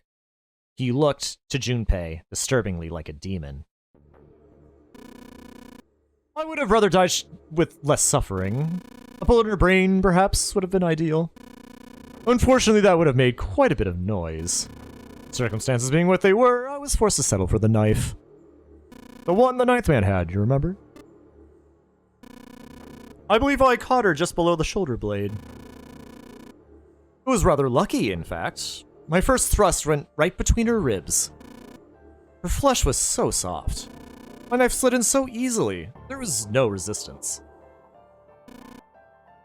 That feeling was... I confess, I feel rather excited. It is a powerful memory. Someday, perhaps, I hope I can feel it again. Incineration will begin in 7 minutes. I'm going to kill you. Snake's words were a guttural growl, barely audible. I'm sorry, what? I'm going to kill you. Ah, so you're going to kill me. Please do. Come now, I'm waiting. Don't do it! Don't listen to him, Snake! Stop it, kid! You're screaming with your head! Did I say screaming? I meant screwing. Is there a problem? What are you waiting for, boy?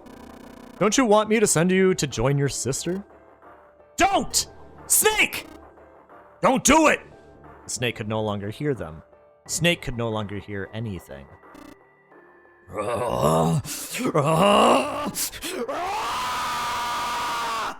Snake moved like a bolt of lightning.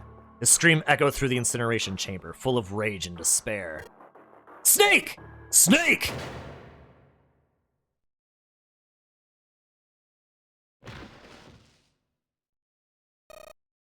Ah! Another scream filled the room. It was Lotus. She ran across the room toward Junpei, her eyes wide with terror. Snake's ill-fated attack had loosened Ace's grip on her, and she'd made a run for it. She reached 7 and Junpei and ducked behind them. Junpei could feel her fingers on his arm, tight enough to be painful, keeping him between her and Ace. Incineration will begin in 5 minutes. Give me the woman. He raised his gun. I need her. Without her bracelet, I will be unable to open this door. 1 plus 8 plus 9 equals 18 becomes 1 plus 8 equals 9. Quickly now. I don't have time for your shenanigans. In the center of the room, Snake's body lay eerily still. He looked like a human larva, prone and vulnerable on the floor. I see. And it would seem I have no choice. The rest of you must die as well. Fortunately, I have 5 bullets left. One for Junpei, another for Lotus, and the last 3 for that lump of idiotic man you call Seven. I will take Lotus's body with me and leave this room. Incineration will begin in 4 minutes. Well, it looks as though our time together is at an end. I'd rather enjoyed playing with you. Goodbye. Junpei could see Ace's finger tighten. He could see it begin to squeeze down on the trigger. His body tensed, preparing for the catastrophic impact of hot lead against human flesh. Then it happened. Snake stood up. What? No, that's impossible! For the first time, Ace's composure broke. With obvious effort, Snake lunged forward, 1 step closer to Ace. Then another. He looked, for all the world, like a zombie. I'll kill you. I'll kill you. His voice was the mournful wailing of the undead. Stay away from me! Get back! Stop! If you come any closer, I'll get away from me! Little by little, Ace was retreating. Snake didn't stop. He continued his stiff, inexorable approach, his eyes twin pools of pure fury. Listen to me! I said don't come any closer! Shit! You bastard! Ace's revolver leapt 5 times.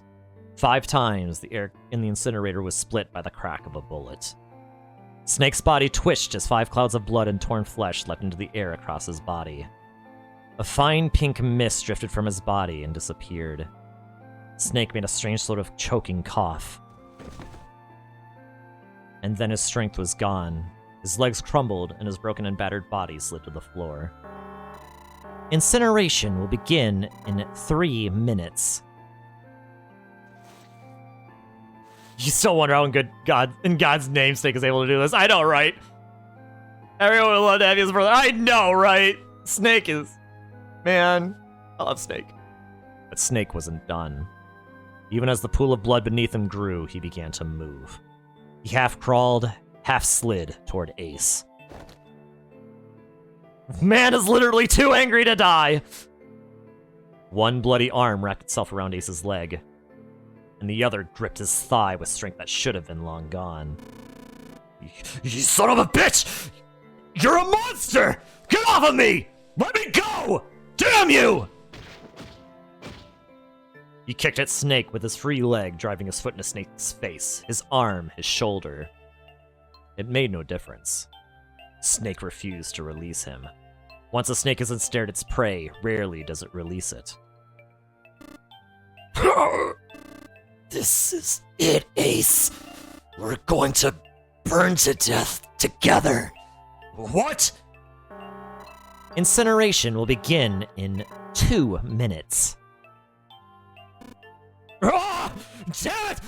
Damn you! Get off! Let me go, you monster! Okay. Look, think about it this way. My company owns a wonderful hospital and has excellent doctors. You're not wounded too seriously. I'm sure they can fix you up easily. You don't have to die. You can be saved. Just let me go.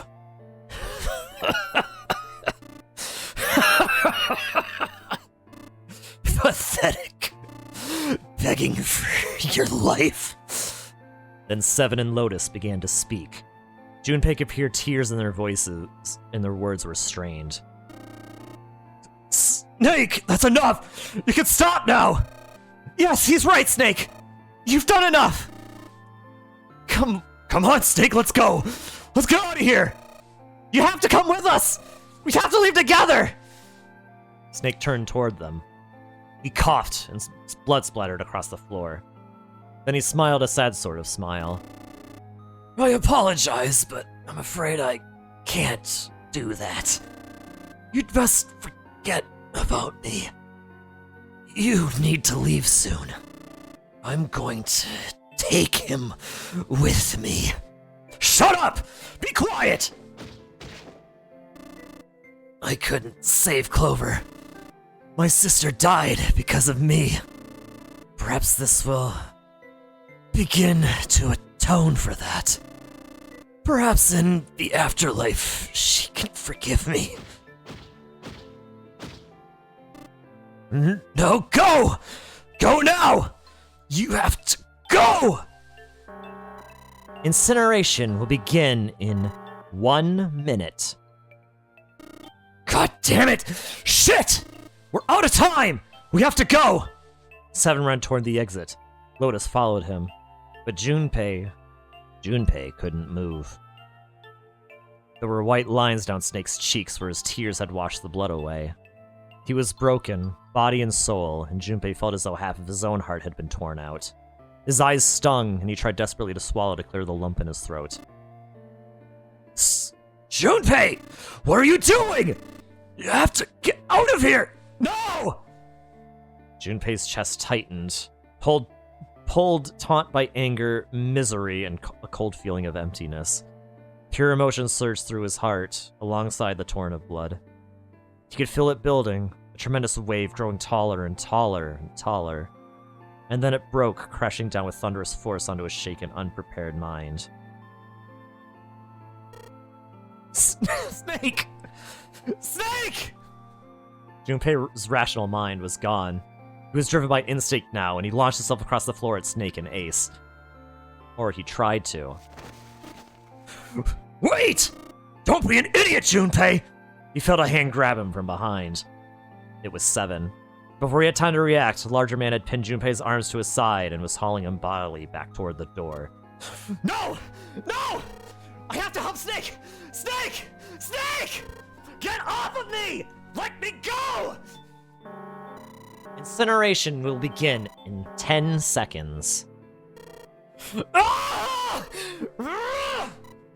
7, 6. Damn it! I don't got a choice, kid! Don't blame me for this, alright?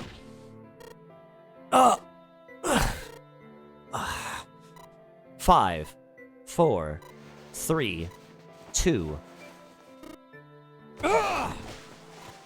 1, 0. You remember praising Junpei's voice actor in this moment? He was absolutely amazing. Yeah. Voice actor in like the PC version is really, really good. It's really good. I can't hold a candle to it, but I'm sure trying my best. Gates 2 and 3 are locked down, beginning incineration. Junpei felt Seven's fist buried deep in his stomach, and then his legs turned to mush. Seven scooped him up on the same motion and leapt through the door. It slammed shut behind them. Junpei struggled with shaky feet. He glanced over to see Lotus only a short distance away. Junpei ran to the door. There was a small window cut into it. Inside, you can see Ace and Snake. Shit! Damn you all! Why? Why? Why me? I don't deserve this! Answer me! Answer me, Zero! Why? Why? Zero! Zero!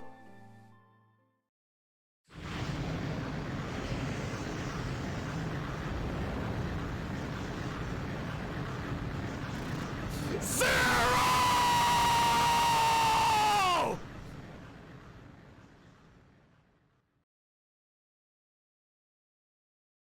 You're doing amazing. Thank you, Paggle. Just gotta let out the emotion, man. I'm feeling emotion too. This ending is really good. Excuse me. He didn't know how much time passed.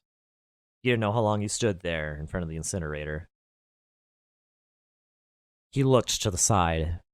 Lotus's face was ashen, and if not for the hand she'd put against the wall, Junpei didn't think she could have stood. Seven looked old and tired and used. His eyes stared at the floor, seeing nothing. Junpei said nothing. He simply began to walk toward the open door in the hallway they'd come down earlier. Hey! Wait, Junpei!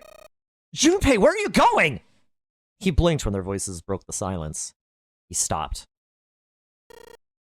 You stay here. I'll go get Santa and June. You're gonna bring them here? How? Don't worry about that. Just stay here and wait.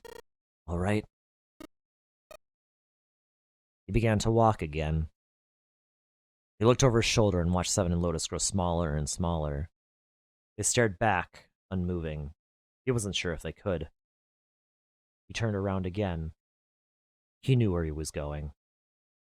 When they'd walked through the hallway earlier, he'd noticed an elevator at the end of the side hallway. If it still worked, then maybe.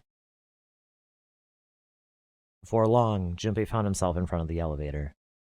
Next to the door was a button with a triangle on it. He pushed it, and the door opened. Mochi is a W. Thank you, Bag Hulk. I love all of you guys. Junpei was in the large hospital room. June! Santa! He kept calling and walked to the center of the room.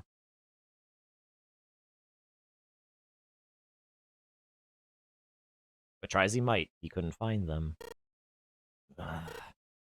Damn it! Where did they go? Increasingly frustrated and increasingly worried, Junpei left the large hospital room. He had no choice. He would have to look for them. Junpei's heart was heavy. He couldn't shake the feeling, but there was a part of him that felt it would be wrong to, even if he could. With every step he took, his legs felt more and more like lead.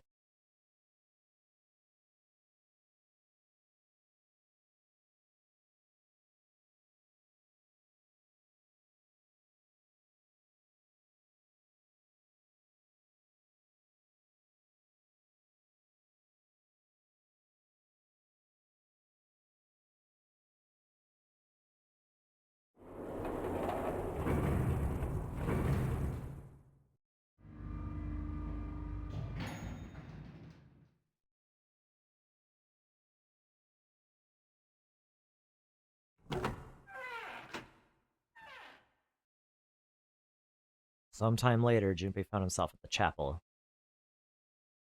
He stepped inside, expecting to find nothing. But there, on the red carpet in the center of the room... June. No, codenames didn't matter any longer. She was Connie. Connie! Junpei cried her name and ran. Like lightning, he ran, across the room toward her. Oh man, Connie! He stumbled to a stop. As he looked down at her body, lying so still on the floor, he felt the icy grip of fear upon his heart. She was still, so very still. No, it couldn't be. It was impossible. Slowly...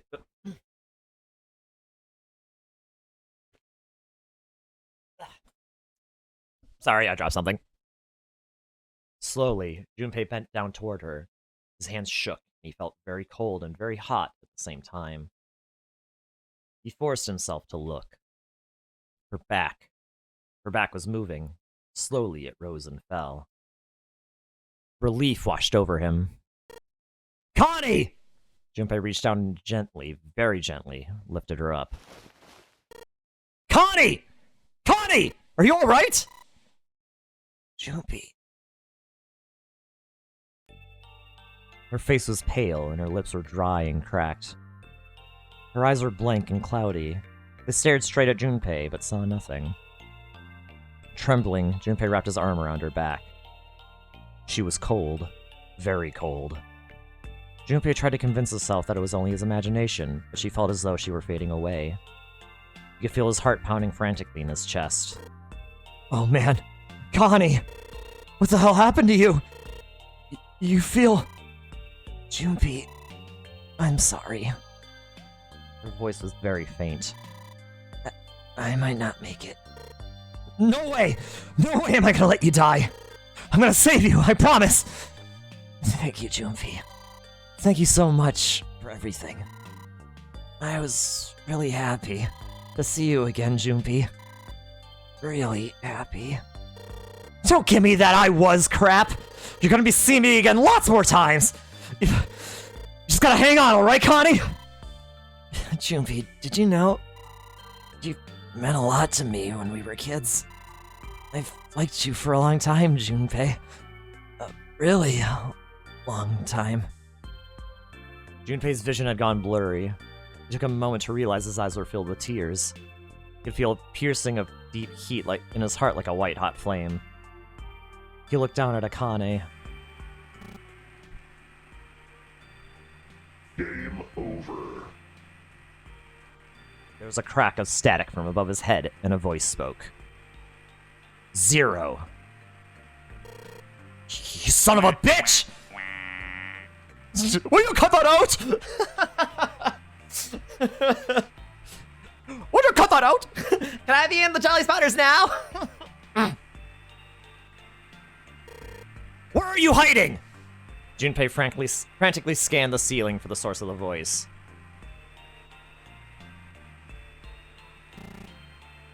I am right here. I've always been close to you. What the hell are you talking about? No matter. I will tell you again. Game over. This game has ended. No, it hasn't. I'm not gonna let it end yet. I'm gonna get out of here with Connie. You can't. That is impossible. Why? Because you chose the wrong path. The wrong path? That is correct. Your path was inevitable, however. Admit defeat. Where there is shadow, there is light. Where there is light, there is shadow. So it goes. What are you talking about? It matters not. The loser has been decided. I told you I'm not gonna lose! No. You must understand. You haven't lost. I have lost. What? Junpei didn't have time to ponder what that meant before he heard the door slam shut behind him. He spun around. There was no one there. Was it 0? Connie, wait here! I'll be right back, I promise! She managed a single nod. Junpei laid her back down gently and leapt for the door. He yanked it open and shot outside. No one. The hall was empty. There was nothing moving anywhere. Damn it! He didn't want to leave Connie alone any longer than he had to, so Junpei turned around and headed back to the chapel.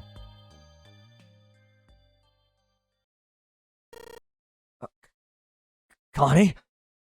She wasn't there. She wasn't anywhere. She had been lying there on the floor just moments before. And now she was gone. Oh God. No. No! Where is she? Connie! Connie! Connie! Connie! His cry split the heavens themselves. He screamed until his voice gave out.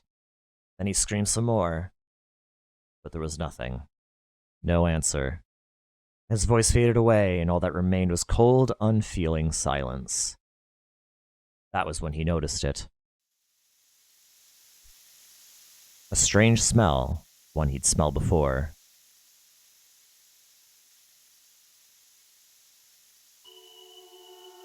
The smell of a peculiar white smoke. 9 seconds later, Junpei's mind winked out.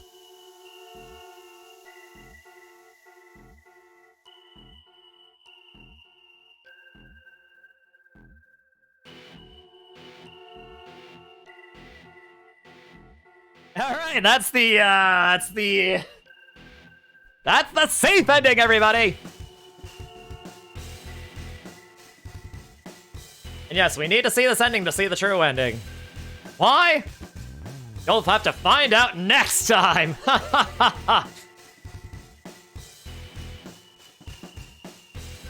Alright, Kotaro Uchikoshi! Writing the story, let's frickin' go! Awesome writer, awesome writer!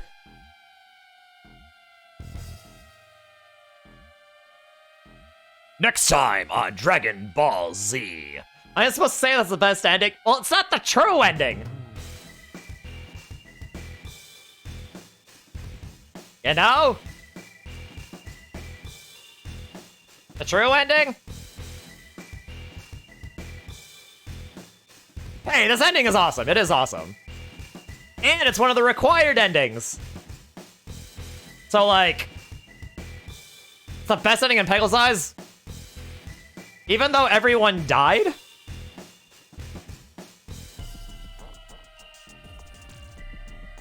Like, that was basically a TPK, from what you could tell.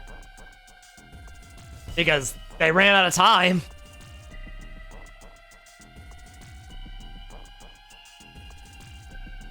Yeah, there's no proof everyone died. Well...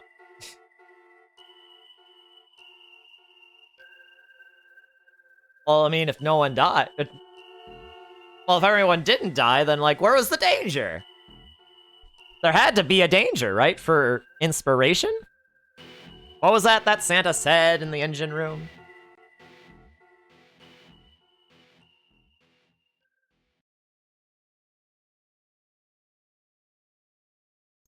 But anyway. Seek a way out. Seek a door that carries a 9. But hey, look, it's the intro.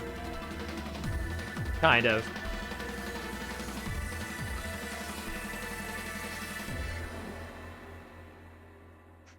Now it is time. Let our game begin.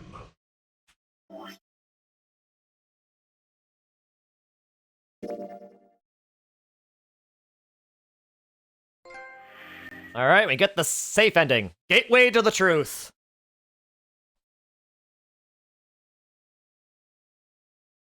And with that, we are gonna end.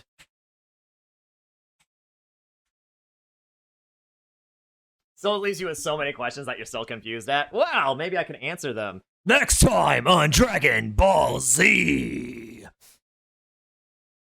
Alright. Thank you for watching, everybody. I appreciate it. Y'all are incredible. But now, what I am going to do is I'm going to raid out. I'm going to see who's going to... see who's, like, playing stuff.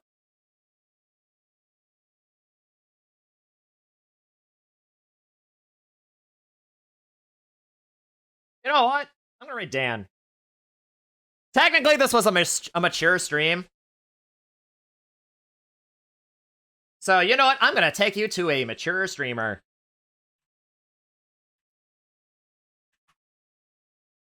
He is currently playing Mega Man Battle Network 4. And he is also a fellow person on Retro Achievements. He has played a couple of my sets. Actually, how I found out about him was the when he played my Legend of Dragoon set, which he really liked. And he started the Kingdom Hearts 2 one. He hasn't finished it yet, though, but I think he's going to eventually. But yeah, we're gonna raid Dan. Thank you, everyone, for watching. I love you all. Thank you for the raid VL as well. So yeah, next time we're gonna get the true ending. But until then, I am gonna try to earn those achievements that I missed because I was playing in softcore mode and not hardcore mode because I was doing development earlier because I'm a ding dong. So yeah.